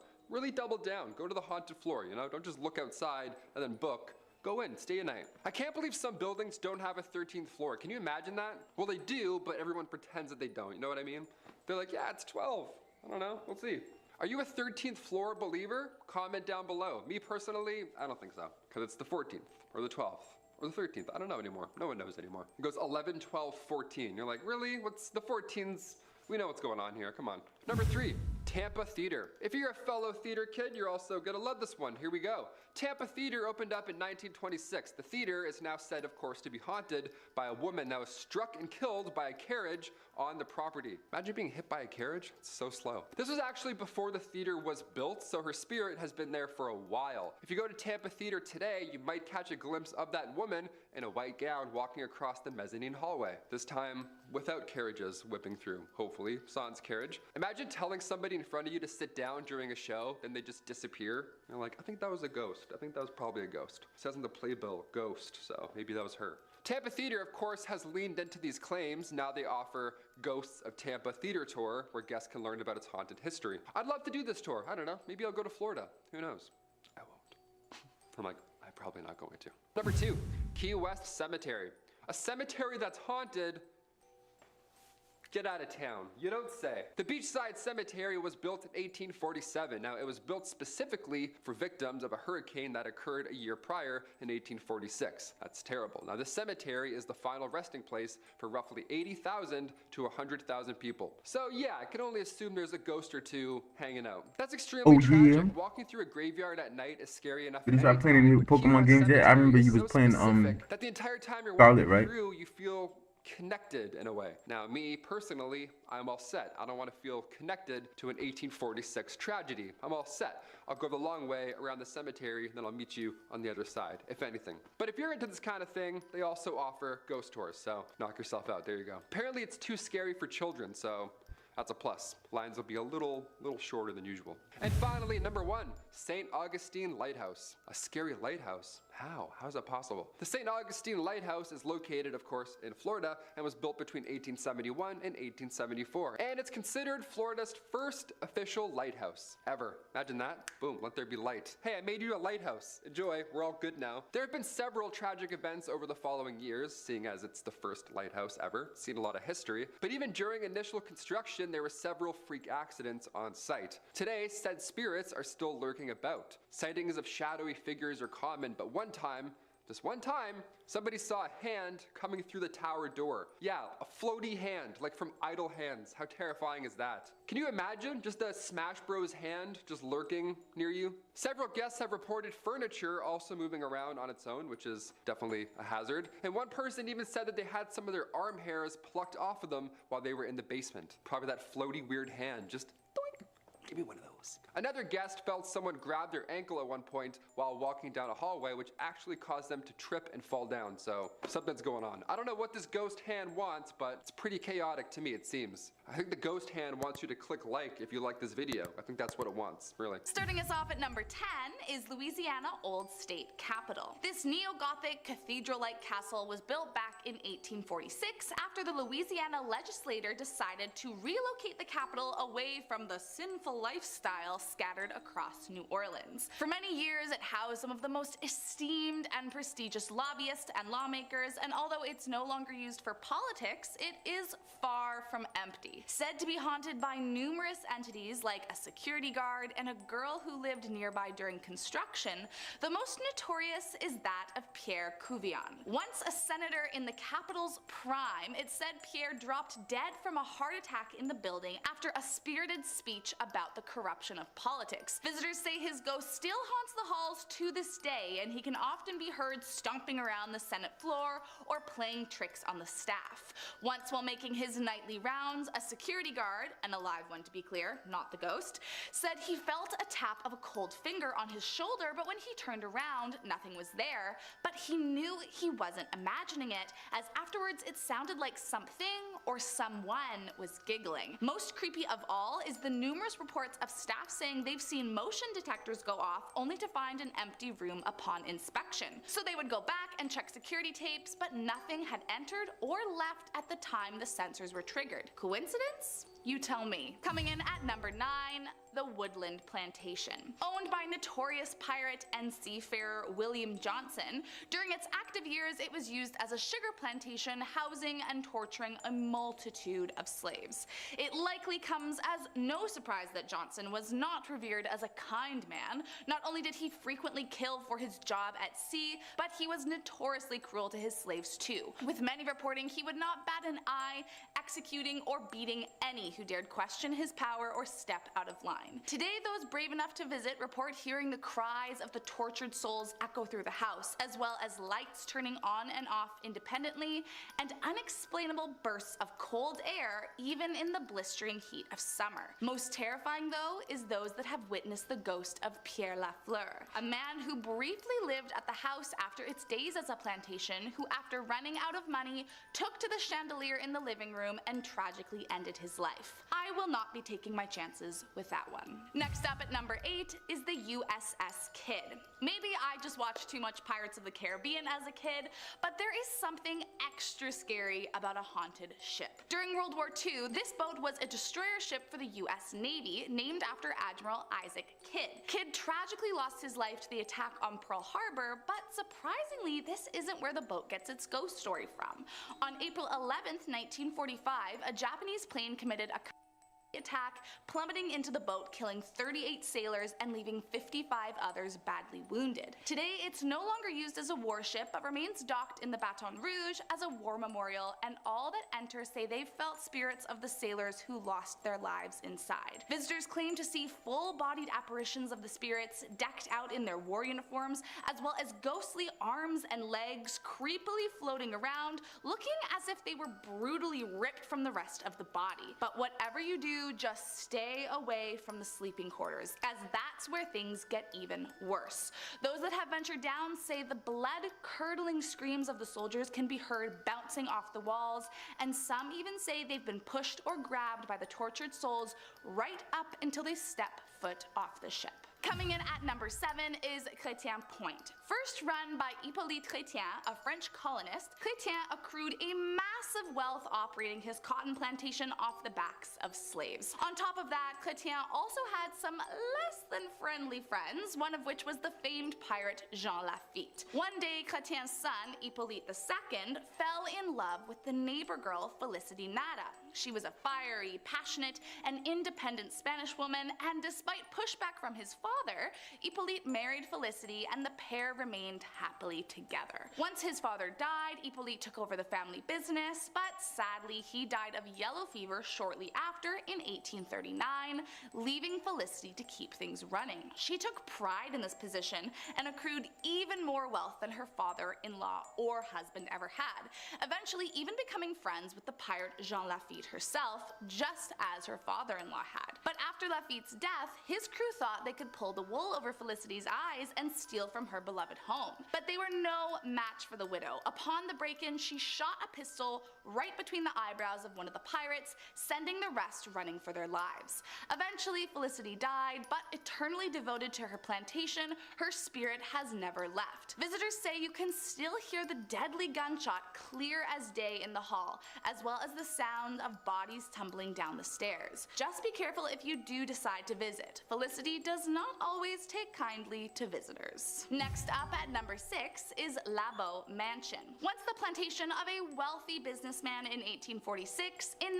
1905 the property was sold and converted into a hotel and casino. Now at the time, gambling was outlawed in New Orleans, but it became quite the popular hang spot during Prohibition. While patrons were likely pulled in by the promise of booze and gambling, it didn't take long before they realized the building was haunted by dozens of spirits. Partygoers often complained their watches immediately stopped working the minute they stepped foot on the property, only to magically be good as new once they left. Many claimed to hear strange noises echo through the halls, and others nearly fainted seeing the woman in white who sat on the upstairs porch. Then in 2013, a group of so-called paranormal investigators that by the sound of it were more like a group of drunken idiots, snuck onto the property looking to catch one of the many rumored entities said to haunt the historic halls.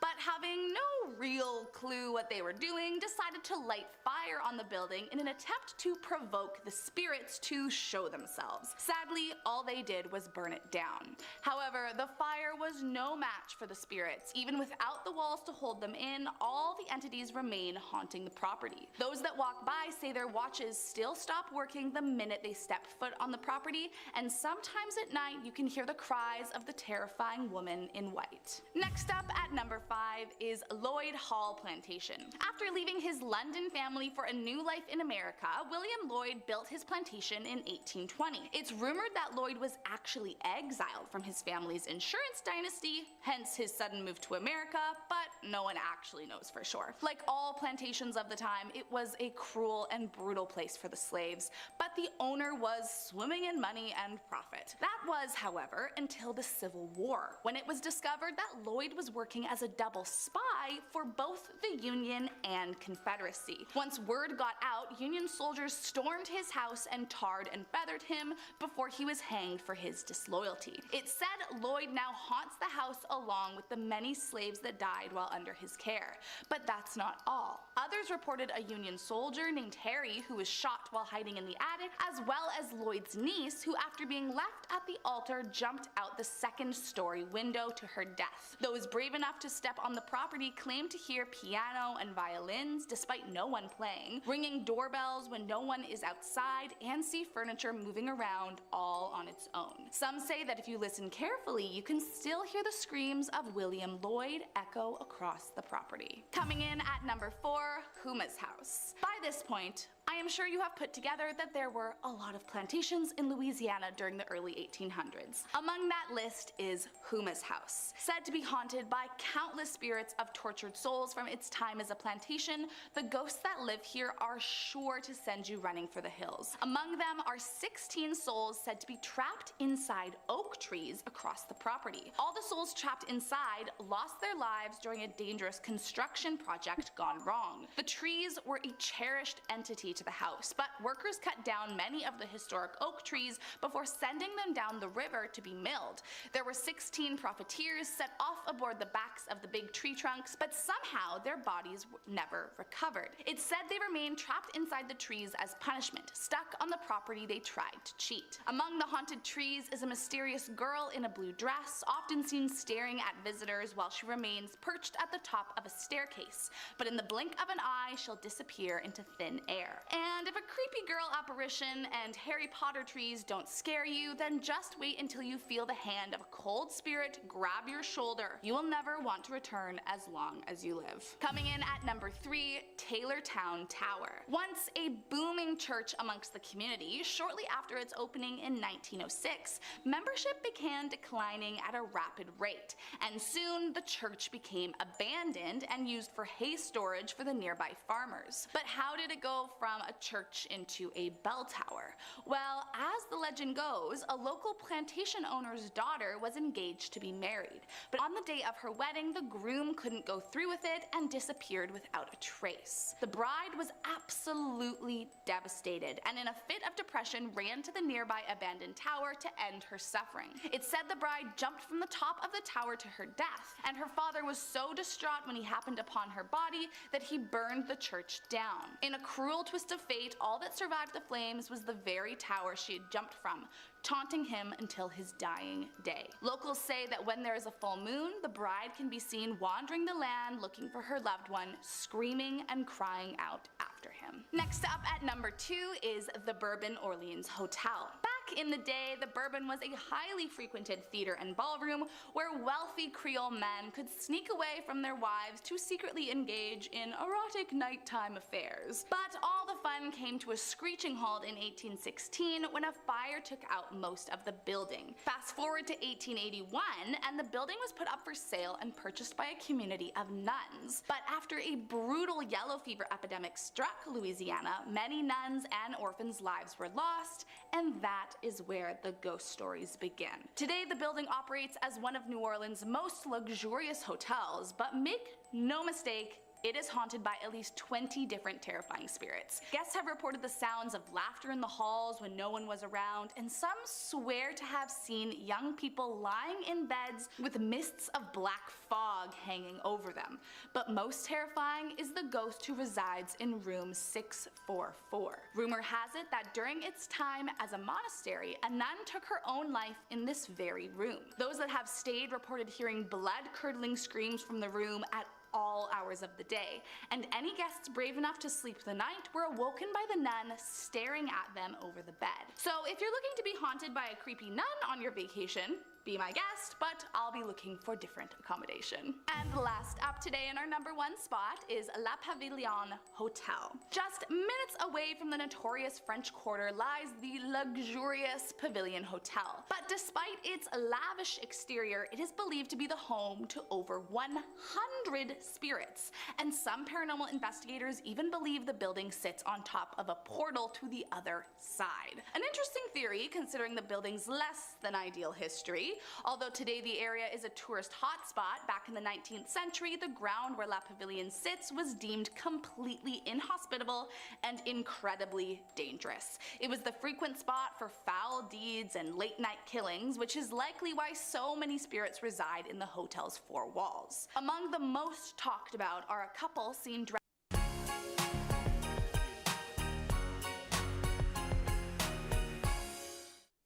in beautiful clothing roaming around with googly eyes. The couple will enter an elevator, but then it never goes anywhere. Instead, the usual ping sound rings loudly, and the doors open up again, revealing no one inside. Many also claim to have witnessed a young woman on the 9th floor, reported to have died on the steps of the hotel. But the truly terrifying entity only reveals herself at night. One guest staying on the most notoriously haunted 9th floor said that in the middle of the night he was woken by a woman dressed in all black, sitting at the foot of his bed.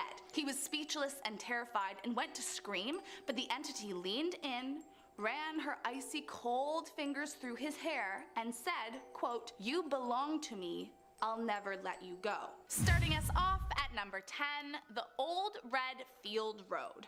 Said to be extremely active with spirits, keep your eyes peeled if you ever find yourself driving down this road. Those that try find that their flashlights and radios suddenly stop working, and some even say their cars begin acting up as soon as they start to approach. One driver in fact said that the hood of their car flew open on sight, and when they went to go and check it out, there was no explanation for why it would have done that. Visitors claim that countless ghosts roam the road, walking up and down, likely coming from the nearby cemetery, and that they feel a sense of deep, unsettling anxiety until they turn off the Old Red Field Road. So maybe if you do visit, just find an alternate route. Next up at number 9, Cotter Bridge. Located in a small town of less than 900 people, during the day the bridge is a world-renowned hotspot for trout fishing, visited by residents and tourists alike. But things take a turn after the sun goes down, and locals say that this bridge is haunted by some truly terrifying spirits. Residents say that at night you can hear the cries of an infant coming from the bridge,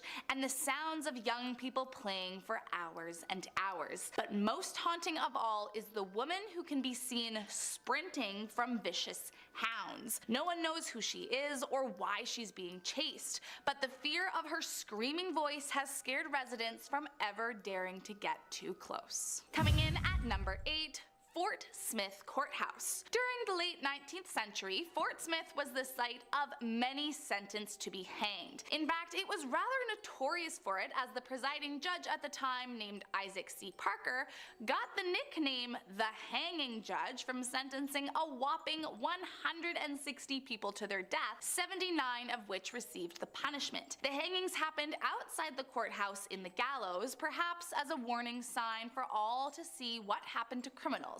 And it's believed the condemned men of the jail still roam the grounds seeking revenge on Isaac Parker. Many today say they've had frightening experiences while at the courthouse, especially in the gallows. Visitors claim to have heard gavels banging, seen ropes swinging when there was no wind, and one groundskeeper even claims to have spoken with the ghost of Isaac Parker himself. Next up at number 7, the Clayton House. Originally built in the 1800s as a Civil War hospital, it wasn't until 1882 when William Clayton moved his family into the now historical home. The family seemed to have a fairly happy life in their home, but I guess with roots as a hospital, ghosts flock to it and continue to haunt it to this day. The former director of the site, Martha, says that as soon as she started working there, she knew something was off. Doors would slam in the middle of the night, she would hear footsteps from down the hall when no one was there, and one room on the 2nd floor would always sound like music was playing from inside. Then, in 2008, a carpenter who was doing some repairs on the building took pictures to keep track of the progress, but when those photos got developed, he saw a woman dressed in brown lurking in the back of one of his photos. And he wasn't the only one to claim to have seen her lurking in the corners. After a while, Clayton's house had kind of a reputation, and so paranormal investigators started visiting.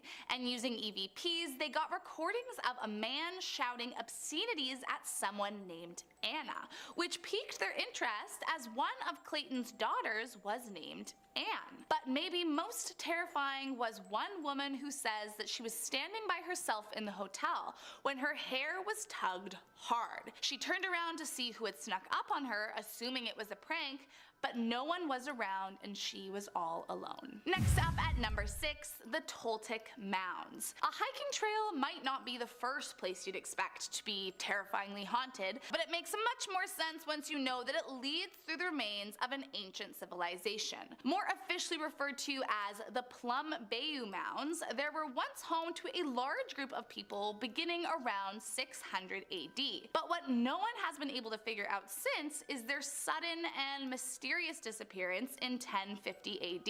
It's thought that the mounds were used for a variety of different purposes, but we know for sure that at least one was a burial ground, and as you can imagine, that is where most of the ghost sightings have occurred. Visitors who pass through the trail say they've seen strange apparitions of what looked like ancient people, along with mysterious orbs of light popping out of nowhere, and some say that if you walk by at night, you'll hear footsteps of the ancient civilization that will send you running as far away as you can. Coming in at number 5, the Basin Park Hotel. This hotel has long been the site of many paranormal sightings, although no one knows exactly why so many ghosts conjugate in this building. One belief is because the hotel possesses magical abilities due to the famous spring waters that it's built beside. During the 1800s, the indigenous people of the area talked about their holy springs, and it led many to believe that Eureka Springs had healing powers that could cure ailments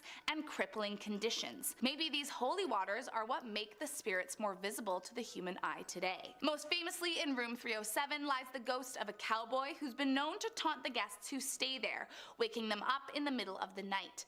Other entities that visitors claim to have witnessed are the young, translucent woman with steel blue eyes and cotton candy blonde hair, as well as a girl who runs around in pigtails and a yellow dress. Those that stay say they often see various orbs of light appearing around the grounds as if out of nowhere, and that objects will move all on their own very frequently. So if I were you, I'd just find a different hotel to stay at on your visit. Coming in at number 4, the King Opera House. While it's safe to assume you'd expect some kind of drama at the opera, usually it's left to the actors on stage. Said to be haunted by the ghost of a young actor named Charles Tolson, many believe they've seen the famous man roam the halls where he had his last performance ever. As the story goes, Tolson was a talented young man and owner of a traveling actors company that happened to be performing at the King Opera House for a week at the end of September in 1903. Tolson caught the eye of a young woman named Allie Parchman,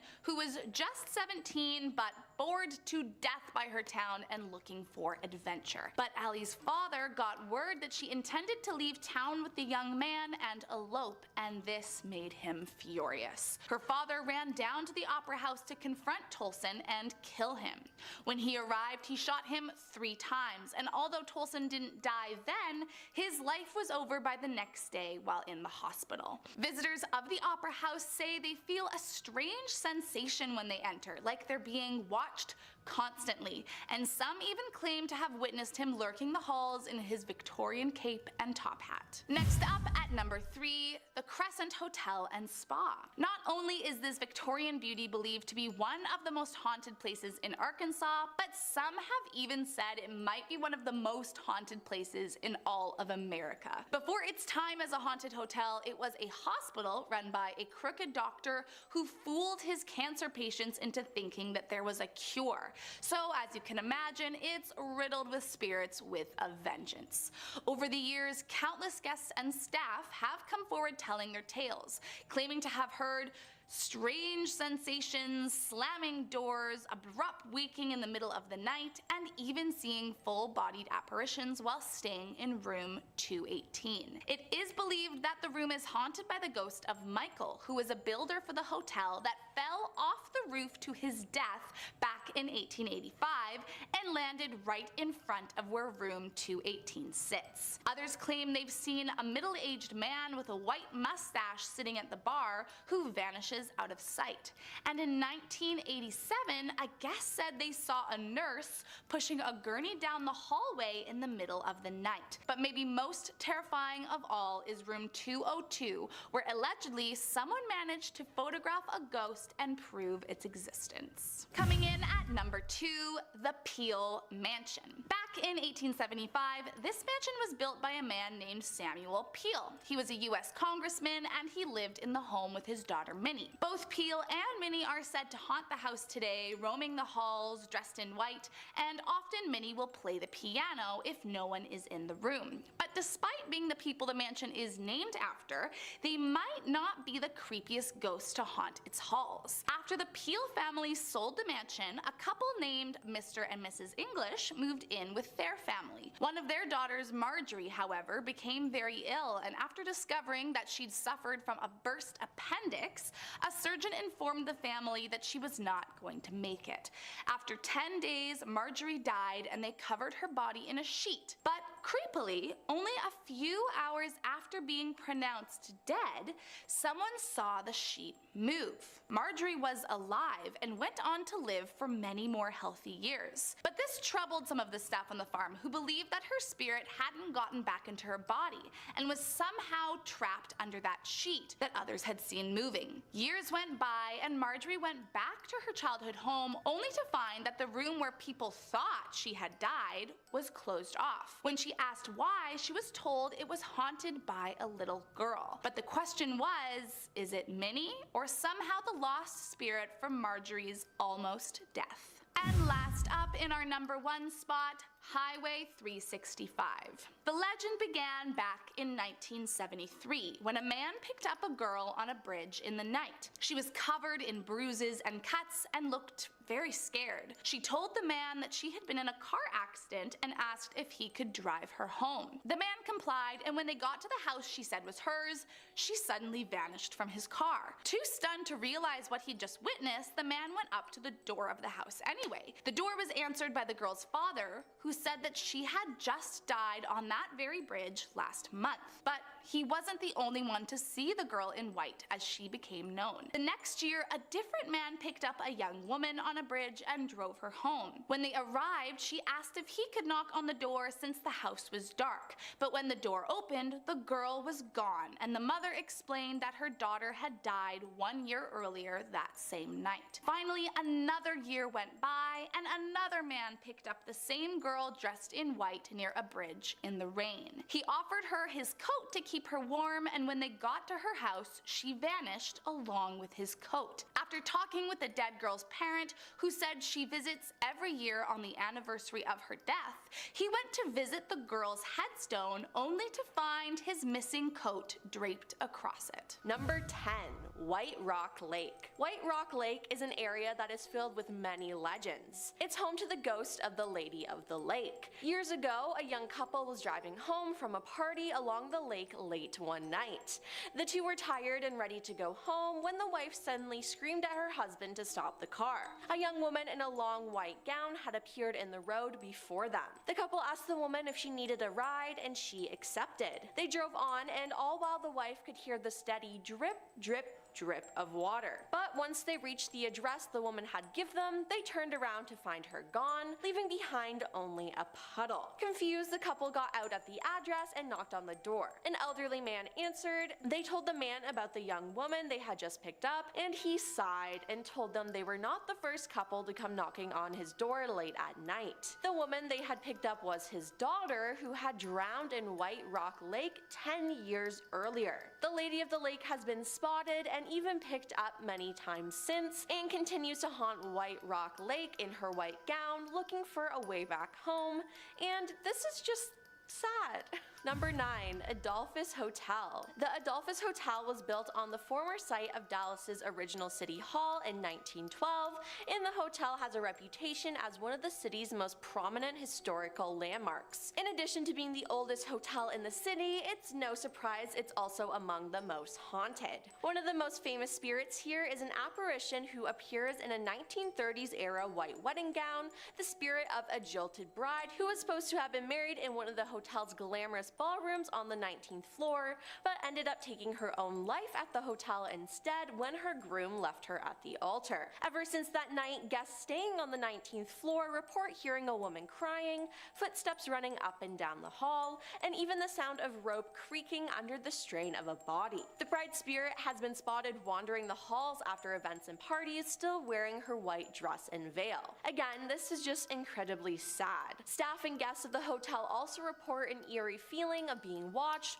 or of a presence in the room with them. Now, not all ghost residents have sad backstories, as many are believed to be former guests who checked in again during the afterlife because they had such a good time in the hotel back in their days among the living. Guess it's a cool place to be in life and death. Number 8. The Coombs Creek Trail. Located in Oak Cliff, this trail offers a serene, scenic path along Coombs Creek for nature lovers to enjoy, but everything is not as it seems, as this trail has an eerie history. Years ago, a young girl named Mary would ride her bike every day along the trail, but one day, Mary never returned home. It's still unknown whether Mary drowned in the creek, was struck by a passing train, or was taken, but she seems to have disappeared without a trace. Hikers still report seeing the figure of a young girl riding her bike dangerously close to the edge of the water, but when they call out to warn her, she vanishes into thin air. Others have reported seeing a small ghostly face of a young girl peeking at them from behind a tree. When they try to move closer to investigate, the face disappears. Then the face reappears further along the trail, inviting the hiker to follow her deeper and deeper into the woods. And if a ghost child is trying to get me, 1 in 3 people will have cancer in their lifetime. So what does it take to make sure you're in the right hands? It takes MSK. We specialize in more than 400 different types of cancer. Memorial Sloan Kettering Cancer Center. Where you're treated first matters. to go deeper in the woods, I'm just gonna turn around and leave. Number 7, the Majestic Theater. The Majestic Theater is located on Elm Street in downtown Dallas. Elm Street? No, I've seen that movie before. Now, in the 1910s, it housed live vaudevillian performances before transitioning to screening films in 1922. The Majestic remained in business until the 1970s, and then its doors were reopened for live performances in 1983 after it landed on the National Register of Historic Places. Some say the theater's original owner, Carl Hopitzel, still haunts the building, making sure things run according to his liking. One former employee claims he shared an office space with Carl during his time there.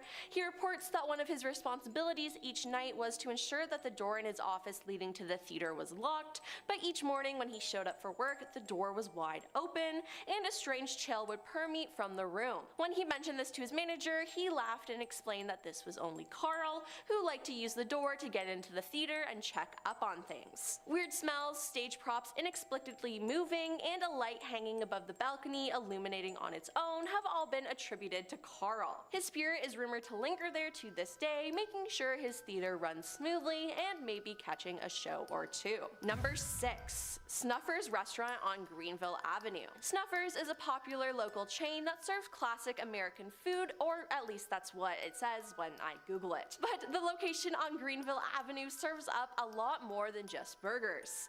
Customers and staff of the Dallas restaurant claim that the place is seriously haunted. Before Snuffers, there was an easy parlor. It seems that a man was badly injured after hours when a fight broke out at an employee party. He then stumbled into the bathroom where he drew his final breaths. Years later, once Easy Parlor became Snuffers, the managers would sit at a table by the bathrooms each night to finish up closing paperwork. As they sat in the dark, near empty restaurant, they would listen as antagonized, stumbling footsteps made their way to the bathroom, then watch as the door creaked open by itself and never shut. In 2013, the original building was demolished and reconstructed, but reports of strange happenings didn't stop. Other employees have since reported feeling cold gusts of wind rush by them and doors slamming shut all on their own. Sounds like a dinner and a show to me. Number 5. Flagpole Hill. Just adjacent to White Rock Lake is a road leading to the infamous Flagpole Hill, the rumored location of a band of rock-hurdling poltergeists. Yep, you heard that right, they just throw rocks at you. Passerbys report driving through the area late at night only to be pelted by a rain of pebbles. When they got out of the car to chase down the culprits, there were none to be found. Local legend identifies the ghost as 3 restless spirits tangled in the dark history of the area. According to the story, a construction worker ended their own life in the house on Flagpole Hill before its completion, and a hired hitman was later convicted of taking out the couple who occupied it. Now, don't think just because you're not in a car, you're safe. Those walking on foot rather than driving past seem to be just as unlucky. Hikers and other residents of the area have reported an unseen assailant pelting them with rocks as they pass by. Sounds like this place really rocks. Get it? Because so funny. Number 4. The Millermore Mansion. Located in Dallas Heritage Village is Millermore Mansion. It was completed in 1857 and was the home of William Brown Miller, who served in the Confederate Army. This beautiful home is said to be haunted by an unidentified lady ghost who always seems to lurk near the nursery. Now, the general belief of who the lady is the spirit of a woman named Emma. Now, Emma was the 3rd wife of William Brown Miller, and allegedly everyone who encounters Emma tells a similar story. People see a woman going up the stairs, and they describe the same woman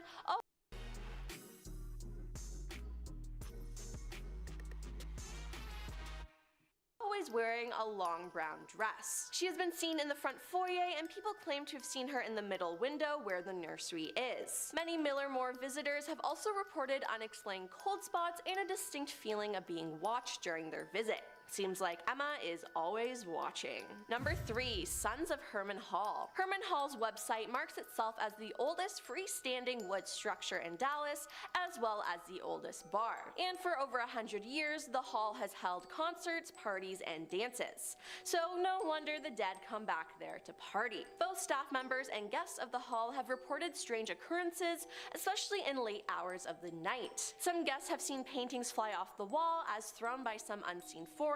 Others have heard footsteps in the hallways and seen doors suddenly slam shut. Guests also claim to hear children laughing, even when no children were present, which is just creepy. Longtime staff members of Herman Hall report sensing a lingering presence and seeing flashes of light and shadow. One particular staff member recounts a time he and some other employees saw a couple dressed in Victorian-era clothing walk past them and go upstairs, but about 30 minutes later, when the couple hadn't returned, the staff went upstairs to find all the doors locked and no one inside them. I just think these ghosts want to return to their party days though. Number 2. Goatman's Bridge. Goatman's Bridge, more formally known as the Old Alton Bridge in Argyle. Dating back to the 1930s, locals have told tales of the specter of a strange half-man, half-goat creature lurking beneath the bridge. The goat man is said to stand over 7 feet tall with big horns and glowing red eyes, which to me just sounds like the devil, but I mean, hey, goat man is a cool name.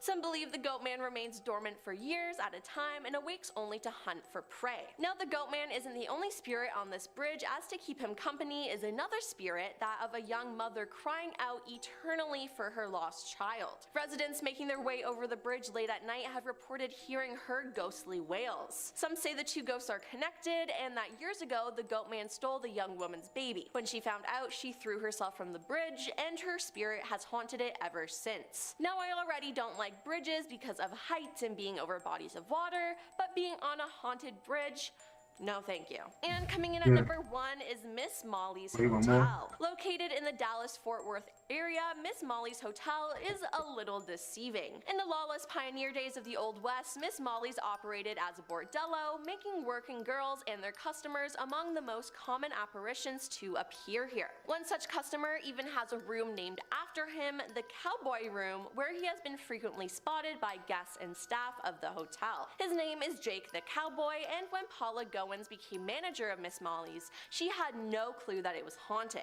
After months, she reported that strange things started happening, and she eventually saw Jake herself. She said, "I saw him in full body. He walked into a room and shut the door behind him, and I went up and knocked on the door and opened the door, and no one was there. That is when I knew that something was up, because I'm sitting there thinking, I know I'm not crazy." Another ghost there is assumed to be a former madame by the name of Josie King. Some suspect that she oversaw the house during during its bordello days. Josie is seen a lot, usually at 3 a.m. at the foot of the bed, and allegedly Josie likes to watch people sleep. No thanks. Guests can also look at the hotel's collection of creepy photographs or listen to eerie audio recordings captured through the years. Starting us off at number 10, the Elder Street Artist Lofts. Formerly a hospital, it's no surprise to anyone that these lofts are believed to be one of the most haunted locations in Houston, Texas. But it's not for the reason you may think. While of course many died in the hospital during its operation, as is totally normal, the paranormal experiences have to do with the fact that the hospital was built over a cemetery where roughly 3,000 Civil War and yellow fever victims were buried, along with countless slaves. And isn't that just a recipe for disaster? At the time of construction, there was a ton of controversy as people were understandably concerned about building on top of a cemetery. So to ease the town, they built the basement above ground and left the graves undisturbed. Apparently, many graves were actually relocated as well, but there was no formal sweep for remains, so who knows what was left behind.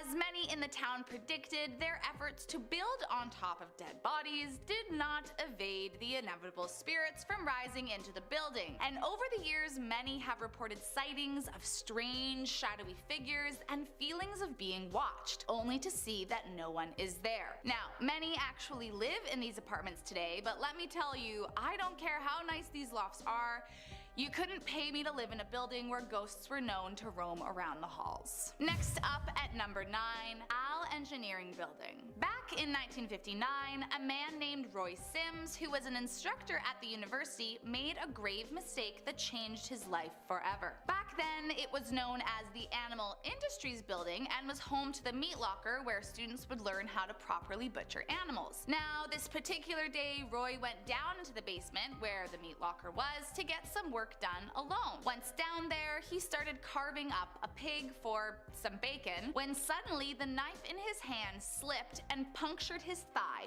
right in his femoral artery. Alone and bleeding out, some say he dragged himself across the floor towards the elevator before he died, leaving a long trail of blood behind him. It's believed that he haunts the building to this day, with reports of people hearing strange noises and screams coming from the basement. Some have even seen apparitions or strange objects moving along the wall, and sometimes even finding unexplained dark stains on the floor of the building. Believe it or not, some janitors have even requested to be reassigned to different areas of the building out of fear for the terrifying things they've witnessed. So enter if you dare, as the basement continues to haunt all that dare to try. Next up at number 8, the Miller Moore Mansion. Once home to wealthy plantation owners in 1861, this Dallas mansion saw more death in its lifetime than you can imagine. The mansion was owned by one William Brown Miller, and while living there, he married, divorced, and then remarried another 3 times. Sadly, 2 of Miller's wives died tragically. His second wife, Minerva, died of an unknown illness, and Emma died while in childbirth. It seems that these souls, among many others, never left the mansion and can be found terrifying all who dare to visit. Guests and staff have reported feelings of being watched in the master bedroom and strange sudden drops in temperature even in the hot summer months. Visitors say they can hear baby screams coming from the nursery and the sound of a crib being dragged into the master bedroom. But like magic, once the crib reaches the master, suddenly the baby's cries stop immediately. And if that wasn't enough to spook you, there have been countless reports of crows flying into the glass of windows only to find ghostly appearance of a face appear. Could it be the ghost of Emma trying to care for her baby they hear? You certainly won't see me sticking around long enough to find out. Next up at number 7, the White Sanitarium. Located in Wichita Falls, the White Sanitarium, also commonly known as the Old Insane Asylum, opened in 1926 under the direction of Frank White, but became abandoned sometime in the 1950s. Now, I don't know about you, but the idea of a haunted abandoned asylum just sounds like the start of a horror movie. I mean, it's not like the people that were sent off to live in asylums have great quality of life, and if they died there, I'm sure they had a vengeance. It is rumored that very strange experiments were conducted in the asylum, which many believe to be the root cause of the hauntings, as they believe these procedures killed many of the patients. Visitors and passers-by have reported hearing children screaming from the building, mysterious lights turning on when there was no electricity connected to the building, and a strange woman in white roaming the grounds and peering through windows, watching all that dare to walk past. Coming in at number 6, Presidio La Bahia. If there is one place that you can certainly guarantee will be haunted by spirits, it's a battlefield. In 1747, the fortress known as Presidio La Bahia was built near the San Antonio River, and it would later become the infamous place of revolutionary conflicts like the Battle of Goliad and the Goliad Massacre.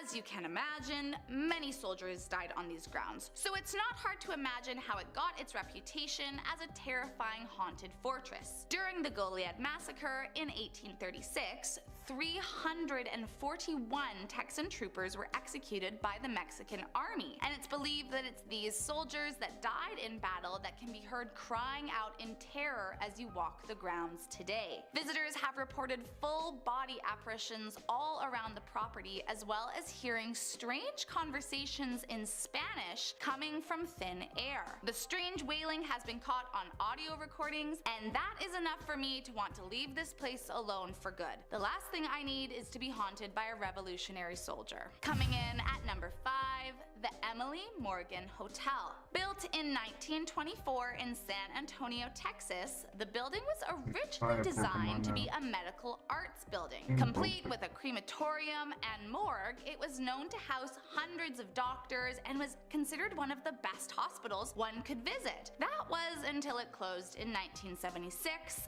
and became an office building, and then just 10 years later, a hotel. Today, those who work at the hotel tell frequent stories of the terrifying encounters they've had, specifically in the basement. What is now the basement of the hotel was the crematorium and morgue in its days as a hospital, and it seems whoever was left in that morgue all those years ago is not yet finished with that building or anyone who dares enter. Employees claim to have seen orbs, heard screams, and been greeted by the smell of burning flesh. But it's not just the basement that will leave you running for the hills. Apparently, the 7th floor is known to have its fair share of scary spectacles. Allegedly haunted by the ghost of a bride, no one knows what her connection is to the building, but many have come into contact with her. Guests have been known to check out in the middle of the night after hearing blood-curdling screams and seeing her reflection in the mirror. And most frightening of all is that some say they've actually seen her walk through walls. So save yourself the sleepless nights and trauma and just book a different hotel if you ever plan to visit San Antonio. Coming in at number 4, the Magnolia Hotel. Back in 1840, a Texas Ranger named James Campbell built a log cabin that later expanded into a hotel. Now, this little hotel turned out to be a fairly successful little business right up until the early 1900s, but that is where the story gets dark. Most are not surprised by the haunting of the building, as not long after the log cabin was built, Campbell, the ranger who built it, was killed, leaving the property Cups that hold up as long as the party. Hefty will do the dishes. completely abandoned. With no one to oversee the property, who knows what shady people made their way in? Or worse, who didn't make it out? When it was purchased in 2013 by a couple looking to bring the building back to life, it did not take them long to figure out that this place was horrifyingly haunted. The couple said they began experiencing supernatural events as soon as repairs commenced and claimed to have heard doors slamming out of nowhere, witnessing shadowy outlines hovering in doorways, and even have photos showing strange figures climbing out of of mirrors. Ugh. Since its doors open to the public, visitors from all around the world have experienced the same strange paranormal occurrences, and there have been hundreds of accounts from people saying they saw furniture move on its own and hearing strange voices when no one was around. To date, Magnolia Hotel is known to be haunted by at least 13 different spirits, but those are just the ones they've found. The real number is assumed to be much higher. Next up at number 3, Littlefield House. Although the outside may look like a beautiful fairy castle, don't let that fool you. Located in Austin, the Littlefield House is a terrifying mansion said to be haunted by Alice Littlefield, the former mistress of the house. As legend goes, Alice and George Littlefield were a beloved couple throughout all of Austin. They couldn't have their own children, but cared deeply for their nieces and nephews and paid for all 29 of them to go to university. But not all was so perfect behind closed doors. When George would leave the house to run errands, he would lock Alice in the attic, fearing she would be kidnapped in his absence and wanting to keep her safe. Well, naturally, as being locked in an attic does to a person, she began to become hysterical, and her fear of being kidnapped and killed that was instilled by her husband slowly started to drive her mad. George then died before Alice, and it seems she slipped further into hysteria until her own death. Now Alice is known to haunt the mansion, where inexplicable sounds and shrieks can be heard echoing through the house, along with stomping feet darting up and down the stairs. If you listen closely, you just might hear her playing the piano, waiting for her husband to return. Coming in at number 2, the DeSoto Hotel. Located in El Paso, the DeSoto Hotel has been the subject for many paranormal investigations through the years. The hotel has been around for over 100 years, and if you ask the locals, they prefer not to speak of it, as many get the creeps just by thinking about it. There are 3 spirits that are known to haunt the halls of the DeSoto Hotel, and investigators have captured some truly creepy evidence over the years. One of the spirits, known as the shadow in the doorway, has been captured on video lurking in the hotel's abandoned hallways, while another spirit, who's been named Sarah, is known to creepily laugh and giggle as you walk through the building. But the one you really need to be afraid of is the spirit that lives in the basement. It seems like nothing good ever happens in old creepy basements, and the DeSoto Hotel is no different. Rumored to have been used for satanic rituals in its early days as a hotel, whatever is down there does not want you to visit. While some believe the entity to be a restless spirit incapable of controlling their anger, some are convinced it's a demon. Employees and investigators have reported being pinched, growled at, scratched, hit, and even bitten by whatever is down there, and investigators have even captured what sounds like a demon answering questions on an EVP. Let's just hope that whatever is down there stays in the basement and doesn't start wandering through the rest of the building. Who knows what dangers could happen then. And coming in at number 1, the Old Park Hotel. Built back in 1886 as a lodging for cowboys in the Ballinger area, the Old Park Hotel has had a wide variety of purposes over the years, including a schoolhouse, a courthouse, and most famously, a brothel. Now a B&B and antique store you can go and see for yourself, but visitors beware, as the previous owner has reportedly identified 30 different entities present in the hotel, and it's no doubt that you'll start to experience strange paranormal sensations as soon as you enter. Patrons have reported having entire conversations with women in costume who they believe to be staff, only for them to disappear suddenly without a trace. But the worst and most scary is the spirit of the cowboy. Known to be a very angry spirit, the cowboy has been witnessed by countless guests, as well as caught on camera standing menacingly in the doorway holding what appears to be a pistol. But that's not all. One paranormal investigator looking for more information on the cowboy came by and left a piece of equipment in the room to monitor the spirit. He left to go downstairs to monitor, but when he heard a large crash from upstairs, he rushed back up, only to find it completely smashed and destroyed all over the floor. Not only that, but there have been many accounts of people feeling touched or tugged or even being pushed down the stairs when no one was around them. In fact, some investigators have been so traumatized that they've checked out in the middle of the night, never to return again. Now, if a spirit can scare an investigator, then that's all the convincing I need to stay as far away as possible. Coming in at number 10, the Devil's Tramping Ground. This scary site is located about 10 miles from Siler City in Chatham County, North Carolina. The Devil's Tramping Ground is a strange footpath that forms a circle 40 feet in diameter. Locals claim that this is where Satan himself walks to contemplate his evil deeds. The path is completely free of vegetation, and the only thing that will grow inside the ring is tough clumps of grass. Apparently, even sticks left in the pathway are cleared away by the following morning. There are a few other stories of where the circle may have come from. Some folks claim that the area was a meeting for Cherokee people who made the circle bear with dances. Others link the site to the lost colony of Roanoke, and scientists have tried to explain it as being a former molasses mill. Whatever you think may be the case, visitors have claimed to see red glowing eyes in the circle. If that doesn't sound evil, I don't know what else could. If it is the devil's place to think, he sure does do a lot of thinking. I wonder why this spot in particular. There is a scenic byway named Devil's Tramping Ground Road, and it's free to travel, but the actual site is currently located on private property. Number 9, Paint Rock. You can find this location near the Tennessee border and the small town of Hot Springs. Paint Rock is considered one of the most haunted places in North Carolina. It has been a landmark for eons, and it features one of the best examples of Native American pictographs in the state. There is a figure of a lone Cherokee man that has been seen walking through the forest near Paint Rock, but that's not the scary part. What makes this one of the most haunted places is more about the famous body of water it overlooks. Legend has it that singing maidens there have lured many men to their demise. These maidens sound like something straight out of Harry Potter, and I'd love to know what it is that lured the men in. Do we think they sang, gave them an offer they couldn't refuse, or did they just put these unlucky men into a trance? So many things I'd love to know about the maidens without going anywhere near the water. You can still visit Paint Rock today and check out the Native American history,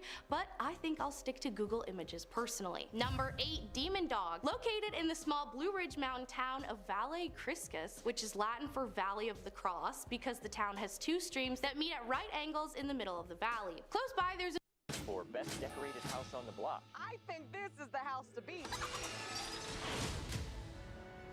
We are the Carvers. You messed with the wrong family. an old stone church that sits near Highway 184. According to the legend, if you drive past the church's graveyard at night, of course it's at night, a black dog will jump out from behind a gravestone and start chasing your car. I don't know about you all, but for me, being chased is immediately 100 times scarier. Apparently, no matter how fast you drive, the dog will keep pace. There are many stories of people being chased by the dog. In some, it has red eyes, in other, it has yellow, but the thing that remains the same in every story is that the only way to get the dog to stop chasing you is if you cross the bridge nearby where the two streams cross. This is not an official tourist attraction like some others on the list, but the cemetery is free to visit in case you wanted to test out the story yourself. At number 7, the Duke Mansion. This terrifying site is located in Charlotte's Myers Park neighborhood. The Duke Mansion was built in 1915 as the home for James Duke of Duke University and Duke Energy. However, the property was briefly owned by John Avery in the 1920s, which is when the paranormal happening reportedly began. The story starts after Avery's wife was hospitalized for severe mental health issues. The lonely John began renting a room to a young writer, Maggie, who he, shocker, ended up falling in love with. However, Avery refused to leave his wife, resulting in Maggie to break off their affair. Before Maggie left, Avery was able to get her to promise to meet him at the home 1 year later, dead or alive. So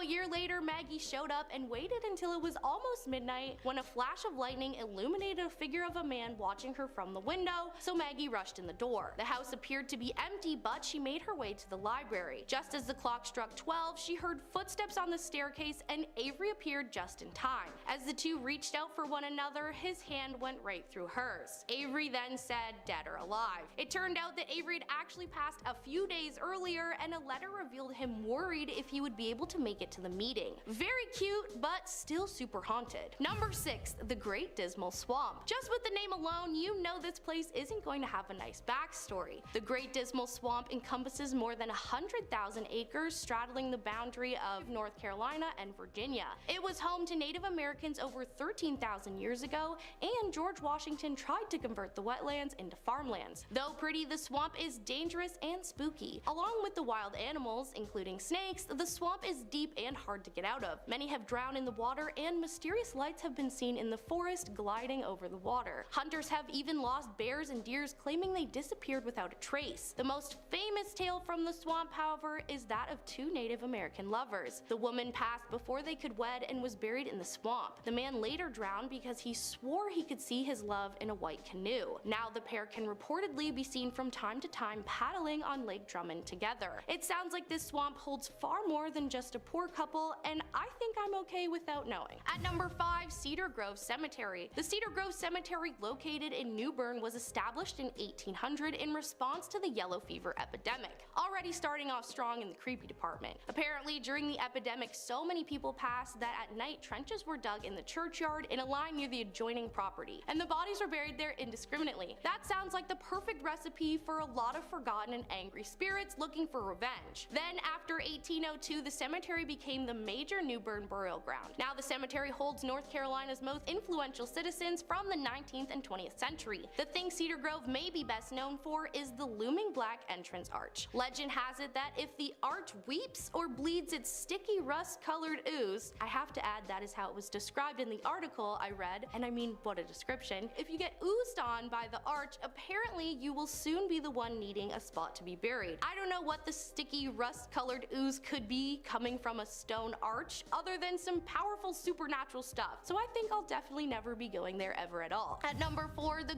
As an athlete, music is not just for the moments before the game, but for the day. When I'm working out, I reach for the QC Ultra earbuds. I put them in, find my corner, and everything else is blocked out.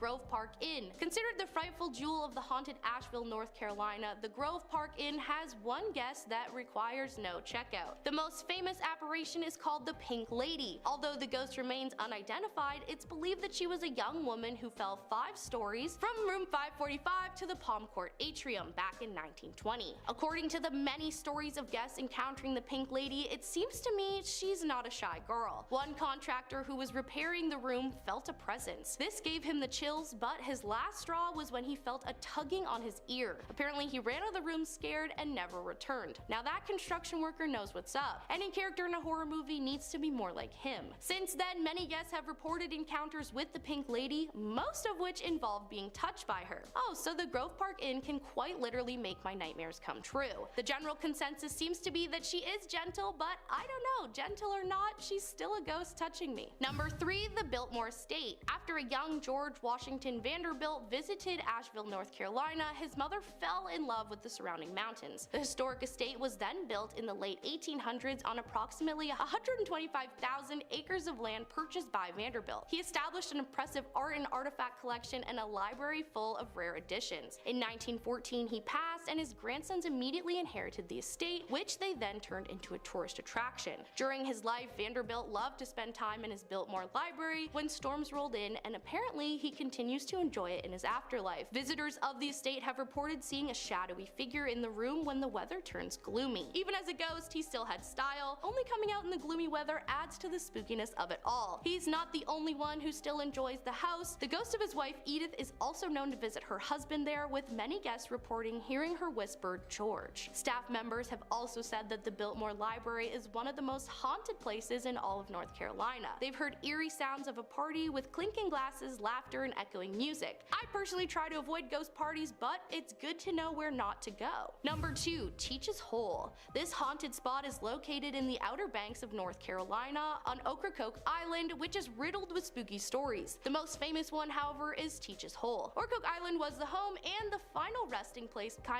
of the pirate Blackbeard, whose real name was Edward Teach. He was known as a great intimidator, leading people to raise their white flags just at the sight of him. Teach did eventually hang up his pirate pirate hat and pledge allegiance to the Queen, but in 1718 he was beheaded by Lieutenant Robert Maynard of the British Royal Navy. Maynard was sent by the governor of Virginia, who was not convinced the famous pirate was really willing to give up the criminal lifestyle. Now it is said that Blackbeard haunts the land near where his body was tossed into the sea, also known as the Point. People have reported seeing Blackbeard pacing the shoreline looking for his missing head. And at number 1, Lydia's Bridge. Every article I read about Lydia's Bridge started out with, if you grew up in Jamestown, you know the story of Lydia. After reading the story, yeah, how could you not know about it? It's horrifying. So the story goes that a pretty hitchhiker in a white dress flags drivers down near the old Jamestown Bridge and then asks for a ride. Now the first time I read this, I thought it was the lore of how the woman passed, but no, the hitchhiker that asks for a ride is the ghost. Apparently she quietly gets into their cars,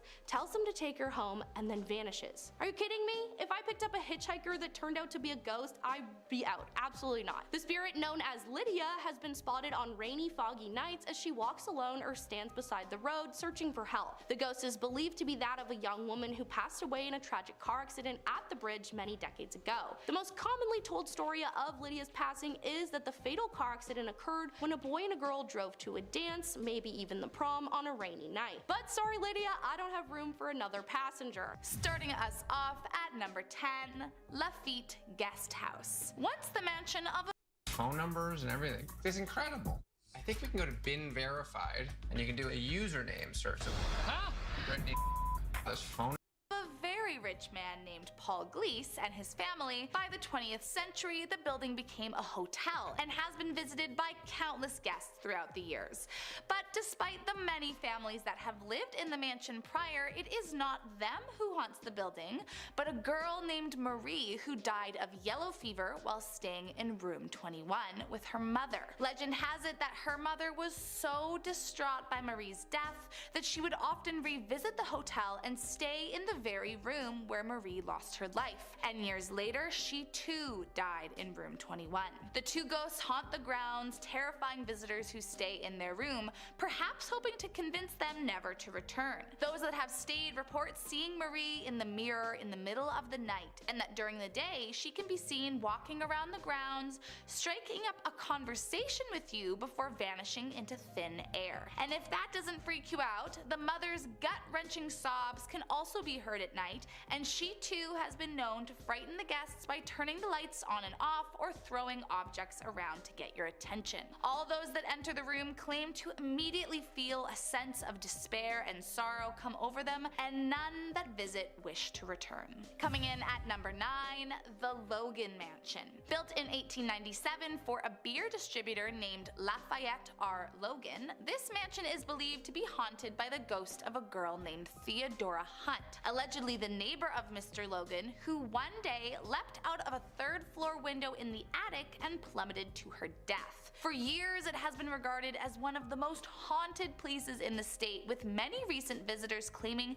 to see items moving on their own, doors mysteriously locking and unlocking themselves, and the giggles of Theodora Hunt coming from the attic. While Theodora tends to be more mischievous than anything, there have been other visitors claiming to hear haunting voices and apparitions in the window where Theodora allegedly fell to her death, and some fear that she has company, and that is what most are truly afraid of. Next up at number 8, the Shreveport Municipal Auditorium. Built between 1926 to 1929, it originally served to commemorate the soldiers who served and lost their lives to World War I. Nowadays, it's a historical performance and meeting venue, and widely known to be riddled with ghosts and paranormal activity. Audience members, tour guides, and staff alike have all experienced something strange while spending time in the building, like doors opening and shutting all on their own, disembodied voices echoing throughout the halls, as well as strange, inexplicable sounds lurking in the shadows. Although not all the spirits are terrifying, one reportedly is often heard clapping and saying, "I love Johnny Cash." There are far more creepy ghosts than friendly ones. Paris. Reportedly, a girl is often seen running around the auditorium and no one knows just who she is or why she's there. And according to legends, during the Louisiana hayride, a woman died in labor in the basement bathroom, and some claim to have heard her moans as if she is still trying to deliver. Coming in at number 7, the Miller Cemetery. Located in Eunice, Louisiana, the Miller Cemetery has more than just buried bodies to creep out visitors. One ghost in particular is known to haunt the grounds, and it's because of him that locals nicknamed it the Headless Cemetery. The Headless Ghost is known to frequent the area, roaming around the graves at night and terrifying guests. But what's strange about this ghost is he's not headless for any horrific death, but allegedly because nobody remembers his face due to the unrecognizable picture on his tombstone, or at least that's the legend we've been told. If a headless ghost isn't enough to keep you away, many have also reported their cars suddenly not working or breaking down as soon as they are on the gravel road by the cemetery. So if you do dare enter, you might just be stranded, and who knows what the headless ghost will do to you then. Next up at number 6, Forbing Tracks. Strangely, or maybe not so strangely, I don't really know the statistics on this one, Miller Cemetery is not the only place in Louisiana where a headless ghost is known to roam. The Forbing Railroad tracks as well have terrifying ghosts that many claim to haunt the grounds at night. Legend has it, one night an old man was reportedly beheaded, and his ghost now wanders the tracks holding a lantern and scaring all that see him. But that isn't all. Apparently a bunch of students also died here many years ago after allegedly being hit by an oncoming train. Legend has it that if you park your car on the tracks and put flour on the back of it, it will mysteriously begin to move on its own, showing the handprints of the students in the flour on the back. But if I were you, I would not try it out for yourself, otherwise you too might be a ghost haunting the tracks of Forbing, Louisiana.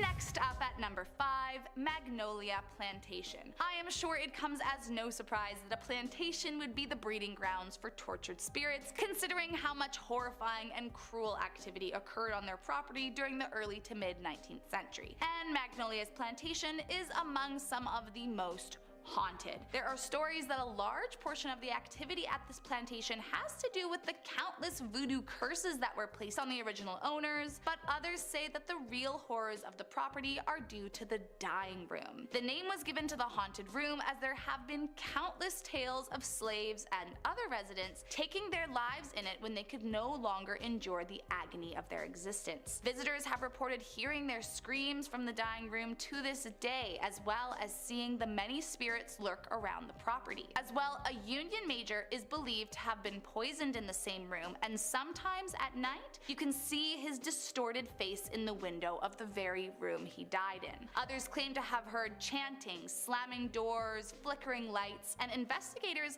have even captured audio recordings from several spirits, and maybe most crazy is that motion sensors have been known to go off and on when no one was around. Listen, everyone that visits agrees they are not wanted there. Coming in at number 4, Tefrere's house. Although now it's a cozy bed and breakfast, Tefrere's has a dark history from its time as a plantation, and as such it comes with a bevy of ghost sightings that will chill you to the bone. The most well-known legend of the property is that a woman named Amélie Comeau once jumped into a well after losing her family to yellow fever. Her body was later buried on the property, and some believe she still haunts the grounds, weeping for the family she lost. Others have reported a little girl living in the attic that may come and speak to you, usually asking you to viens voir, which means come see in French. And I'm afraid to know just what she may want you to come up and see. Originally there was a piano in the house that guests could play, but it had to be removed after countless complaints of it being played in the middle of the night and waking up guests. But of course, when the owner would go to check, no one would ever be playing it. So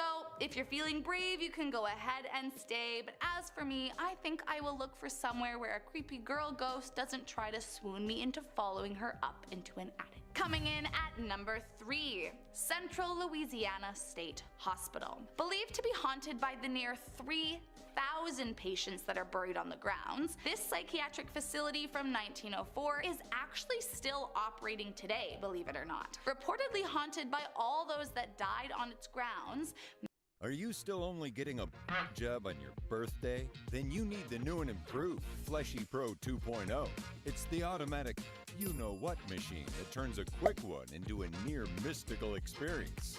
Finally, no more begging her to slurp on the gherkin. Rejoice, men, because it is time to become your own professional salad tosser.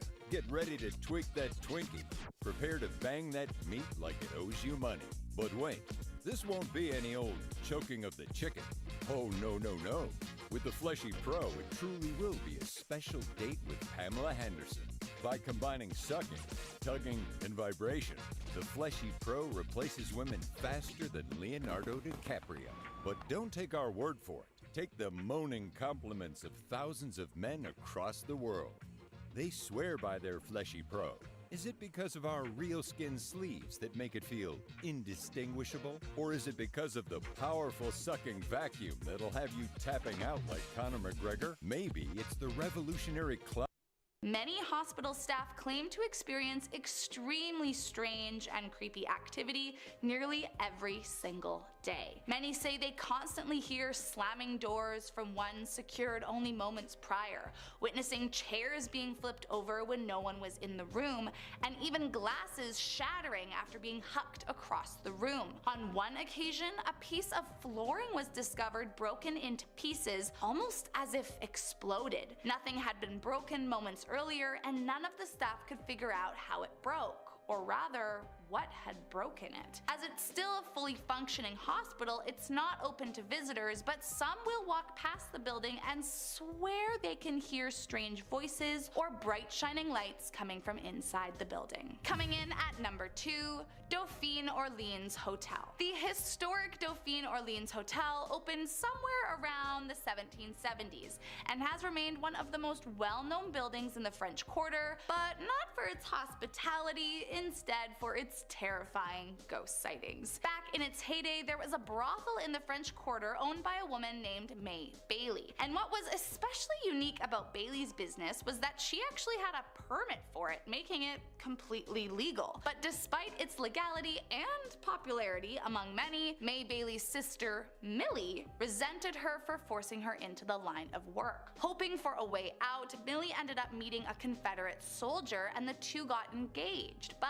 sadly, on the morning of the wedding, her betrothed was shot dead. And so Millie remained trapped to her life of courtship. Today, visitors and staff have reported seeing her roam the halls in her wedding dress, sobbing and crying out for her lost love. But that is not the worst that's been witnessed. Employees say they routinely see glasses fall off shelves, doors unlatched after just being locked, and there is even one account of a bar stool levitating off the ground. But most terrifying of all are the legends of guests checking in and never leaving the hotel. So if I were you, I would pick somewhere else to stay for the night. And last up in our number 1 spot, Hotel Provincial. Branded as one of the most haunted places in New Orleans, the Hotel Provincial is located in the infamously haunted French Quarter, and just like every building around it, of course, it's horrifyingly haunted. Now, back in the day, there was a military hospital just down the street from the hotel, and one of the buildings used a medicinal herb garden for the hospital, which seems a little strange, but does make sense once you find out the kind of spirits that haunt the halls. Today, the hotel consists of 5 buildings, and although ghosts are known to lurk in each, the most haunted building is believed to be number 5. Guests of building number 5 have reported seeing insane things such as Confederate soldiers covered in blood, moaning from agonizing pain, who miraculously disappear once the lights turn on. Others have reported apparitions of surgeons in the halls, and maybe most disturbing is the amount of guests that have seen strange pools of blood appear on their bedding or the floor that disappear just as fast as they came into view. One guest even reported that as the elevator door opened on the hotel's 2nd floor, the hospital was entirely in view. So it seems as though the soldiers that died in the hospital down the street took a liking to the hotel and continue to haunt all the visitors who enter to the stay. He was asleep up Number there? 10, Tennessee State Prison. Coming up first on our list of spots to avoid when you're driving through America at its best is Tennessee State Prison. I mean, hell, you probably want to avoid that on a good day, let alone if it's haunted. Though the prison may have shut its doors in 1993, it's remained a popular... This sensational toy is taking US by storm. An engineering student named Alex designed Galaxy Ball in the midst of a spot for dark tourists and paranormal enthusiasts who snuck in on some less than legal means to try and scope out if there's still any lingering spirits hanging around Old Sparky, the nickname given to the infamous electric chair inside the prison, which served as the last seat for countless inmates. Those who've been brave enough to venture forth have reported hearing unexplained clanging, a dragging of chains, footsteps following them as they walk through the empty halls, and feelings of inescapable dread approaching Old Sparky. Maybe that's a sign it's best to let the dead lie. And hey, my friends, hope you're all having a good holiday, but if you're looking for a reason to sneak away from the table for a bit, why not click through, spend the rest of the day with the most amazing gang, watch our videos, and toss a subscribe if you're feeling that generous. Okay, moving on, no more plugs, don't worry. Number 9, the Wheatlands Plantation. The Wheatlands Plantation has a surprisingly high amount of bloodshed packed onto one property. It's no wonder it's considered one of the most haunted spots in the entire state. In all the years since its construction, at least 70 people have lost their lives there on one property. Through battles in the Revolutionary War and Civil Wars what contributed to a majority of the body count, although in one famous case, after the estate was willed to the grandson of the owner, the grandson's jealous father tried to take it by force. A brawl ensued and the father was slain by a fire poker. Although the blood has been washed from the floor countless times, visitors say that it keeps reappearing without fail. If you're curious, the Wheatlands Plantation offers guided ghost tours for those looking to set out on a little spectral sightseeing. You want to go too, Evie? You want to go on a little spectral sightseeing ghost tour? See a ghost? Number 8, the Christopher Taylor House. The Christopher Taylor House is probably the oldest house in the entire state. It was first built all the way back in 1777.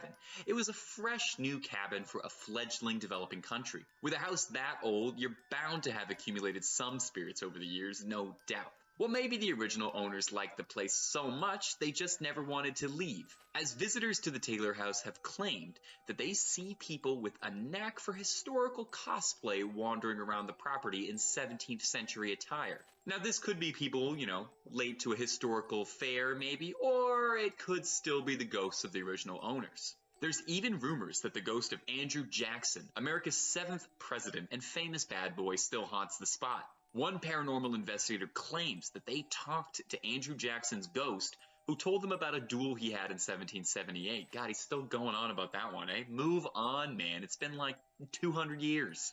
Number 7, Cragfont. Coming up next is the one and only Cragfont. Cragfont is a historic house in Tennessee, formerly owned by one James Winchester, who was an army general. He built the house personally in 1798.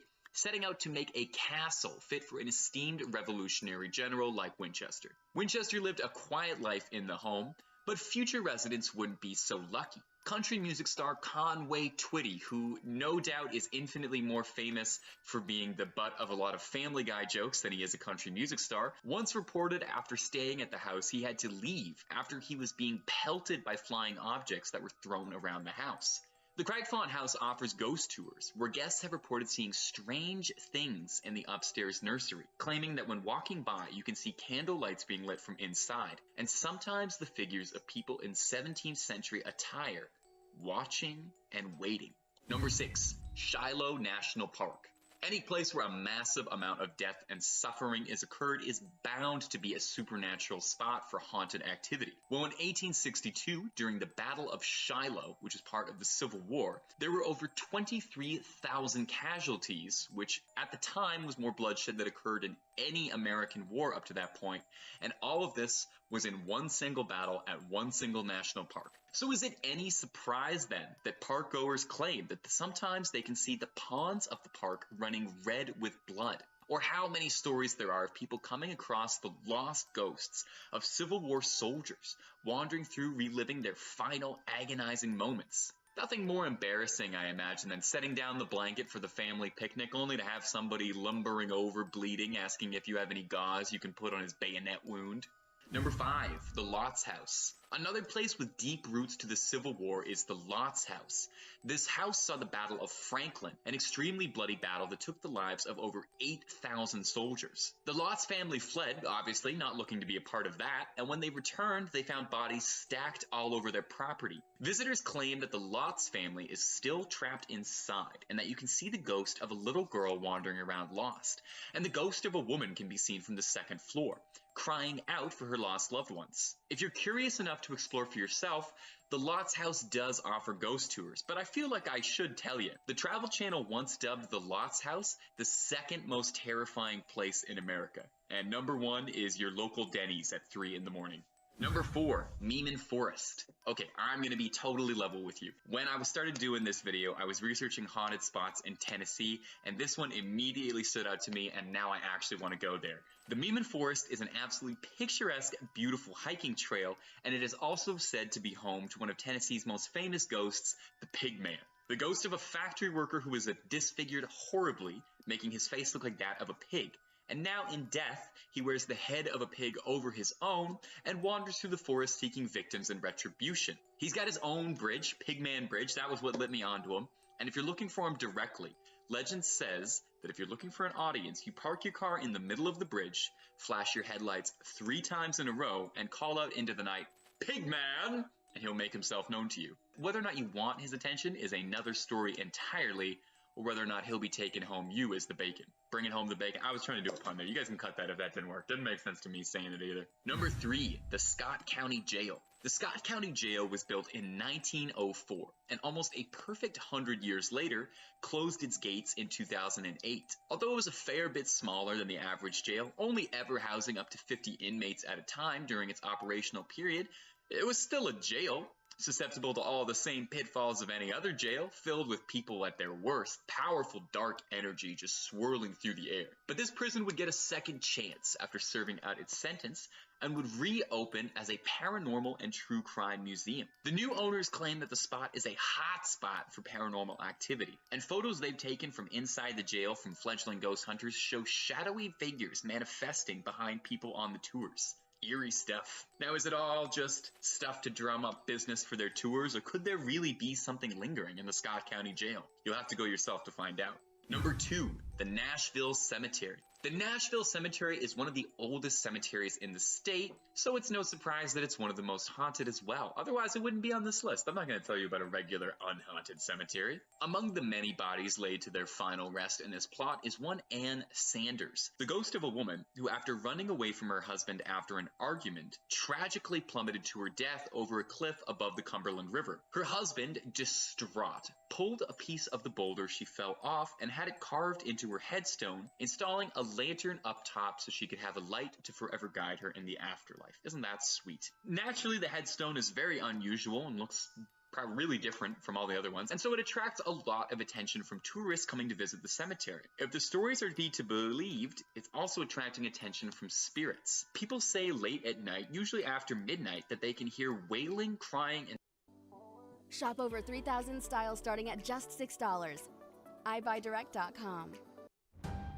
At Acorn TV, we solve the mystery of great television. This better be juicy. From cozy murder mysteries, sobbing seemingly emanating from the bizarre boulder headstones. Some stories as well say that they see a man in old attire who comes by at night to keep the lantern lit. Ugh, eerie.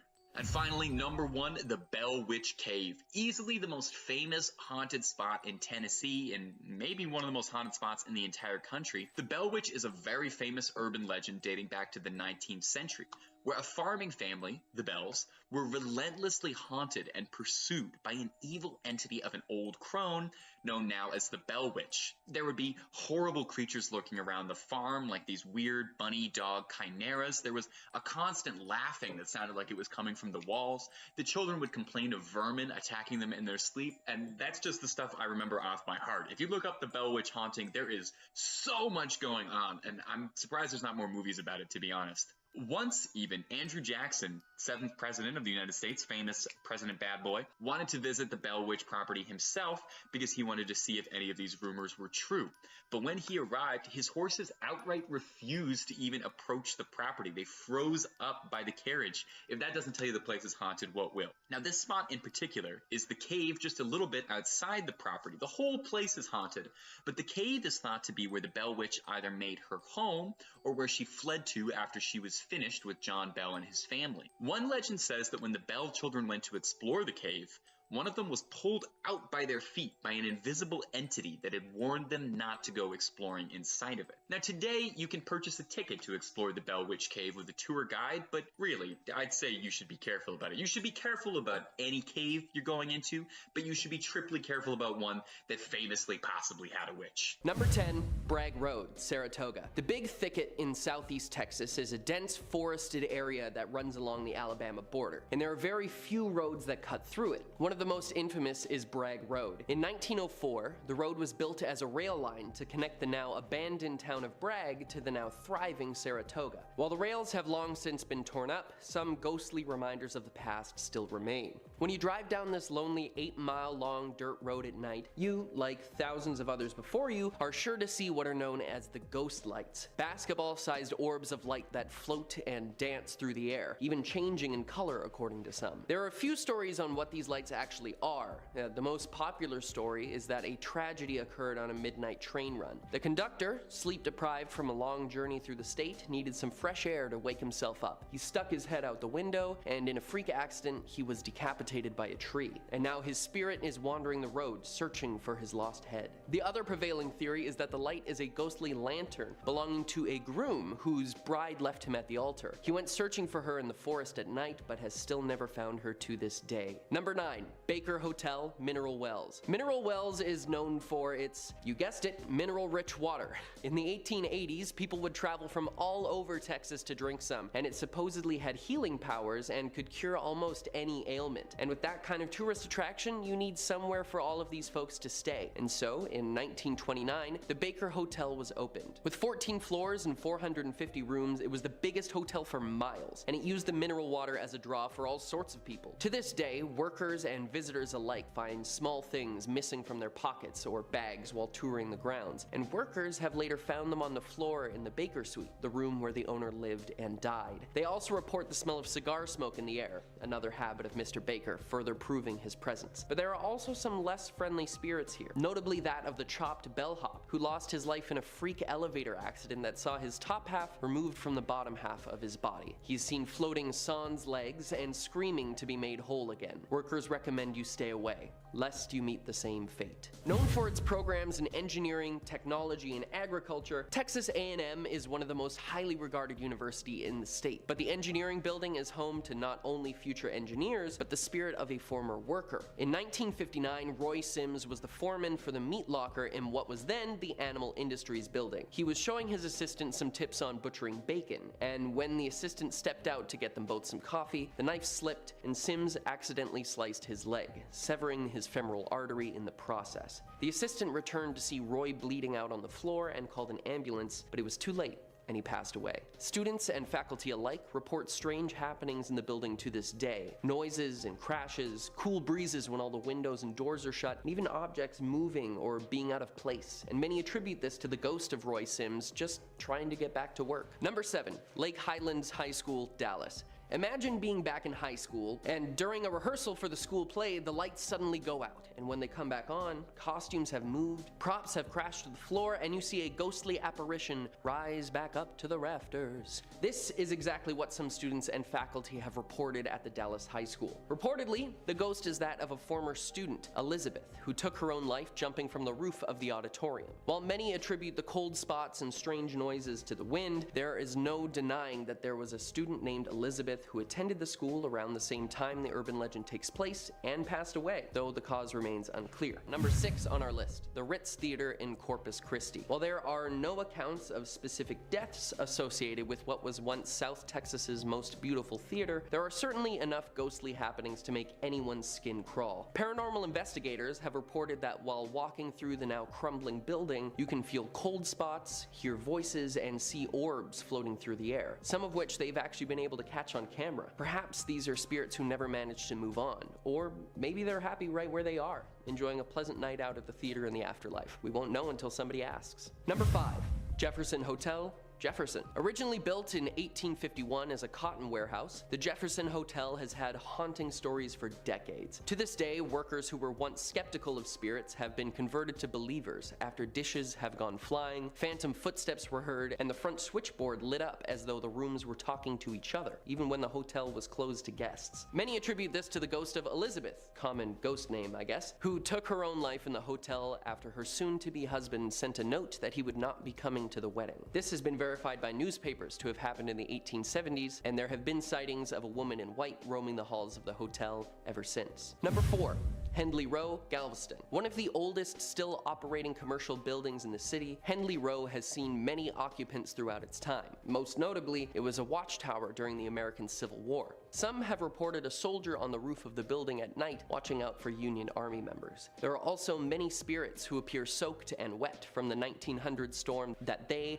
and 12,000 others lost their lives in. However, my favorite story from this building is actually more recent. The manager of the market was gifted a photo of Dr. Wilbur, a man who had lived and died in the buildings many, many years before, and they decided to hang it in the market as a historical artifact. When Hurricane Ike hit the city in 2008 and left the building in 10 feet of water, damaging so much of the property, the picture remained unharmed, despite falling in the water. During their annual Day of the Dead celebration, the photo is included on the altar, along with many other objects and candles. With a 3-person rotation to ensure it's done, the candles are extinguished at night. Yet every year, the candles are mysteriously already burning the next morning. Number 3, Haunted Train Tracks, San Antonio. On a dark night in 1936, at the rail crossing on Shane Road, just outside of San Antonio, a tragedy occurred which would rock the state.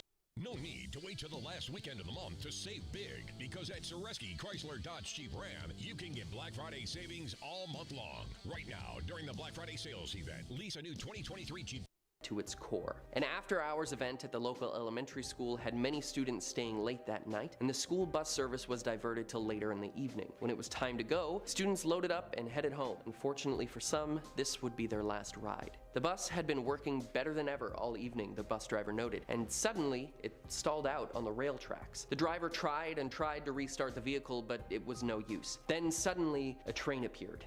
Its lamp must have been out, and it was too late to move the bus, even if it was working. The driver began to carry students off the bus as fast as he could, but then the bus was hit by the train side on, and the driver was thrown from the window. 10 students survived, but many others didn't. After recovering from his injuries and leaving the hospital weeks later, the bus driver got in his car and returned to the rail crossing that night. Haunted by grief, he drove his car onto the tracks, turned it off, and hurled his keys into the night, determined to take his own life. And when he saw the train charging down the tracks, he suddenly felt the car rolling forward, all the way off the tracks and out of harm's way. When he inspected his car, he saw multiple sets of small handprints on the back. Perhaps those of the students, not wishing for his life to be lost in the same way theirs had. Number 2, Hotel Galvez, Galveston. After the devastating hurricane in 1900 that left many dead and much of the town destroyed, Galveston decided to rebuild. And with that came the Hotel Galvez. Many spirits are said to be lurking the grounds, even to this day, but the most infamous of them all is Audra. In 1952, she was staying in room 501, while her fiancé was out at sea working on a cargo vessel. When news came from the company that their ship had sunk and all hands on board were lost, Audra decided to end her life in the hotel room that night. But a few days later, her betrothed returned to the hotel. Reports had been wrong and he had survived the shipwreck, and elated to see his fiancée, he threw open the doors to room 501 and saw her body. Distraught, he then took his own life, laying next to her on the bed. And finally, we reach your number 1 most suggested haunted place in Texas, Goatman's Bridge. This bridge in Denton once led to the homestead of a farmer, the Goat Man, who was renowned for the quality of his farm's milk, cheeses, and meat. The former owner of the land never saw any such success success while he operated the farm, and in a booze-fueled fit of jealousy, he attacked the farmer, put a rope around his neck, and threw him from the side of the bridge. He then returned to the homestead and burned it to the ground, taking the lives of the family and the livestock. When he returned to the bridge to check on his gruesome handiwork, he looked below only to see an empty noose. He then heard 3 loud metal clangs, like someone was knocking on the bridge. And then suddenly behind him, a large, ghostly man with a goat for a head appeared, put a noose around his neck, and threw him over the side of the bridge, taking revenge for himself and his family. Now they say that if you visit the old Alton Bridge at night and knock 3 times, you too will see the goat man. But be warned, he does not like to be disturbed. Number 10. Driscoll Hotel, Austin. While there are many reportedly haunted hotels in Texas, this one seems to top many lists for the most ghostly activity. Most of this seems to stem from the very chilling stories of room 525. In the 1880s, there was a young couple that was having their wedding at the hotel, or at least that was the plan. The groom got cold feet and left the bride at the altar. Now, heartbroken, she ran upstairs to their suite, room 525, and took her own life. And it said she still walks the halls in her long white gown. But that isn't the end of the story, because in 1991, another bride was spurned at the altar, and after going on a shopping spree with the groom's stolen credit card, she too returned to room 525 and took her own life. Since then, guests have seen her carrying a pistol and walking into the room, all without ever opening the door. So don't stay in room 525 or you may never check out. There's also an eerie painting that's said to be inhabited by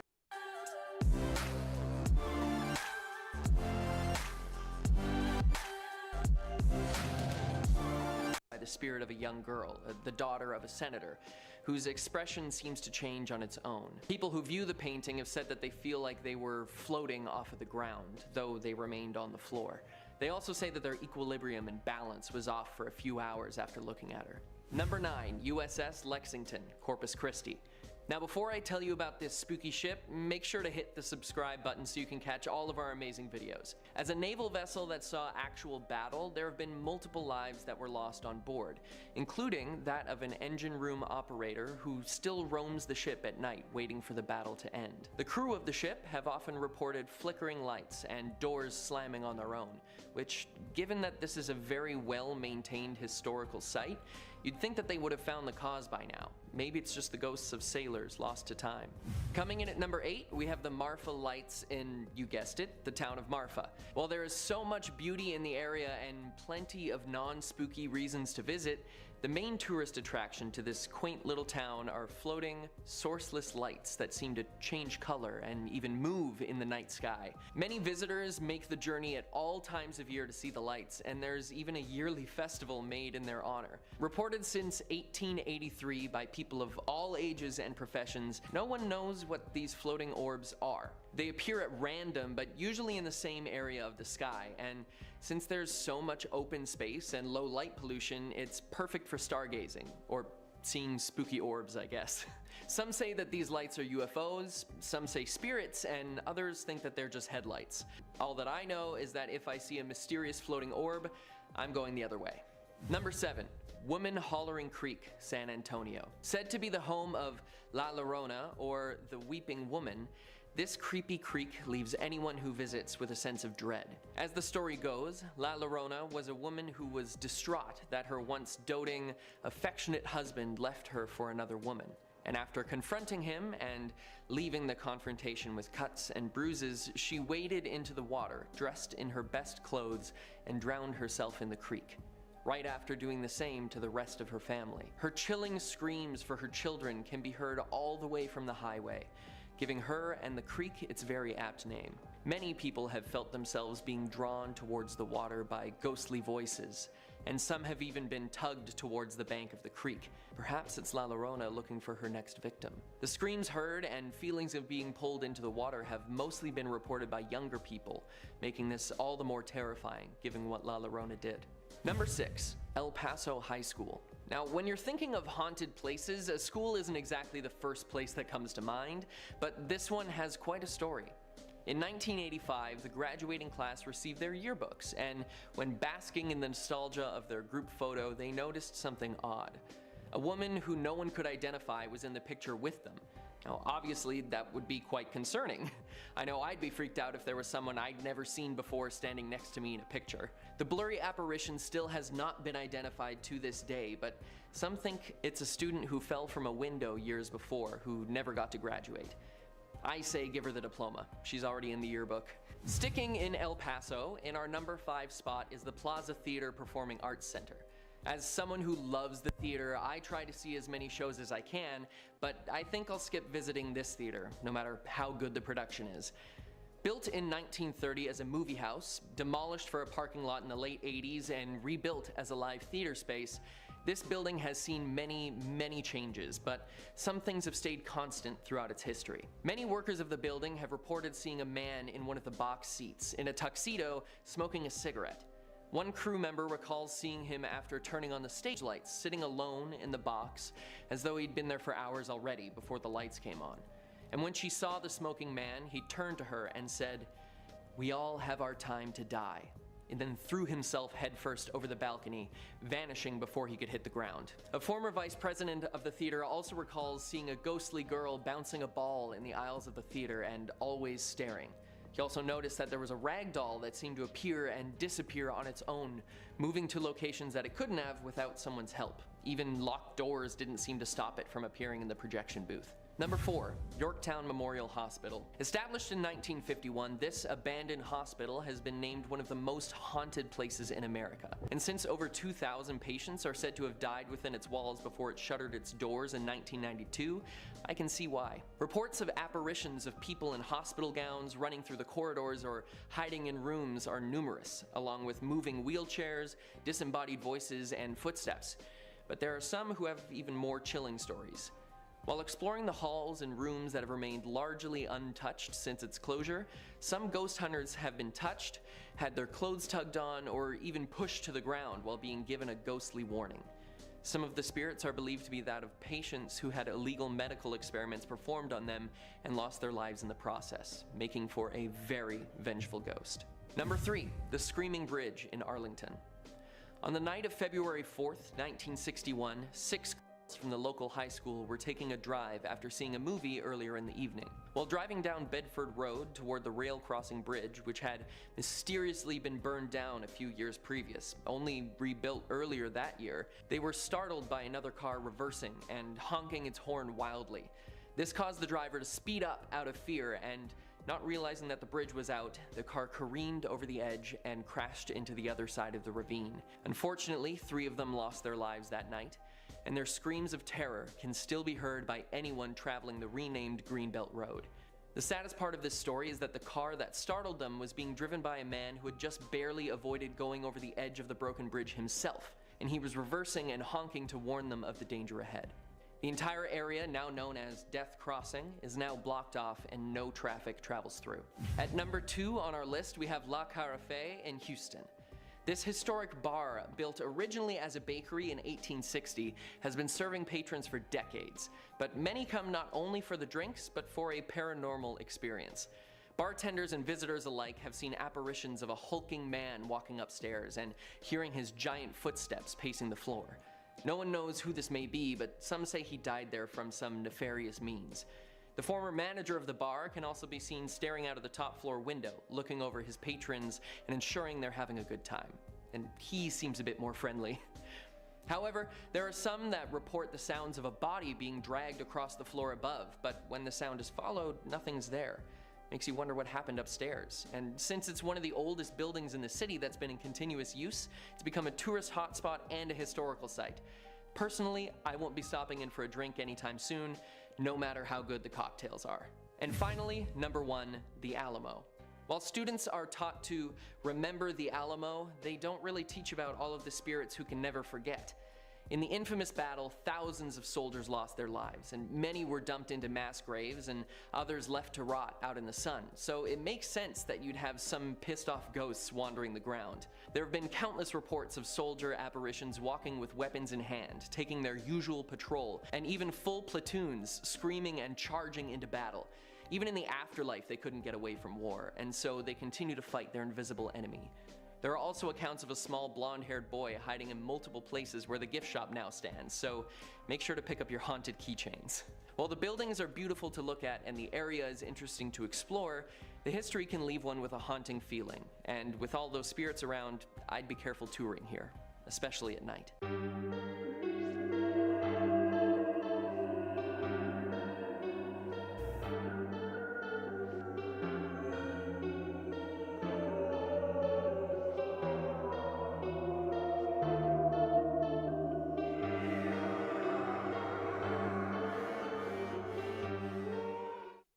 Are you an entrepreneur who wants to incorporate your business but is overwhelmed by the options available? Truth is, you have plenty of options to choose from when registering your business or LLC.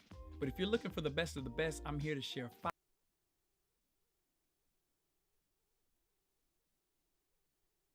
throughout their apartment before things began to escalate. Donna began to find notes that said help in her apartment, and one night found the doll in a different position and covered in some sort of red substance. The girls then decided to contact a medium who solidified all of their beliefs and told them that the doll had been possessed by the spirit of someone who was killed in their apartment building. For some reason, the girls didn't immediately get rid of the doll, and the story goes that their friend Lou, who was at the girls' apartment, heard strange noises one night and went to investigate, and he was then attacked and killed by Annabelle. The girls finally contacted a priest who told them that the doll was possessed by a demon straight from hell, and then put them in contact with Ed and Lorraine Warren. They tried to do an exorcism on the doll, but it apparently failed, and now it is kept in a glass box in the museum, where it hopefully cannot and will never do any more damage. In our number 3 spot today, we have the Uluru Rock. The Uluru Rock is a large sandstone formation that is located in the southern part of the Northern Territory in Australia. It is sometimes known as Ayers Rock, but regardless of what it is called, this area is sacred for the people indigenous to this place. This is part of the reason that those who visit the rock are asked not to take anything from the site. Despite this, people of course still choose to smuggle pieces of the rock out of the area and home with them. Well, other than the bad karma and just in general feeling like a bad person for doing the one thing you're asked not to do, as it turns out, this rock may hold a more sinister secret. Those who have stolen rocks from the Uluru have experienced things like extremely bad luck, severe illness, and even sometimes the death of those they love. The curse these rocks hold is seemingly so bad that it is very common for the company that runs the tours of the formation to receive letters of apology that contain the stolen rocks. Apparently these letters come so often, at least one a day is expected. Maybe this is a weird coincidence, but it just seems to be happening a little too often for that to be the explanation. In our number 2 spot today, we have the Bazzano vase. The Bazzano vase was cast from silver in the 15th century and was apparently a wedding present for a bride who lived in a small village in Napoli. On the wedding night, however, the bride was found dying on the floor with her hands wrapped around the vase. With her last breaths, she vowed to have her revenge, and at this point it became unclear whether the vase was already cursed, or perhaps if this may be what caused the curse in the first place. As time went on, the vase was handed from person to person within her family, and with each new owner came a mysterious death. Because of this, the family decided to hide the vase away in some sort of secret location, and this worked for a while. Are you in? Yeah. 99 cents per month for a year. Shut up and take my money. Hulu's Black Friday deal. Give it to me. Until the vase was unearthed once more in 1988. The vase also contained a piece of paper from the family that warned, "Beware, this vase brings death." Well, of course, whoever found the vase did not listen, and instead, they sold it once again. The first buyer, who is said to have been a pharmacist, owned the vase for 3 months before passing away under mysterious circumstances. Then there was the 37-year-old surgeon who died after having the vase for 2 months. After this was the archaeologist who only made it 3 months with this vase in his possession, and at this point you get where this is going. We don't know exactly where the vase ended up, but I'm hoping it's somewhere deep underground. Or maybe in space. Or maybe in the Mariana Trench.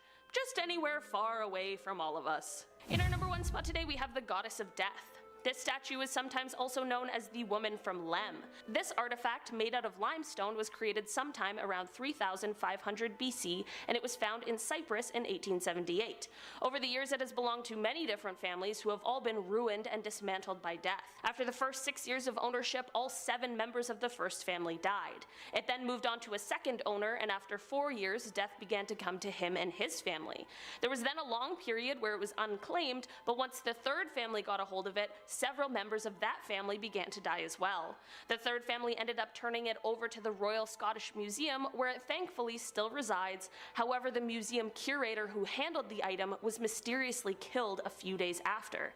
It is clear whatever curse this statue holds, it is strong and frightening. In our number 10 spot today, we have the Dybbuk box. The box, which was originally just a plain old wine box, is said to have been possessed by a Dybbuk, which, in Jewish mythology, is a malicious demon that takes over the bodies of living people and uses them for evil. The box began to gain attention in 2001 when it was being auctioned off on eBay. The seller explained that he had bought it at an estate sale of a woman who had survived the Holocaust. When he first opened the box, he found 2 1920s pennies, a lock of blonde hair bound with a cord, a lock of black hair bound with a cord, a small statue engraved with the Hebrew word shalom, a small golden wine goblet, 1 dried rosebud, and a single candle holder with 4 octopus-shaped legs. Since he bought the box, he reported that strange things began happening, such as really horrific nightmares for him and anyone who had stayed around or touched the box, and when he gave the box to his mother as a birthday gift, she suffered a stroke the same day. The box ended up in the hands of Zach Bagan, who is a paranormal investigator, and it now resides in his haunted museum. The box also gained even more attention in 2018 when Post Malone touched it, and has apparently been dealing with the repercussions of that ever since. In our number 9 spot today, we have The Orphan Story. This is a book that was originally written in the early 1600s, but it didn't end up getting published until 2018. The Orphan Story is about a 14-year-old Spanish boy who heads to the Americas. You know, a classic kind of coming-of-age feel-good story, right? Well, not exactly, and that is exactly the reason it took so long for this book to be published. While the curse in this book doesn't come from the story itself, there is something dark lurking in those pages. The book's publisher, Belinda Palacios, who worked on the book for 2 years, explained that throughout those years she was often warned of the cursed book and how every publisher who had tried to work on it before ended up passing away in a mysterious way before they could finish the book. When Belinda looked into this, it turned out to be true. Her research showed that those who had tried to edit the book before her either found themselves in horrible accidents or with strange illnesses. Luckily, Belinda made it through the process unscathed, so let's hope that maybe the curse has been lifted. Either way, it's probably one I'll personally stay away from. In our number 8 spot today, we have the Dybbuk box. This box, which was originally just a plain old wine box, is said to have been possessed by a Dybbuk, which in Jewish mythology is a malicious demon that takes over the bodies of living people and uses them for evil. The box began to gain attention in 2001 when it was being auctioned off on eBay. The seller explained that he had bought it at an estate sale of a woman who had survived the Holocaust. When he first opened the box, he found 2 1920s pennies, a lock of blonde hair bound with a cord, a lock of black or brown hair bound with a cord, a small statue engraved with the Hebrew word shalom, a small golden wine goblet, 1 dried rosebud, and a single candle holder with 4 octopus-shaped legs. Since he bought the box, he reported that strange things began happening, such as really horrific nightmares for him and anyone who had stayed around or touched the box, and when he gave this box to his mother as a birthday gift, she suffered a stroke the same day. The box ended up in the hands of Zach Bagan, who is a paranormal investigator, and it now resides in his haunted museum. The box also gained even more attention in 2018 when Post Malone touched it and has apparently been dealing with the repercussions of that ever since. In our number 7 spot today, we have the Iceman. Okay, this one is not an object because it is rather a mummy who was once a real living person, but I still had to include him on this list because this story is wild. The mummy of Otzi, who is referred to as the Iceman, was found in 1991 in the Otzal Alps in Italy. It is believed that Otzi lived around 3000 BC and his body became mummified and preserved because of the glacier. Hit that pose, take that flick, check your angle, post that. Hit that pose, take that flick, check your angle. That surrounded him post-mortem. While this is an incredibly interesting discovery, the finding of Otzi may have come in a package with an old curse just waiting to be released. Here's the thing, the people who helped with the discovery of Otzi are all dying under very mysterious circumstances. I mean, we are currently at person number 7 within 1 year, so that's very suspicious. When molecular archaeologist Tom Loy was writing a book about Otzi, he passed away from a blood-related condition that he was diagnosed with shortly after becoming involved with the Iceman. The German tourist Helmut Simon, who discovered the mummy, fell to his death while hiking in the same spot he saw Ötzi. Dieter Warneck, who was the head of the mountain rescue team that was assigned to find the mummy, died of a heart attack at age 45, just an hour after Simon's funeral. To avoid this becoming an hour-long list, I'll stop here, but that is just half of those who seemingly fell victim to the curse of the Iceman. I don't know. Maybe disturbing a man who's been in the same spot for 53 centuries wasn't the best idea anyone's ever had. In our number 6 spot today, we have The Anguished Man. This is a painting that holds many secrets, the first two being when and who created it. This painting comes from an unknown source, and it is absolutely eerie. It depicts exactly what the name would suggest, a man looking like he is in great pain and suffering.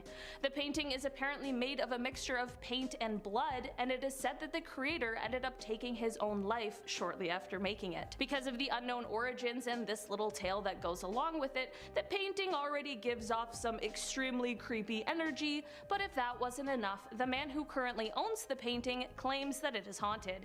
He even uploads YouTube videos of the strange happenings around the painting, and it's said that sometimes whispers can be heard coming from it. Whatever is going on with this painting, it's not good. In our number 5 spot today, we have the ballista balls. A ballista was used in the Roman military, and it was kind of similar to a crossbow, but was much larger and could shoot arrows or stones. In 1989, there was archaeologists that were working by the Israeli-Syrian border when they found these large stones close to what seemed to be the remains of a ballista, but around 1995, the stones ended up getting stolen, but it took a while for anyone to notice. Fast forward to 2015, and the same stones that were stolen ended up in the courtyard of the museum in Israel with a note left from the person who stole them. The note explained that ever since they took them, he had experienced terrible luck and believed the stones were the reason. He had a very successful business that suddenly began to fail after he took the stones, and later his family abandoned him and he was forced to get rid of almost all of his possessions to settle all of his debts so as to not go bankrupt. He mentioned that he believed the stones were cursed and that they were the root of all of his problems. Whether or not these stones are actually cursed or this was just some pretty heavy karma, I hope this guy has been able to get his life back on track. In our number 4 spot today, we have James Dean's car. Okay, this might seem like a bit of a wild card, but hear me out.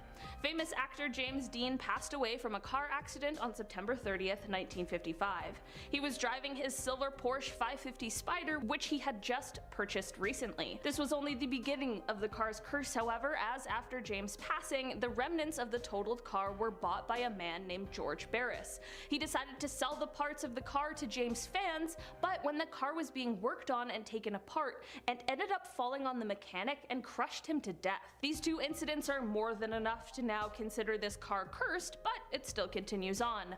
Once the people who had purchased some of the car parts began receiving them, more strange things happened. 3 of the people who received parts ended up in car accidents, all of which were sadly quite severe. The shell of the car was also stolen, and to this day, it has never been recovered. In our number 3 spot today, we have the cursed stoop chair. This isn't just any old stoop chair, it's the one that belonged to Thomas Busby. Thomas was a man who lived in Thirsk and wasn't known as a very nice man, but he really loved his chair.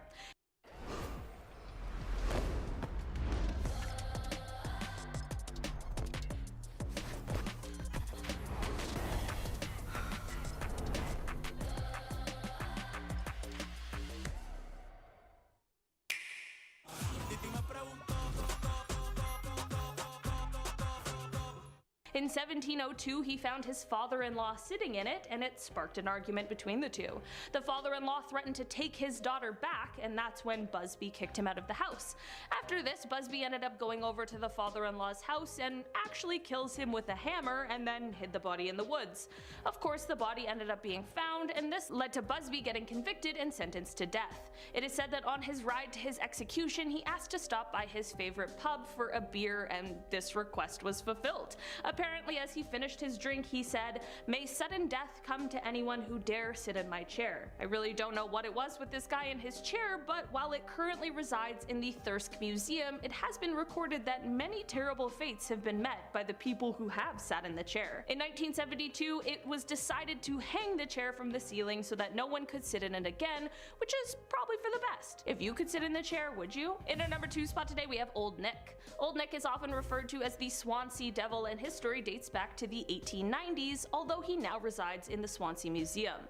So, back in the 1890s, there was the prestigious St. Mary's Church located right in the center of town. The church decided to do some renovations, and they put out some ads to hire someone.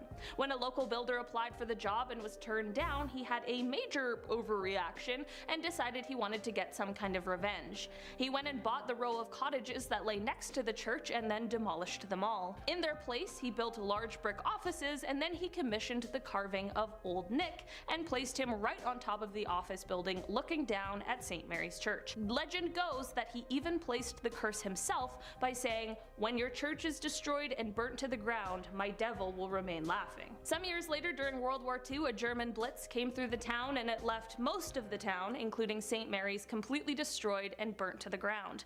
But the office building with Old Nick was undamaged and remained standing. For a while, Old Nick seemed to kind of disappear, but once he resurfaced, there was a petition to put him back where he was before, as well as a subsequent counter petition to put him far, far away from the rebuilt St. Mary's Church. As of now, Old Nick resides behind glass in the Swansea Museum, and it is said that he is enclosed in glass more for our protection than his. In our number 1 spot today, we have the Blarney Stone. For hundreds of years, the Blarney Stone has resided within Blarney Castle, which is near Cork, Ireland. The stone is a piece of limestone, and legend says that those who give the stone a smooch will then be given the gift of gab.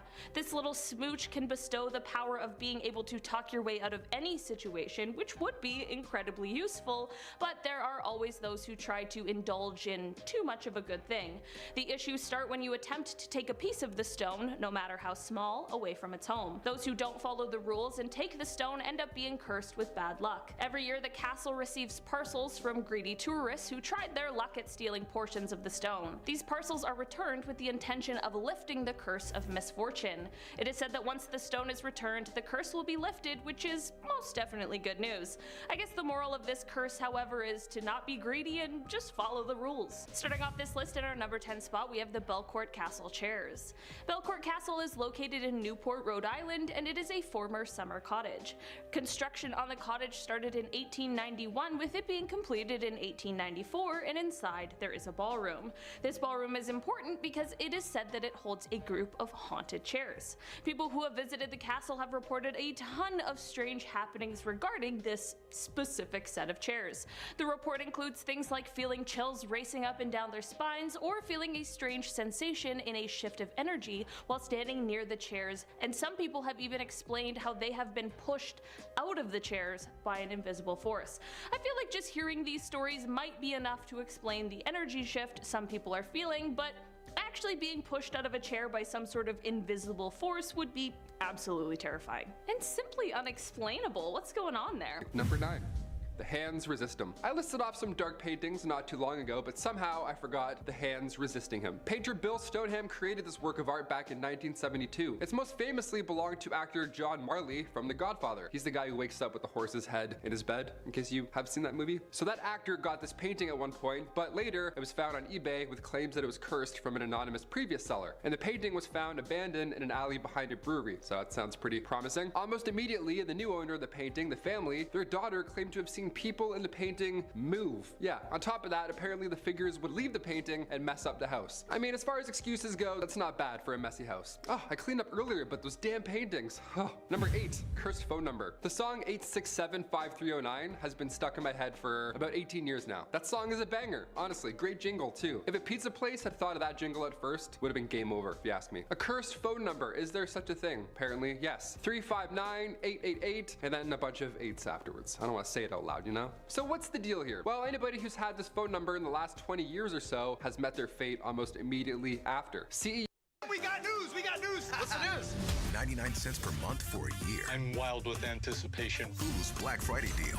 CEO of a Bulgarian phone company, cancer at 48, that's how he passed away. 2 criminals later on, both a little more mysterious than cancer, they both passed away afterwards. All these deaths happened within 4 years, that's the cursed aspect of it all. The phone number was suspended, so nobody's able to use it now. In case you're thinking about it, don't do it. Maybe it's because of this curse, or maybe it has ties to crime. Either way, 8675309 is still stuck in my head. I'm gonna go down with that song right as soon as we're done here. Number 7, the Bassano vase. This vase comes from the 15th century. It made for an excellent wedding gift in Italy, but the night before the big day, the bride sadly lost her life with the vase still in her hands. The family kept it afterwards, of course, but as the vase was passed down the family line, a pattern began to unveil itself. Whomever held possession of the Bassano vase died shortly afterwards. Now, keep in mind, this was the 15th century, so the average lifespan around then was like, I don't know, 30 years old. But after that many deaths in the family, it was packed away for good, just to be safe, or so they thought. The vase showed up again in 1988 alongside a note. The note was pretty to the point. It said, "Beware this vase, it brings death." Whoever found it was probably like,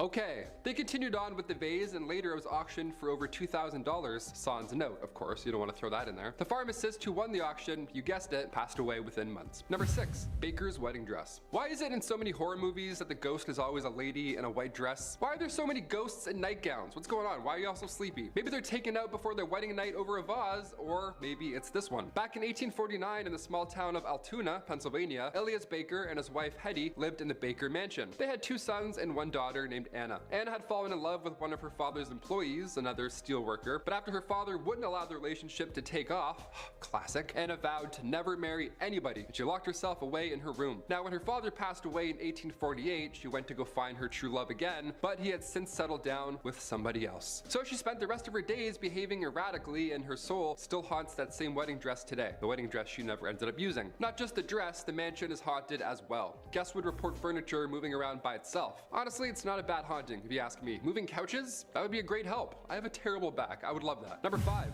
The Crying Boy painting. Just the name alone. Okay, I want nothing to do with this one. Yeah, we're back with another haunted painting. What is this, Hogwarts? Why are so many paintings moving around at night? This English curse kicked off in the 50s. Now, this is a reproduction of Bruno Amadio's The Crying Boy painting, but this painting is apparently responsible for lots of fires. In September 1985, a family's home burnt down, everything was gone, but the painting looked untouched. British tabloid The Sun even published a story on it, which I'm sure helped the situation. It read, "Blazing curse of the Crying Boy picture." Now, we laugh at beliefs from the Middle Ages and all that, but we're not really much further here, are we? People smoking in every house in the 50s were like, yeah, maybe it was a painting. It was probably that. Number 4, the Hope Diamond. Coming from the 1660s, this curse began when a gem dealer named Jean-Baptiste Tavernier bought this large diamond when visiting India. He bought it, apparently, okay. The origins of the diamond were unknown, but it didn't matter. This beauty was just sitting there and he had to. Well, later on, after Tavernier got the diamond, rumors spread throughout Europe and the United States that Tavernier actually stole the diamond from the statue of a Hindu goddess. The newspapers actually kicked this one off by publishing the Hope Diamond as an ancient curse. The diamond at one point ended up in the hands of King Louis XVI and his wife Marie Antoinette. Now, if you don't know about them in history, they lost their lives during the French Revolution. We'll say that. The old guillotine dream team. The stone then went to Lord Francis Hope come 1839, and by that point it was deemed cursed officially. This is when it got the name the Hope Diamond, right? They ended up selling the diamond shortly after being reduced to poverty. Then Evelyn Walsh McLean bought the stone in 1912. Shortly after, her son was killed in a car accident. So just bad news all around. When the stone was delivered to its final and current home, the Smithsonian, back in 1958, the driver delivering the package was later hit by a truck. He survived, but shortly after, his house caught fire. Moral of the story, you don't need diamonds, for more reasons than one. Number 3, the Anguished Man. Historical paintings are cool, but this is the first time I've read up on the Anguished Man myself. Gotta admit, it's pretty unsettling. Wow. It's considered one of the most haunted objects in the world, and it looks like it too. Definitely I would guess I'd pick it out of the crowd. This oil painting was created by an unknown artist, but the actual paint is mixed with their blood. So their legit DNA is in this painting. Blood, sweat, and tears, literally. Not much is known of the artist as he passed away shortly after, but the current owner is Sean Robinson from Cumbria, England. His grandmother had given him the painting. There wasn't much known beforehand, but his grandmother warned him that it was cursed. Hey, here's some Werther's originals and a cursed painting. Classic grandmas, you know how they do. Sean had to leave it in his basement at first because his wife wasn't a fan. More than fair. But when the basement flooded, which is also mysterious and that sucks, he had to then move it upstairs. After that point, the couple heard crying, screams, whispering all throughout the the house, things you don't want to hear alone in a house with a haunted painting. It got so bad, Robinson uploaded time-lapse footage to YouTube in 2011, and it shows the door closing by itself next to the painting. Check it out. Also, yeah, keep this in the basement for sure. I agree with the missus on this one. Number 2, broken mirrors. It doesn't matter who you are, you've heard of this one at some point. You break a mirror and what do you get? Bad luck. You get 7 years of bad luck. Has this happened to you? If so, what year are you on? Are you close? How close are you to the 7-year mark? We got your back. You got this. You're so close. Ancient Romans kicked this one off. They believed that the human soul would renew every 7 years. That's where the whole 7-year thing comes into play. It takes time to repair the human soul, apparently. That combined with the belief that a mirror's reflection was a way into the soul, well, now we have one guy who feels really bad for breaking a mirror, essentially. Therefore, a curse. If you break a mirror, you're tearing the soul from the body and abandoning it. In Kazakhstan, if you break a mirror, evil spirits would haunt the person responsible for the damage. That's a pretty scary deal. You gotta keep those hands grippy. They say you can't look into broken mirror pieces afterwards, or else that's bad luck in itself. There's too many mirrors now, honestly, cut to today. I'm sure ancient Romans had no idea which. What if water could be delivered by the power of the sun? Possibility in every drop. Hello, it's me, Sponsor Ludwig, here with a question. Are you an adult who likes doing adult things? Well, then you could probably use $50, which is why I'm happy to talk to you today about the sponsor of this video, Experian Smart Money Digital Checking Account. Plus, if you sign up and set up direct deposit, you'll get $50 directly added to your account. But the ATM fees hurt, unless you have Experian, because they waive fees at over 55,000 ATMs. You also get to check your FICO score for free, which is really helpful. All you have to do is go to Experian.com or just get the app. 2022 would look like. We have phone cases with mirrors in them now. That's a lot of bad luck in jean pockets, my friends. And coming in number 1, curse of the Billy Goat. Can a team be cursed? Is that such a thing? Here we go. I mean, I live in Toronto, home of the Maple Leafs, and we don't see a lot of wins on that side, but the Chicago Cubs curse, well, that was a huge deal for a very long time. The Chicago Cubs curse comes from 1945, when a man named Bill Sionis, nicknamed Billy Goat, he was kicked out of a Chicago Cubs game. Yeah, he actually didn't even get into game 4 to begin with. Was he too intoxicated? No. Did he bring a live goat with him to this game? Yes, that was why. Yeah, Bill brought with him his pet goat for good luck. So after the staff said, no, you can't enter the 1945 World Series with a live goat, he then cursed the club over and over on the way out. What a guy. Saying the Cubs ain't gonna win no more over and over again. And that was the game that they dropped the ball. So something kind of happened. The Detroit Tigers won and the curse of the Billy Goat kicked off. And it got so out of hand that come 1994, the Cubs had lost 12 games in a row, their worst home start in history. So Sam Sionis went to Wrigley Field. Everybody was chanting to let the goat in, and then the Cubs won 5-2. I don't know.